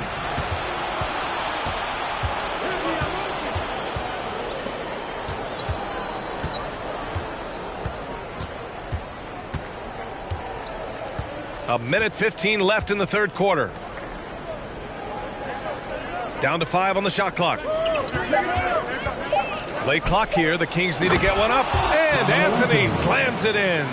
While he's a bit undersized for a 4, he more than makes up for it with his bounce. Here's Mann. Well, he hasn't put up any points yet in this one. Hits a three-pointer. Gotta fight harder to get over those screens. Yeah, as soon as these guys feel contact, they are just disappearing like they're not even there. You gotta show some fire and keep defending. Pass to Holmes. Yurtseven with the ball. To the middle. And he got the whistle on the way up. So he'll be headed to the line for a pair. Second personal foul. Second team foul. At the line for the Kings, Carmelo Anthony. 2 shots.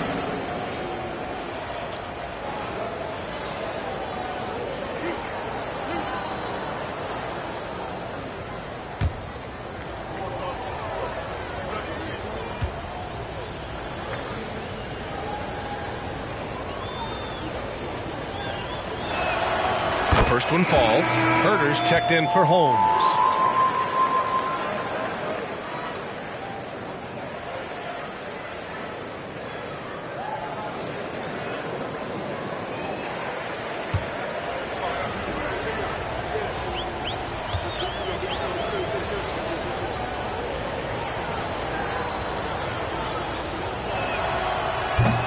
So he picks up just 1 from the line that time.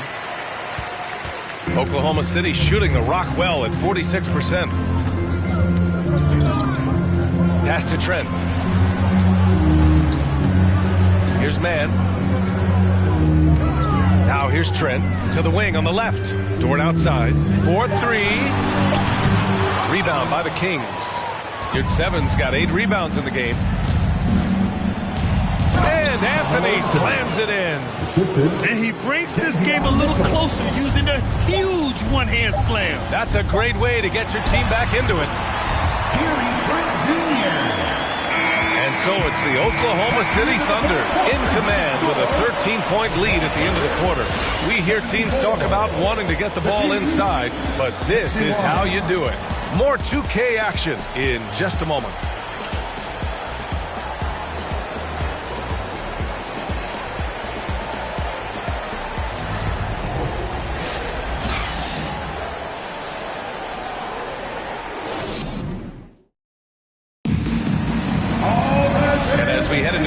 We'll see if there's a comeback in the works or if it's more of the same for the first 3 quarters.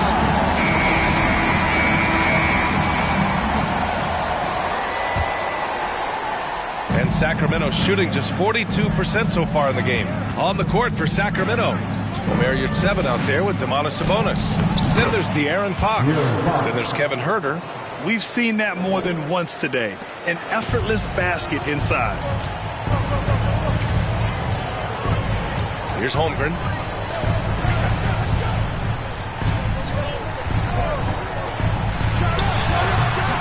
That one a little long. Outside Huerter. Pass to Fox. Hey, expanding his range. He drops it from range. We all know that Fox can score, but there he is reminding you that he can also drop some dimes. Giddey passes to Gilgeous-Alexander. Played it in with a nice touch off the window. Gilgeous-Alexander's got 26. And the defense has no one to blame but themselves. I mean, they just let him get right to the rim.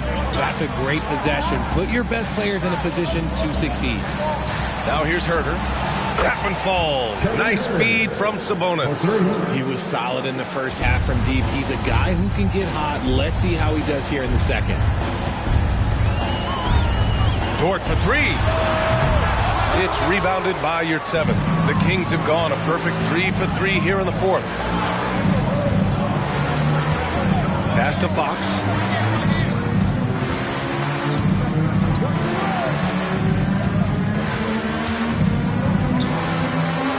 To the inside. Here's Yurtseven. And the layup is good after a nice lead pass. I just love the ball movement. Gilgeous-Alexander against Fox. Shoots from the right block. And it's Gilgeous-Alexander with the bucket inside. Gilgeous-Alexander's gotten 4 this quarter. Pass to Sabonis. And here's Fox. Yurtseven finds Fox. Yurtseven a screen on Gilgeous-Alexander. The offensive rebound. And he goes in for the dunk. They've still got work to do, but it's impressive how they've battled back. I'm sure they wish they made this run sooner, but they've still got time to come away and steal this one. Now here's Dort. Gilgeous-Alexander on the wing. He's covered by Fox.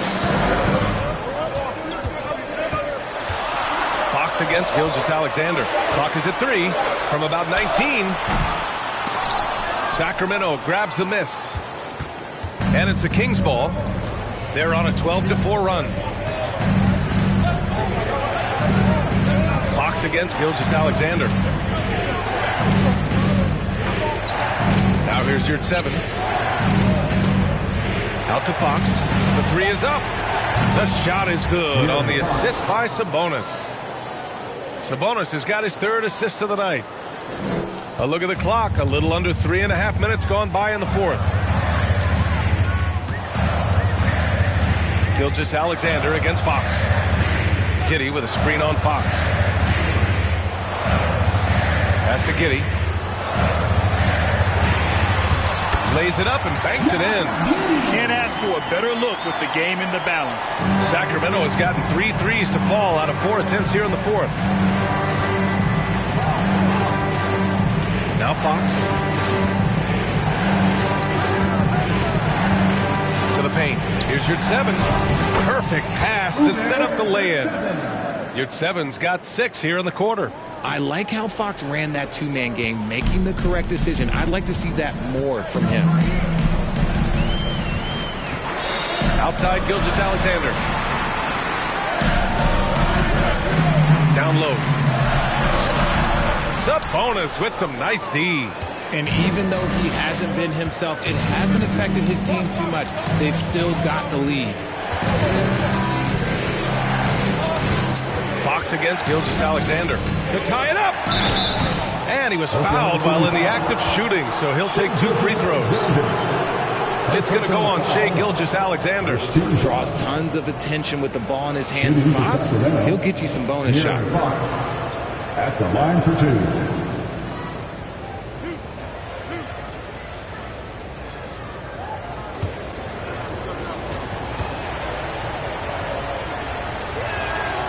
Makes it, and the next one could tie it up. Kuzma's checked in for Dort.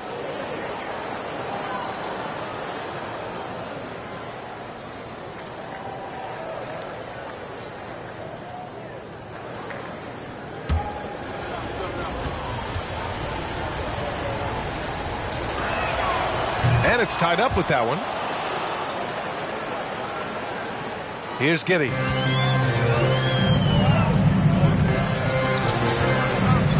To Holmgren. Now Gilgeous-Alexander. And he'll draw the foul. He'll head to the line for 2. First personal foul. First team foul. At the line for your Thunder, Shai Gilgeous-Alexander. 2 shots. Take a break. Take a break. 2 shots.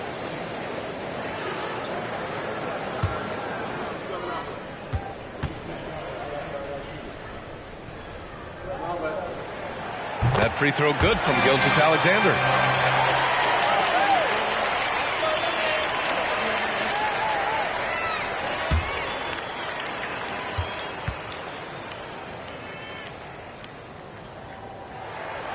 Both free throws good from Gilgeous-Alexander. For Sacramento, they've gone 7 of 8 in this fourth quarter. Fox against Gilgeous-Alexander. Outside Monk, picked by Sabonis. Monk finds Sabonis. And Sabonis slams it in. There is no chance that this game is tied up without his offensive firepower. Gilgeous-Alexander against Fox. And that one's good. Gilgeous-Alexander. Gilgeous-Alexander's got 8 here in this quarter. He's been dominant all game long. Nobody on the floor can stop him. And look, let's just say he knows it. Pass to Monk. Stolen by Giddey. And here's the fast break. Here's Holmgren. Shoots over Sabonis. Oh, and there's the whistle on the shot. So 2 free throws for him coming up. Second personal foul. Second team foul. At the line for your Oklahoma City, Chet Holmgren. At the line for 2. Shooting 2.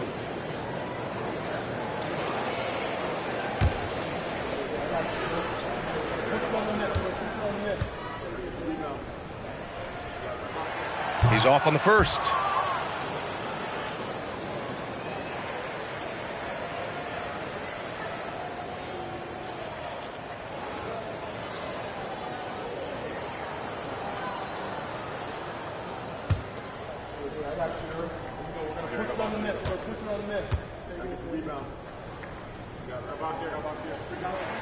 And he sinks the second. For Sacramento, they've gone 8 of 9 here in the fourth quarter. Herter passes to Sabonis.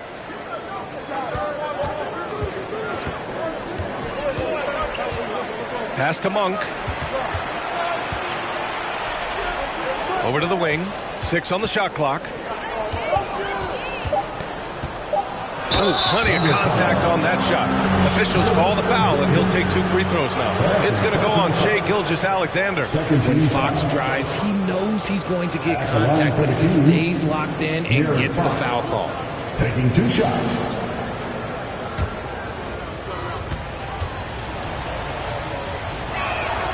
And he makes the first. Yeah, they're playing catch-up at this point, but they've done a nice job at the free throw line here in the second half.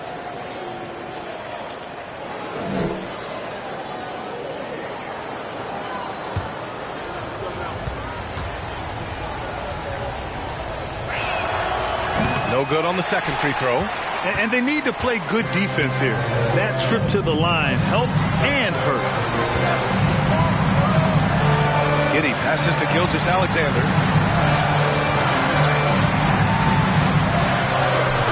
The rebound by Murray. Murray's got rebound number 7 tonight. 1 for 3. Hits the trifecta. And the Kings lead by 1. And this is just typical of him. Always making an impact at crucial moments in the game. And his team needs every bit of his production if they want to pull this one out. It is neck and neck here in the final period. They get the rebound. Sacramento has gone 4 of 5 from beyond the arc here in the fourth. Murray with it. Fox outside. Sabonis with a screen on Giddey. Out to Sabonis. Pass to Herter. Here's the 3. The Thunder with the rebound. Holmgren's got rebound number 19 now. Incredible board work. Gilgeous-Alexander against Fox. Kuzma for 3. Again, no good by Oklahoma City. Defense dodged a bullet that time. Total breakdown. Sabonis outside. Fox outside. From deep. The shot is good on the assist by Sabonis. Sabonis has got his 4th assist in this one. Oklahoma City trailing. Trying to find a spark here. Yes, indeed. A rough stretch offensively. They could really use a basket. Gilgeous-Alexander against Fox. And that one's good. Gilgeous-Alexander. And even though they're down, it's not on him. He's been lights out on offense for them this quarter especially. Fox right side. Sabonis outside. Out to the right wing. There's a screen. Left side Monk.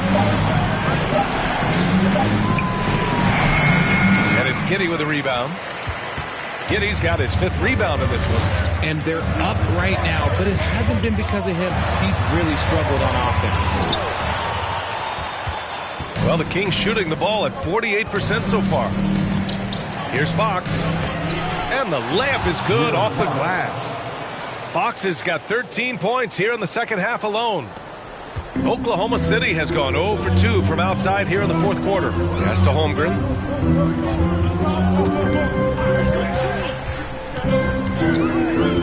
Inside. It's stolen by Fox.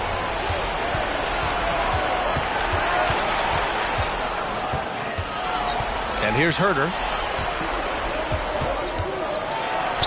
Oh, and makes it with the kiss.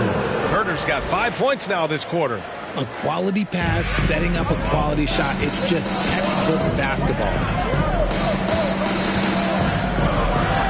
Gilgeous-Alexander against Fox. And that one's good. Gilgeous-Alexander. Gilgeous-Alexander's got 36 points. Here's Herter. Pass to Fox. Back to Herter. Now here's Fox. Fires it from 18. Rebounded by Kuzma. Kuzma's got his 7th rebound here tonight. Herter against Gilgeous-Alexander. Knocks it loose. And stolen by Murray. to the middle. Here's Monk. Yes, and it's Murray picking up the assist. Got it in close, and unless it's an open three, that's the key to efficient offense. Gilgeous-Alexander against Fox. And here's Gilgeous-Alexander. Outside Giddey for three. The rebound by Murray. Murray's got 9 rebounds now. The Kings leading. There's the three. Herter can't hit. You know what? He's got to look to get other guys involved. The three-point stroke is off. Gilgeous-Alexander against Fox. Uncovered. It's rebounded by Sabonis. Oh, man, he can't get anything to fall. You can feel his frustration. Yeah, right now, he's just in his own head. Not much you can do to try and push through it. That one falls. And it only makes sense to give him the rock again. He put the team on his back all game. Yeah, just keep feeding him. That guy is a man on a mission. And the defense, well, they don't have much of an answer. Now a timeout called by Oklahoma City. They're behind by 8. There's 49 seconds left in the fourth quarter here.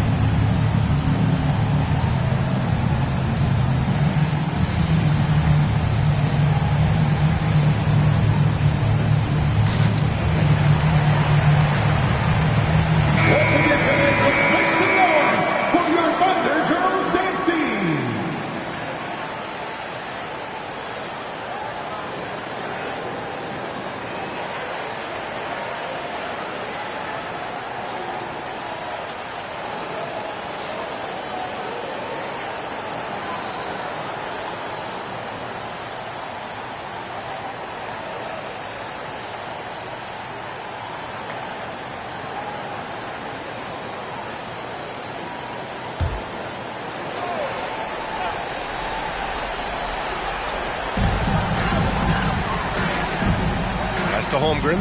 Three-pointer. They get it back. Here's Kuzma. Can't get it to drop. Great D that time from Murray. Fox against Gilgeous-Alexander. From the baseline.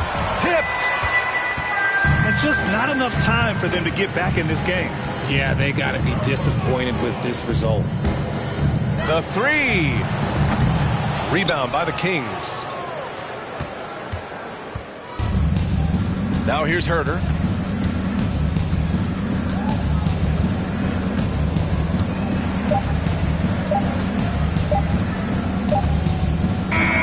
So it's Sacramento picking up the win.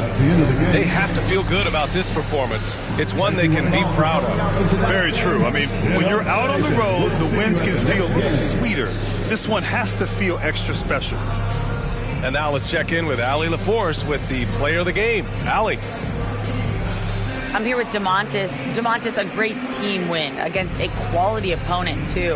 What does this say about how you're playing? It's great for us, building our confidence as a team. Sticking together, I feel like we play better consistently, so it's good for us. Confidence, extremely important. Thanks, DeMontis. All right, Allie, thank you. Thank you for joining us. That'll do it for now. This is Brian Anderson, thanking you for tuning in. And now we present the New Balance Player of the Game, Domantas Sabonis.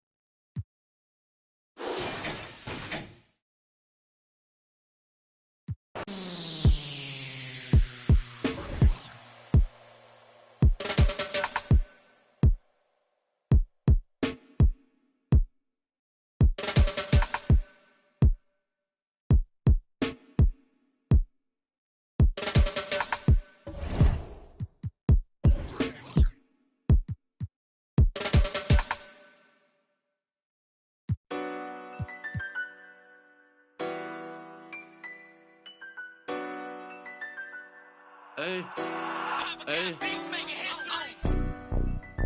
That's Mando. Ride for you, click. That's Mando. Rope. That's Mando. Always. That's Mando. Hey, that's Mando. That's Mando.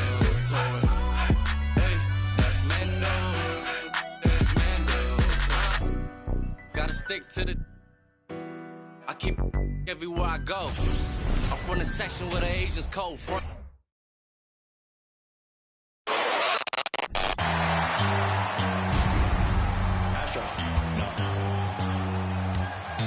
What you know about rolling down in the deep? When your brain goes numb, you can call that mental freeze. When these people talk too much, put that in slow motion. Yeah, I feel like an astronaut in the ocean. Ay, what you know about rolling down in the deep? When your brain goes numb, you can call that mental freeze. When these people talk too much, put that in slow motion. Yeah, I feel like an astronaut in the ocean. What you know about rolling? Welcome, folks. Thanks for tuning in to 2K Sports for the latest presentation of our NBA basketball. And tonight, we'll see the Houston Rockets as they go up against the New Orleans Pelicans. Our broadcast team tonight, on one side, Greg Anthony. On the other side, Steve Smith. On the sideline, David Aldridge. I'm Kevin Harlan. And the starting lineup for the Pelicans, up front, it's Williamson at the 4 and Valanciunas at the 5. McCollum is out there with Brandon Ingram. And it's Murphy in at the 3. And for the Rockets, Smith is out there with Jalen Green. And it's Vucevic. Then there's Irving. And Greg, we're still very early in the season. What are these teams right now doing to maintain success through the year? Well, this is the time for coaches to experiment with lineup combinations. And for the players, it's important they learn each other's tendencies and try and work on building chemistry.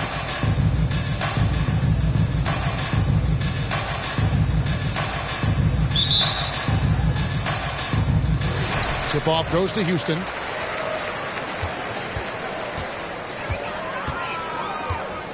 Pass to Green.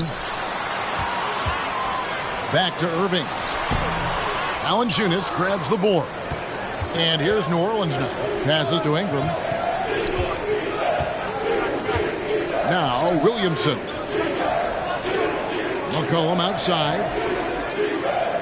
Williamson is screen on Irving. McCollum passes to Williamson. And the call on the shot that sends him to the line.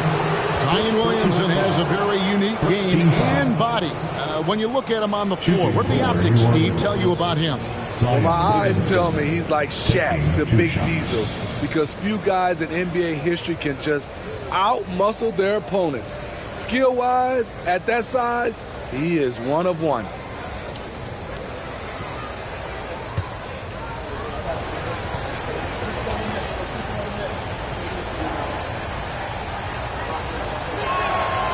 That free throw good from Williamson. Boy, this hurts to have to bring up, but I was there for the Rockets title winning days back in '94 when I was with the Knicks. I saw Houston in the finals firsthand.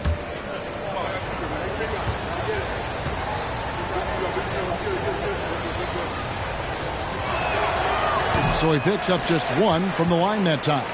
Back-to-back titles for the Rockets in the mid-'90s. You were just talking about that. Greg, what sticks out to you about those teams? First and foremost, the dream. Hakeem Olajuwon, he doesn't get his due at times, but the dream is one of the all-time greats. Olajuwon's defense really changed games. Now here's Valanciunas following the miss by Kyrie Irving. Rockets ball.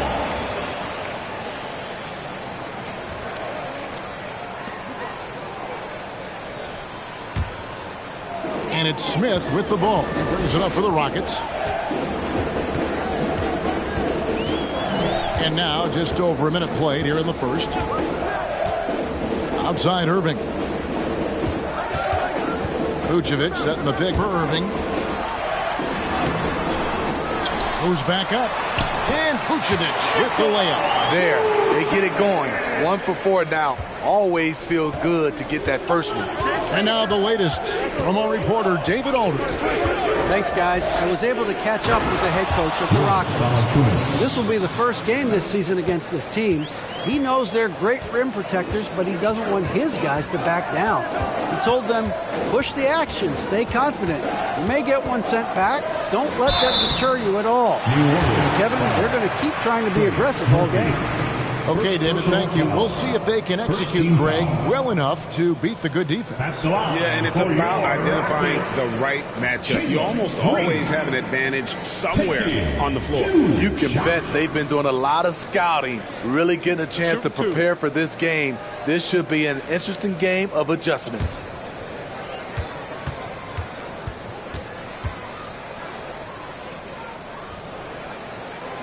And he knocks down the first one. And with that lightning first step of Jalen Green, very few defenders have a chance of keeping him in front.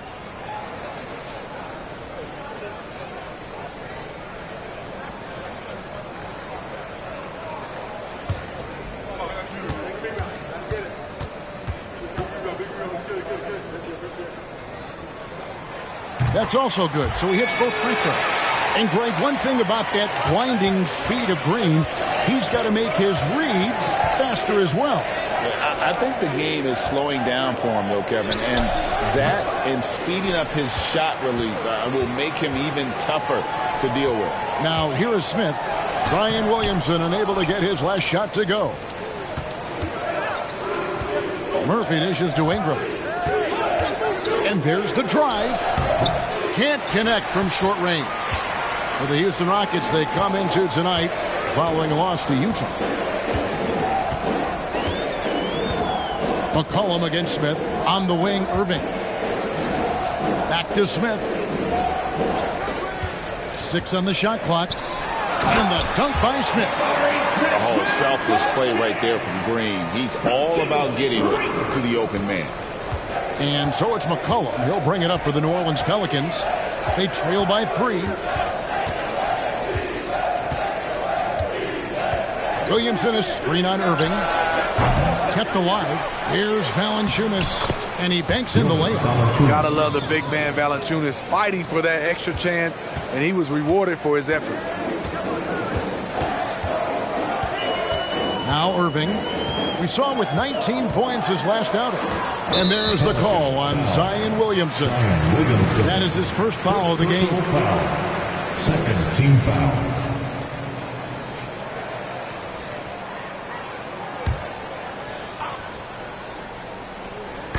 And it's the Rockets with the ball. And on the way from Irving for 3.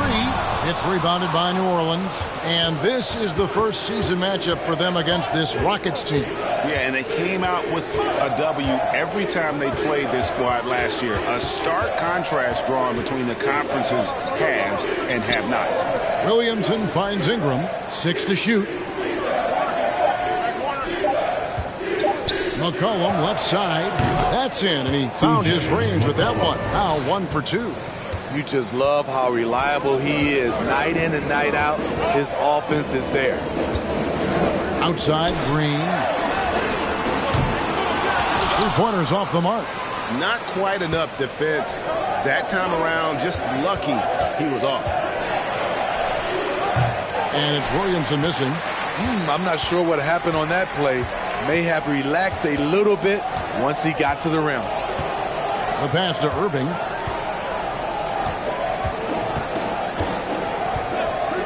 Outside, Green. The 3. Zion Williamson grabs the miss. New Orleans in the lead. And here's McCollum. His scoring totals are something to take note of. He's averaging over 19 points a game. Williamson in the post. Covered by Smith. And the shot goes in. They've been beating them to a lot of those loose balls and rebounds here to start. Here's Irving. He's still scoreless so far in this one. To stop the drought, Zion Williamson grabs the miss. I don't know how many misses that is in a row, but I know it's ugly. That's tipped. And for his offense, this has just been a brutal period. On the wing, Green. He's guarded by McCollum. Oh, and there's the alley-oop. It's rebounded by New Orleans. Williamson's got his 4th rebound with that last one here tonight. It's stolen by Vucevic. And now the fast break, Irving with the ball. And that'll be 2 free throws coming up. Officials on the call with the foul. Wow, he got whacked on that one. Shouldn't be much debate there. And Jabari Smith, of course, with deep family ties, Greg, to the NBA. His dad being the OG Jabari. All these guys are in that 6'10", 6'11" range. So great bloodlines.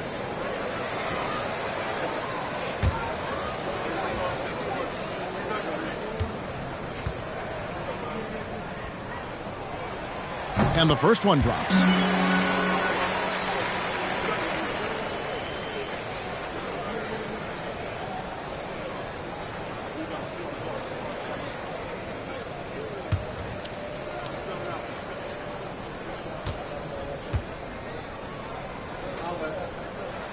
And so he makes both from the line. When your bigs can make free throws, it's a huge advantage. Love his approach to getting to the line. Pass to McCollum. And he gets the whistle. 2 free throws coming up. It's going to be on Kyrie Irving. And the way C.J. McCollum, Greg, can get a shot up while moving, that's a big part of his game, isn't it? Yeah, very few players can shoot as well as McCollum on the run. Applies for his pull-up jumpers or when he's falling out of bounds. McCollum, one of the best in the league at it.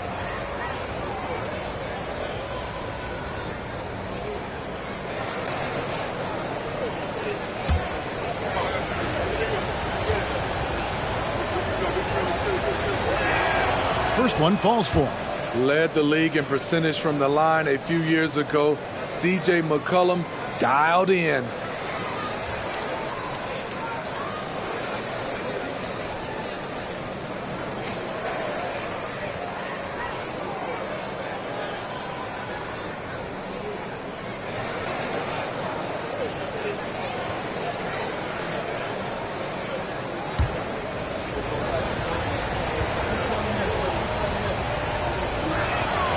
Both good from the line that time. Last game in New Orleans, they picked up the win against Toronto. They played terrific defensively. The few cracks they showed, guys were quick to rotate and help each other out. I love the communication, love the hustle. They came up with big stops all night. Here's McCollum following the basket by Kyrie Irving. McCollum with the ball. He picked up 18 points in their last win against Toronto. And he showed again why he is such a sensational playmaker. Some of the plays he made were just remarkable. Pass to Vucevic. Over Valanciunas. And it's Vucevic missing. Very surprising. He gets the ball where he wants it in a decent matchup. And the call on the shot that sends him to the line. He's getting his first free throw attempt of the night right now. Gotta admire what he's been able to do at the free throw line this season. How about over 90%?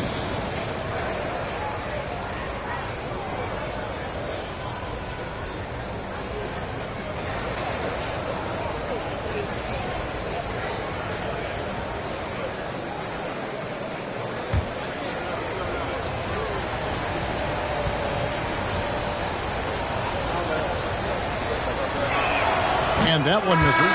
So for the Rockets, Şengün's checked in for Vucevic. Jae'Sean Tate comes in for Smith. And it's Josh Christopher in for Irving.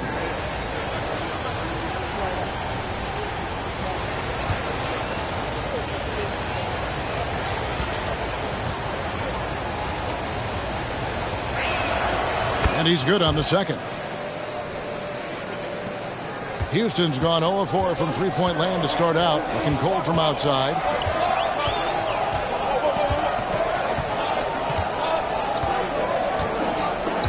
To the inside. Murphy with the steal. Alvarado passes to Jackson. Alvarado controls the rebound and puts it back up and in. And the Pelicans lead by 4. And folks, he did not luck into that one. He knew just where he wanted to be to grab that backboard. Outside, Green.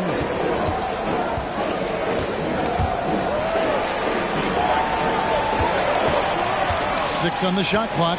Driving the lane. And contact on the shot, so he'll be shooting free throws here. Well, we've seen some defensive wizards among the NBA's freshman class this season. Let's now take a look at the rookie steal leaders. The Rockets shooting their 5th and 6th free throws of the game.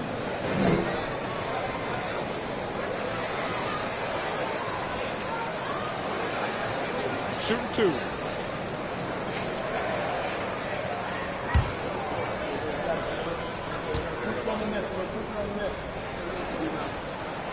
And the first one at the line is good. And the Rockets making a change here. Martin's checked in. New Orleans making a switch here.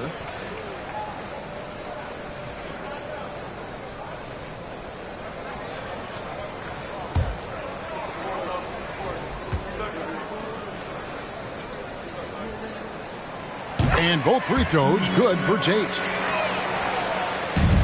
New Orleans in the lead. Kicks to Hayes. On the wing, Daniels. Jackson with the screen. And that one's good. Daniels. That's a high percentage look when the D doesn't fight over the screen. Reason why it takes extra energy to do it. You have to trust your defensive rotations, but it's worth it. And it's out of bounds to the Pelicans. And a moment here to look at the numbers for Jackson. He's right around 5 points a night, almost 2.5 blocks, and 5 rebounds. And for a reserve big man, not a big drop-off when he checks in the game. Totally. You want your team to at least hold court when the reserves come in. He definitely keeps you solid up front. Now here's Hayes. In the game against Toronto. Very impressive. Off to a good start as he hits his first shot attempt. Yeah, off to a strong start here early. 6 points off second chance buckets. Passes it to Christopher.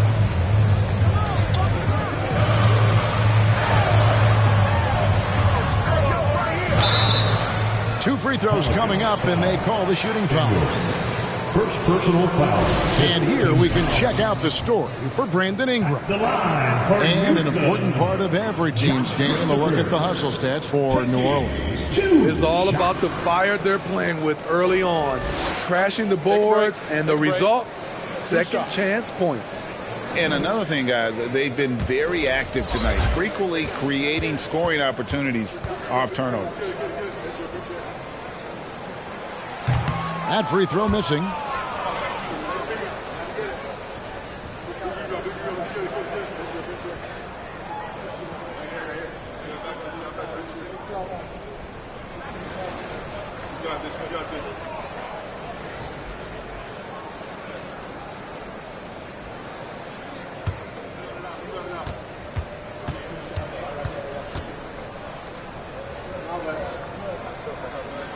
He hits the second from the line.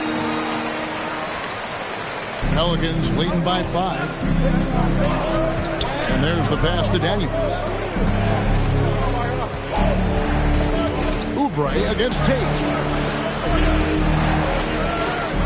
They set the pick. Here's Daniels. They grab their own miss.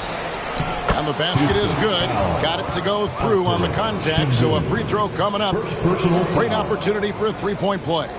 First trip to the free throw line for him tonight. And you know, something I remember from their last game was how good he was at the line.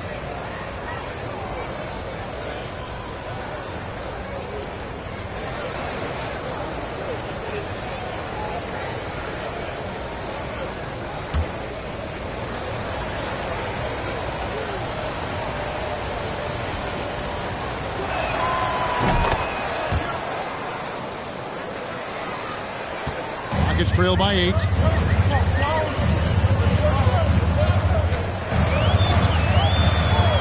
To the middle. Şengün with the ball. Jackson on him. Here's Tate. Got a piece of it. And as it goes out of bounds, Houston able to keep the ball. Houston ball.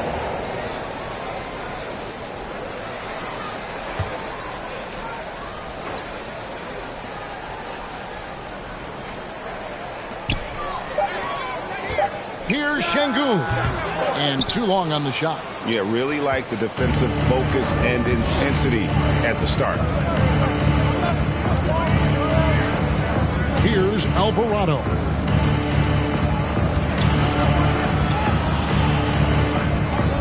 He kicks to Jackson. Just 4 to shoot. Here's Hayes. With the clock winding down, and Jackson throws it down. And you can see their strategy coming in. They want to control the paint. This is my type of approach. Get some high percentage looks. Then later, you can play inside out. And so here is Houston following the score by New Orleans. Pass to Christopher. Takes the 3. It's rebounded by New Orleans. They've been sensational on the backboard to start this game. Here's Alvarado. No good on that one. And the Rockets take it the other way. This game coming after a loss against the Jazz. And guys, there's really a fine line between being aggressive and being out of control. And in that one, they crossed the line. It's a catch-22. You want your guys attacking, playing with a sense of freedom, but not if it means a bunch of turnovers. Here's Alvarado. No good with the layup. There's a minute 47 left here in the first quarter. Pass to Şengün. To the left side wing. Martin with a screen on Oubre. Take the pass to Martin. Here's Christopher. Off the mark, and the drought continues. And so it's Oubre with it. He brings it up for the Pelicans. 10-point lead. Right wing. Misses from close range. The will is there, but the execution is lacking. He can't seem to finish plays this quarter. 1:03 left to play in the first quarter. Here's Christopher. He's covered by Daniels. Yep, that one goes. And they've scored several times already here in the first quarter on the inside. Oubre outside.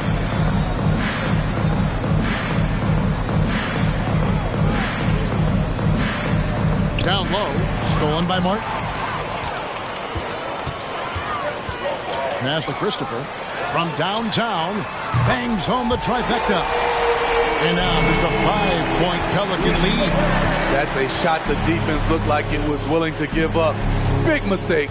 We've got a 9-second difference between the shot clock and the game clock. Now Daniels, looking at his point production, he averages almost 8 points a game. Here's Christopher. In the corner, Tate with it. From past the arc. And that shot was up in time, but doesn't go in. And that does it for the first quarter. Pelicans lead by 5. We'll be back shortly live from Houston, Texas. 23.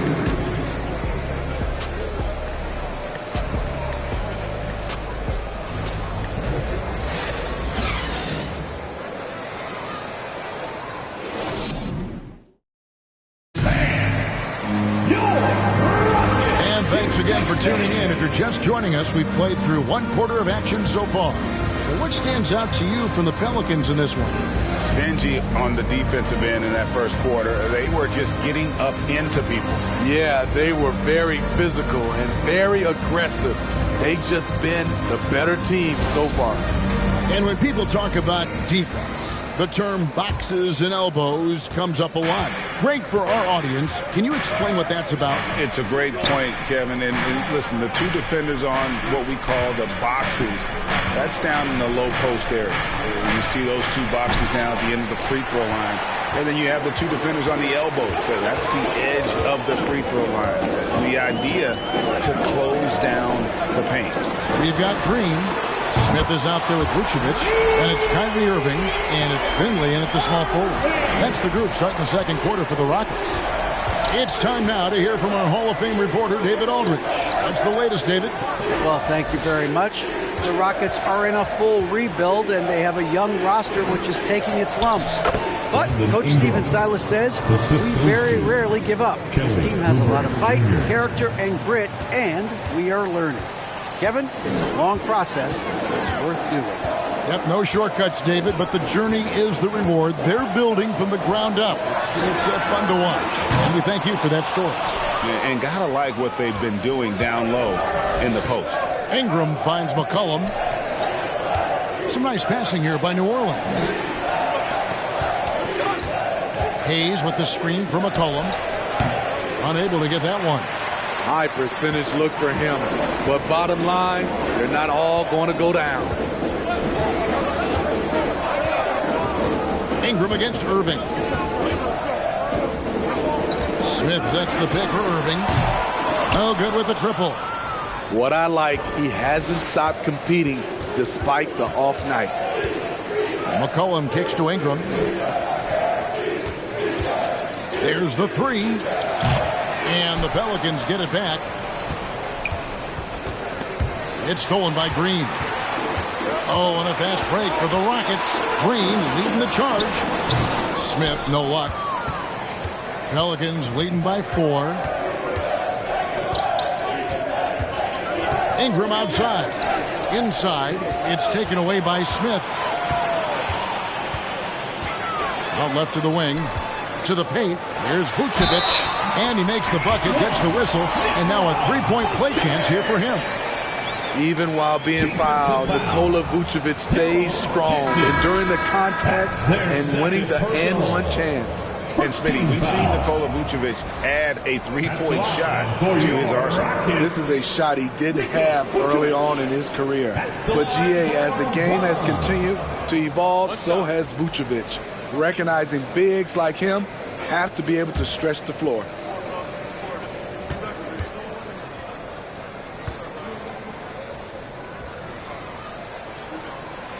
And Vucevic, no good on that one. You gotta love what he brings to the table. Nikola Vucevic, not too shabby from the line either. He can shoot it. Now here's Williamson. He's coming off a 25-point game against Toronto. Good on the bucket. Assisted by Brandon Ingram. And we're now a little over 2.5 minutes into the second quarter. Here's Green. Sweet little floater. Putting his size to use. Green's got great length, and it helps him there inside. Here's McCollum. Scores for only the second time tonight. Now 2 for 6 from the field. Resourceful move there. That was not an easy one to convert. Especially given the height disadvantage. I love the way he created space for his shot. Now here's Green. He gives the team some steady offense, a bit under 10 points a game. And a chance now to look at the schedule for Houston. On Friday, they'll take on Kevin Love and the Cleveland Cavaliers. And then on Monday, they'll go up against Devin Booker and the Phoenix Suns. And if I'm this team, I'm looking at this as a barometer to see how we stack up against some of the top teams in the league. They'll have to be at their best. But if they come out of this with some success, I think it'll build momentum for the rest of the run. Now here's McCollum. 6 points for him. His shot's it's not there right now with his team leading. Perhaps, let's focus on some other areas of the game. Irving against McCollum. Vucevic setting the pick for Irving. The pass to Smith. And here's Vucevic. Lets it go from the wing, and Houston again with the bucket. And likes the view from there. He's a strong mid-range shooter. And with that height, he can get a clean look on any shot at any time. Now here's McCollum. His scoring totals are something to take note of. He's averaging over 19 points a game. Smith dishes to Green. And it's Vucevic in the corner. Over Ingram. That's it, and the Pelican lead is cut down now to just 2 points with that basket from Vucevic. Nothing better than a hustle play like that. It gets the whole team amped up, sets the example for everyone. Now here's Here's Williamson. That falls. Nice feed that time from McCollum. Williamson's got 4 points this quarter. I'm sorry, that's poor defense down low again. It's been a mismatch thus far in the paint. Outside, Green. The tray. Zion Williamson grabs the miss. Williamson's got 6 rebounds in the game. The dish to McCollum. Back to Williamson. And Williamson throws it down. The defense can't stop a force like Zion. Once he's airborne, the slam is almost inevitable. McCollum against Irving. Here's Vucevic.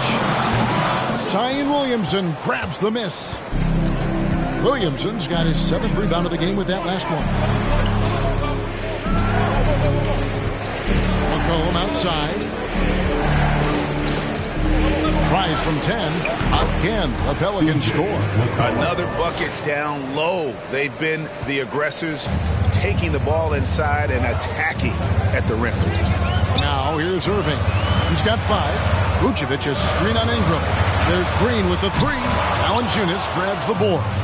And this has been an outstanding display on the boards, and it's a big part of why they have a lead in this game, doing the dirty work down low.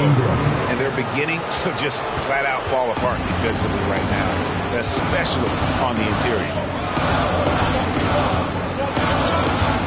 Green taking his time here. Outside Irving. Down low. And Vucevic throws it down. Clever feed by Kyrie Irving, moving the ball to a teammate with a quality look. Ingram kicks to McCollum.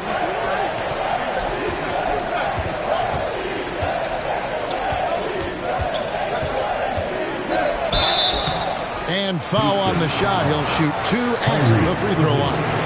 It's going to be on Kyrie Irving. So skilled at drawing contact. I like when C.J. McCollum plays with aggression. For New Orleans, they have gone 5 of 7 from the free throw line in the game. And taking a look at the numbers on the season, they've converted about 77% of those foul shots.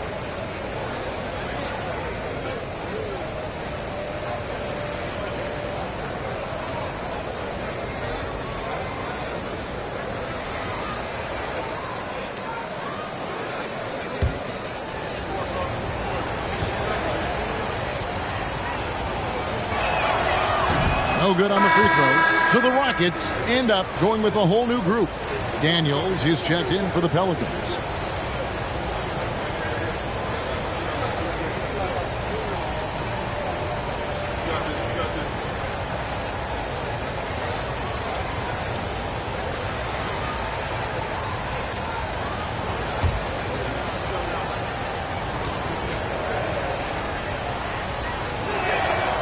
And he sinks the second. And now the first timeout called here for the Rockets. And for a while there, Greg, it seemed like we were entering the super team era. But lately, homegrown talent, players you draft and develop or sign and develop, seems to be the way teams are going. Yeah, and it's not easy to maintain a culture when you're bringing in stars from outside. We've seen some cautionary examples here of late.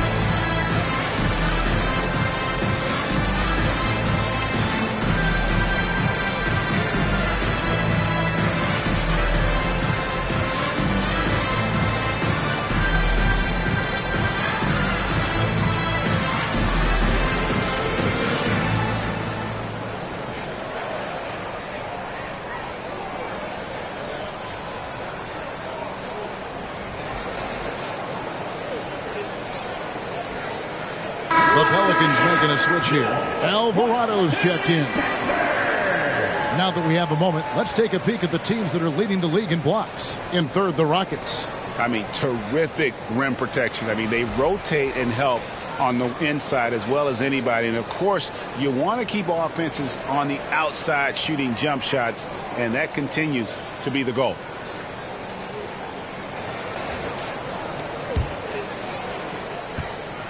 Rockets trail by 9. Here's Christopher.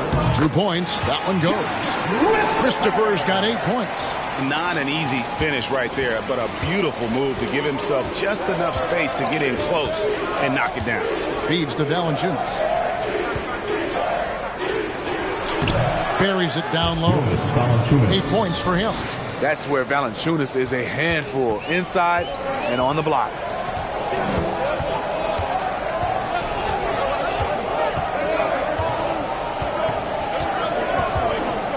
All this means is he has to be careful. Don't want to pick up a cheapie and get sent to the bench with 3 fouls.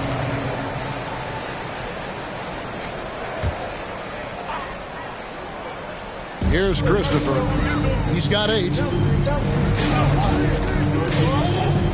Now here is Martin. It's stolen by Valanciunas. Right idea, wrong execution. They were looking to get a high percentage shot inside, but the pass was too late. They're finding lanes to the hoop now with consistency. 5 buckets in a row from the paint. So it's the Rockets now. Zion Williamson making his last shot. Rob.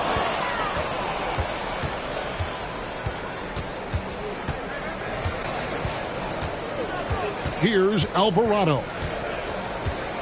Pass to Valanciunas.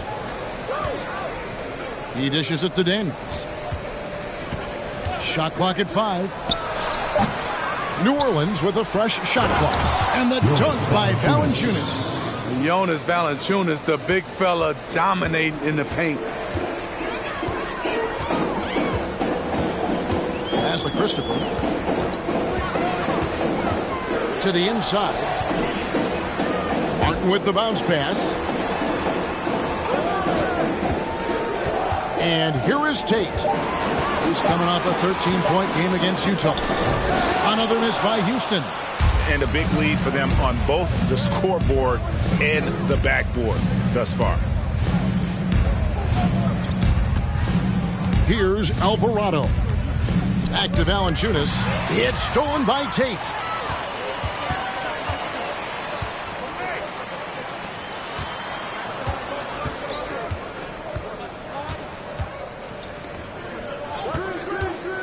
To the middle. It's stolen by Valanciunas. Here's Alvarado. Passes it to Daniels. Here's Williamson. Bank shot. No good. Rockets trail by 13.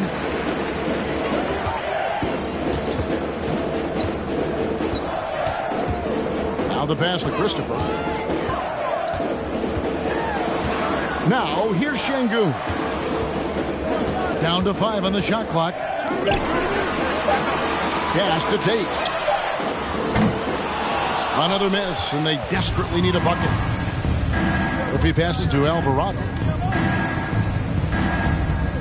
Inside.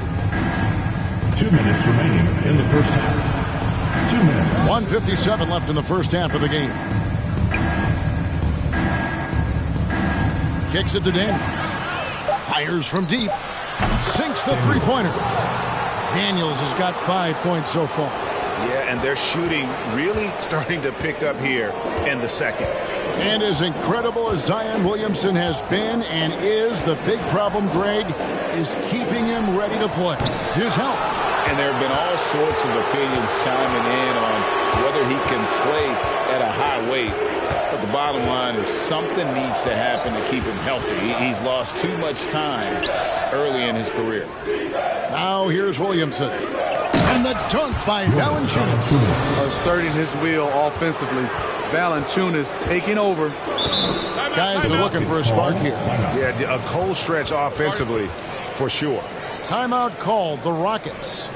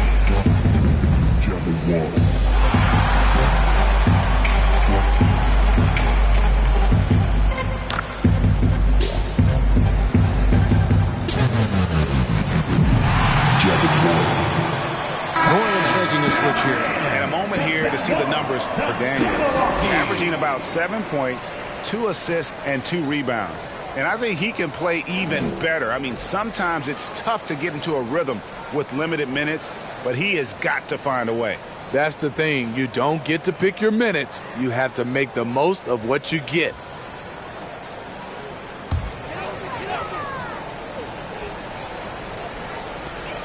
We've got 1:08 left to play in the first half. That's going to be over and back. Not watching for the line that time.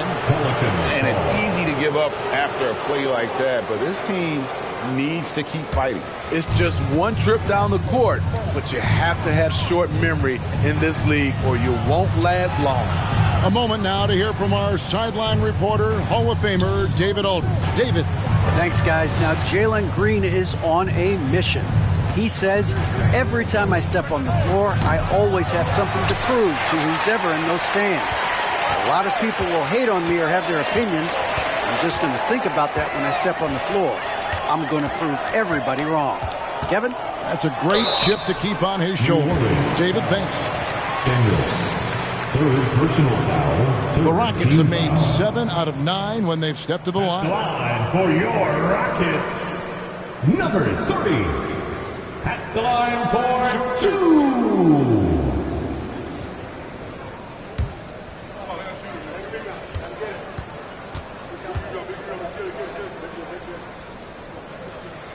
First free throw is good.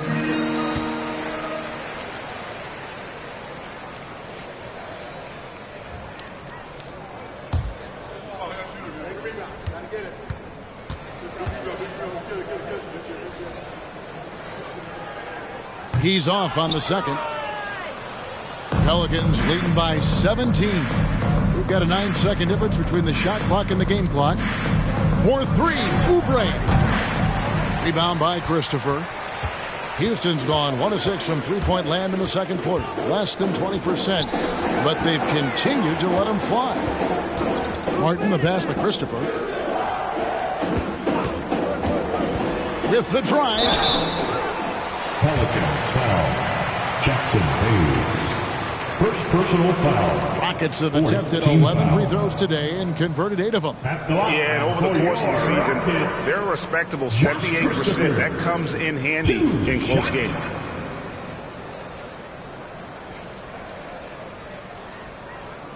Take a break. Take a break. 2 shots.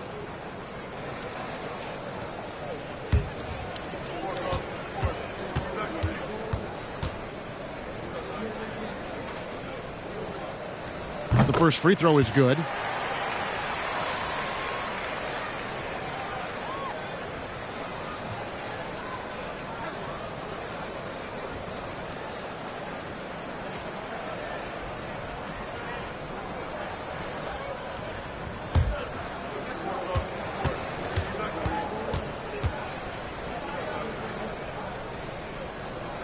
And he makes both free throws.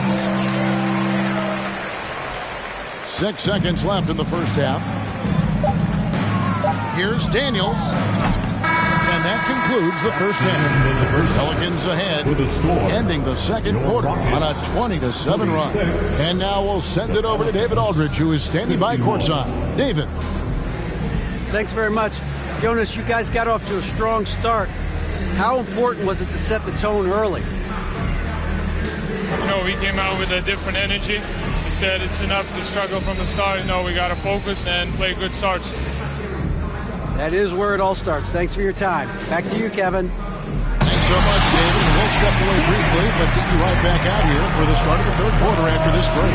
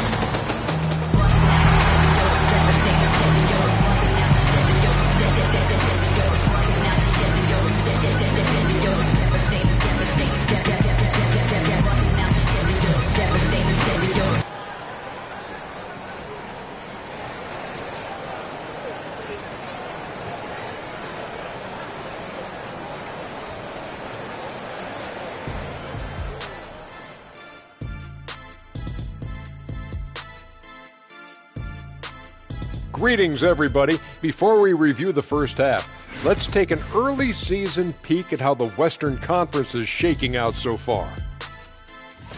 You know, for the Rockets, they're letting the losses stack up. It can dim your confidence and your playoff chances. They need to make some changes, maybe in their lineup, maybe shot selection, something. Now let's talk about our game tonight. A nightmare of a first half for the Rockets. I know teams love to rely on the three these days, but you got to know when to get away from it. They didn't, at least throughout the first half. Hopefully they're making the adjustments, but sometimes teams just get stubborn. And that is a wrap. Now let's send you back to Kevin Harlan for the start of the third quarter.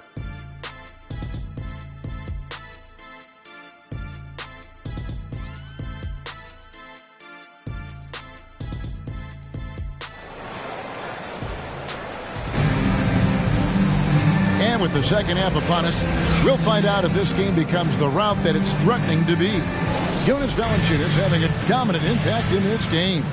Well, with a double-double in hand through 2 quarters, you can just imagine what his stat line will look like at the end of this one. They're asking a lot of him, shouldering the load in a number of areas. You just hope he has enough left at the end. So for New Orleans right now, up front it's Williamson at the 4 and Valanciunas at the 5. Brandon Ingram's out there with McCollum, and it's Murphy in at the 3 spot. One-on-one fast break. The fader. Here's Williamson, and there's 2 points. Working on the glass, paying off that time. Williamson's got 13 points.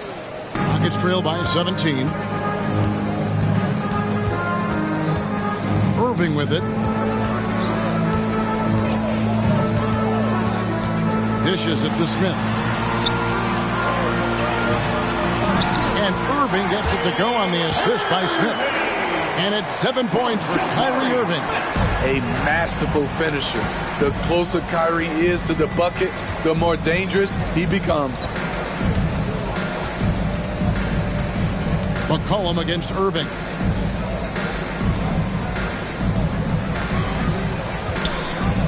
Just 5 to shoot. Pass to Ingram. Unloads from 13. It's rebounded by Houston. Shaky start to the half. Going 1 for 4. Still trying to find that groove. Here's Irving. He can't get that one to fall. And it's the Pelicans taking it the other way. McCollum outside.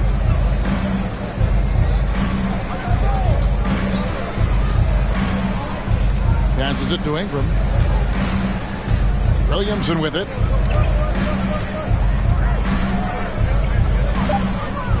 New Orleans needs to get off a shot. And the dunk by Valanciunas. Drawing attention from the defense. Zion knows there's probably someone else open. He understands the game. The pass to Vucevic. And foul on the shot, so he'll get a chance at the line. This is his second trip to the line in this one. Not the best statistic for him in terms of his performance at the line. Very low numbers. Taking 2 shots.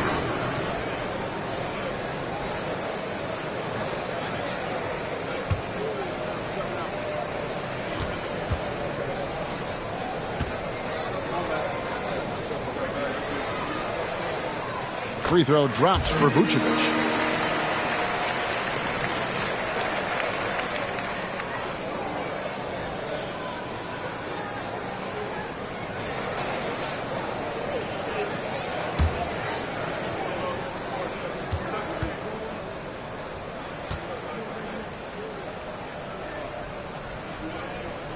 He hits one, then misses the second attempt from the free throw line. New Orleans leading by 16. And here we go. Williamson heading to the hoop. So fast in the open court. I say Zion is the ultimate fast break option. A floater, and Irving finishes inside. Irving's got 4 points now in the quarter. Man, I'll tell you, when you get your floater game going, it's a tremendous weapon. And that was another look at the fantastic Mobile One drive that happened a moment ago. And they might be down big, but you love the mentality he has to go at defenders and just keep attacking. And yes, it's good. Yeah, that's the third bucket in a row from the paint. This defense needs to clog those lanes in the middle. And you look at the way Ingram can get off a shot. When he gets to his spots, there's just no stopping him. Very few players can create like he can. Now, here is Smith. As you can see from his numbers, he's been a key component in their offense. He's averaging almost 18 points a game. They're doing work here in the second half. 3 or 4 to start. Pass to Ingram. And here is Williamson, covered by Smith. And there's Williamson on the assist from Ingram. Ingram's got 3 assists now in this one. A creator indeed, and the name you always hear, Greg, with Ingram as a comparison, Kevin Durant. And that's about as fair a comp as you'll find. Ingram is special with how he can rise up over defenders with that shot. It makes him a lethal weapon late in the game. Firing on all cylinders here in the third. Only 1 miss in 5 attempts. Ingram kicks to McCollum.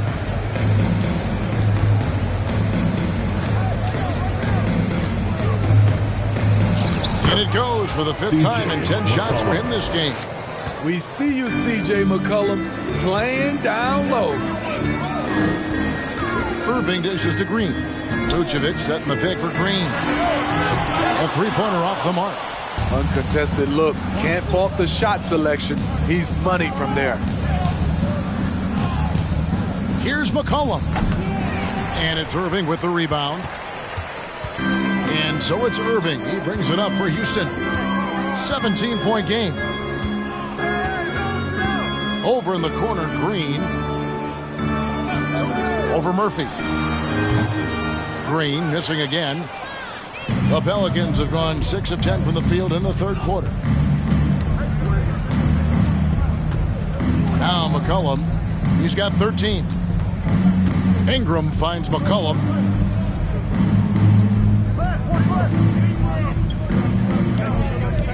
Williamson with this screen for McCollum. And the 3 off target. And you could tell he thought that triple was going to fall. Good D by McCollum. Pelicans leading by 17. Ingram passes to McCollum to the middle. Here's Williamson, and finished off by Williamson. With the reputation of a highlight reel dunker, Zion's always ready to put on a show. And great camera work showing up on the AT&T 5G Slam Cam. Some tough offensive sets. They want to turn it around. Yeah, right now you just need a bucket to get some momentum. Now a timeout called by Houston.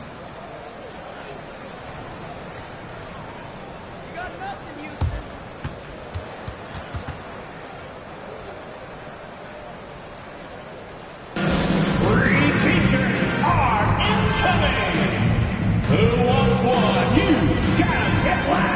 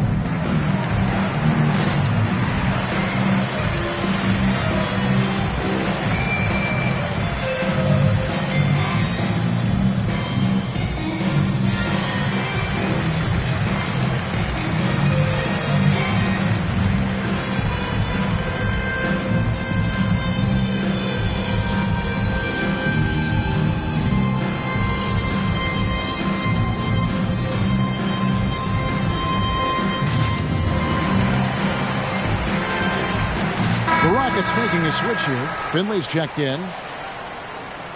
And there before you are the teams that have been absolutely red hot for the last 10 games. The Pelicans 4th.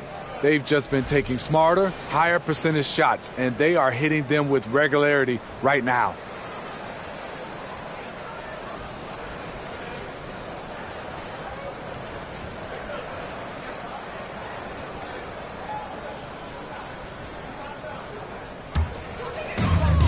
Outside, Green. Back to Irving. Fires for three. Rebounded by Jackson. Jackson's got 4 rebounds now tonight. Hasn't been able to dial it in from distance. He has just the 1-3, and that was in the first half. Williamson double team. Oubre off with the layup. Rockets trailed by 19. Pass to Irving.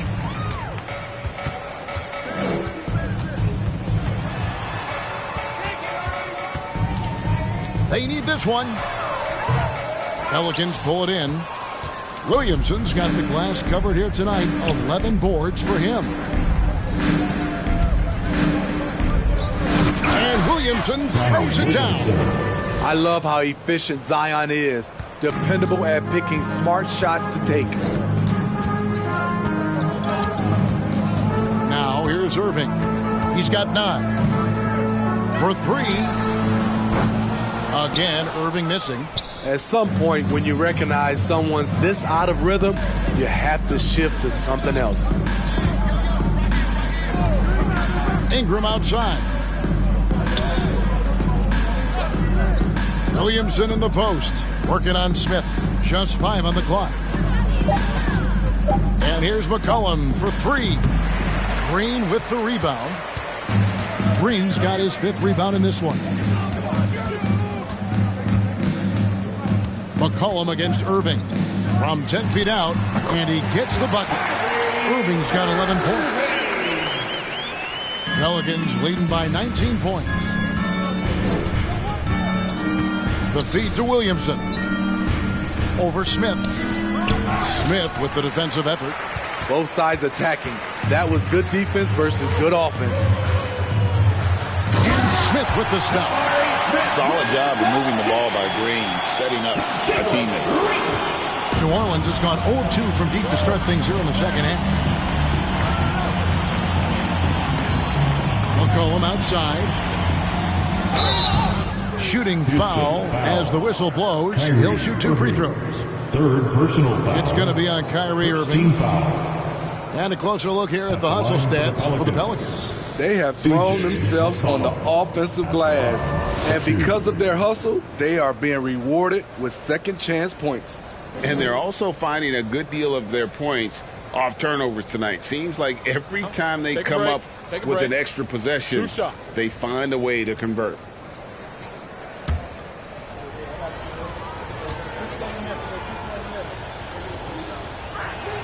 And the first one at the line is good.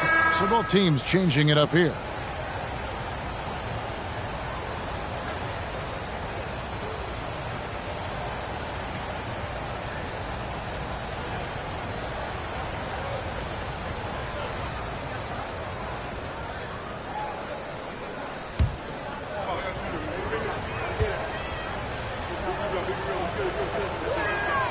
And so McCollum nails both of them.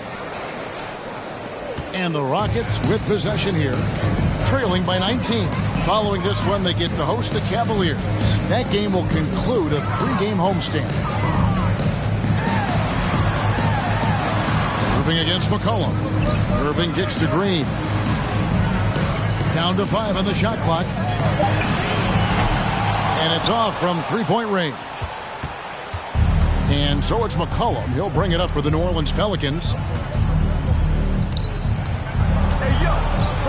He feeds it to Jackson. Basket counts. Jackson's got his second basket of the night. His assist numbers have grown. C.J. McCollum, pass on time.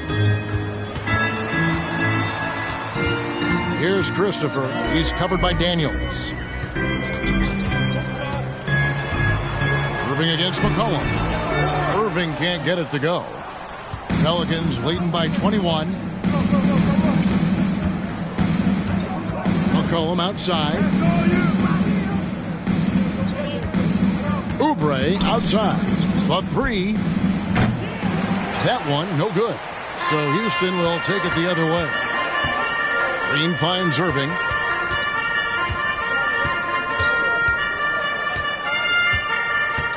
Passes it to Şengün. Here's Tate, and he uses the glass on the layup. Great timing. That can be the difference between an assist and a turnover. And there's the pass to Hayes.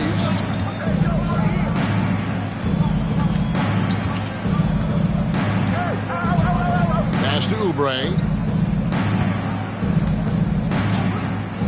Fires the three. That shot no good. Rockets trail by 19. And here is Tate. He's averaging a bit over 5 points a game. Outside Irving. Here's Green.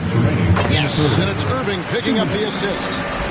Irving's got 3 assists in the game. And they're passing the ball very crisply here.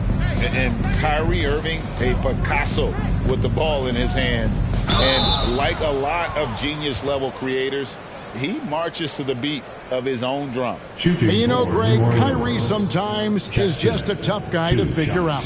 And the danger is pulling too much in your own direction. Even he confessed regrets about in Cleveland withdrawing from teammates and isolating himself.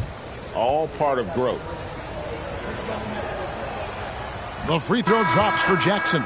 Martin's checked in for Kyrie Irving.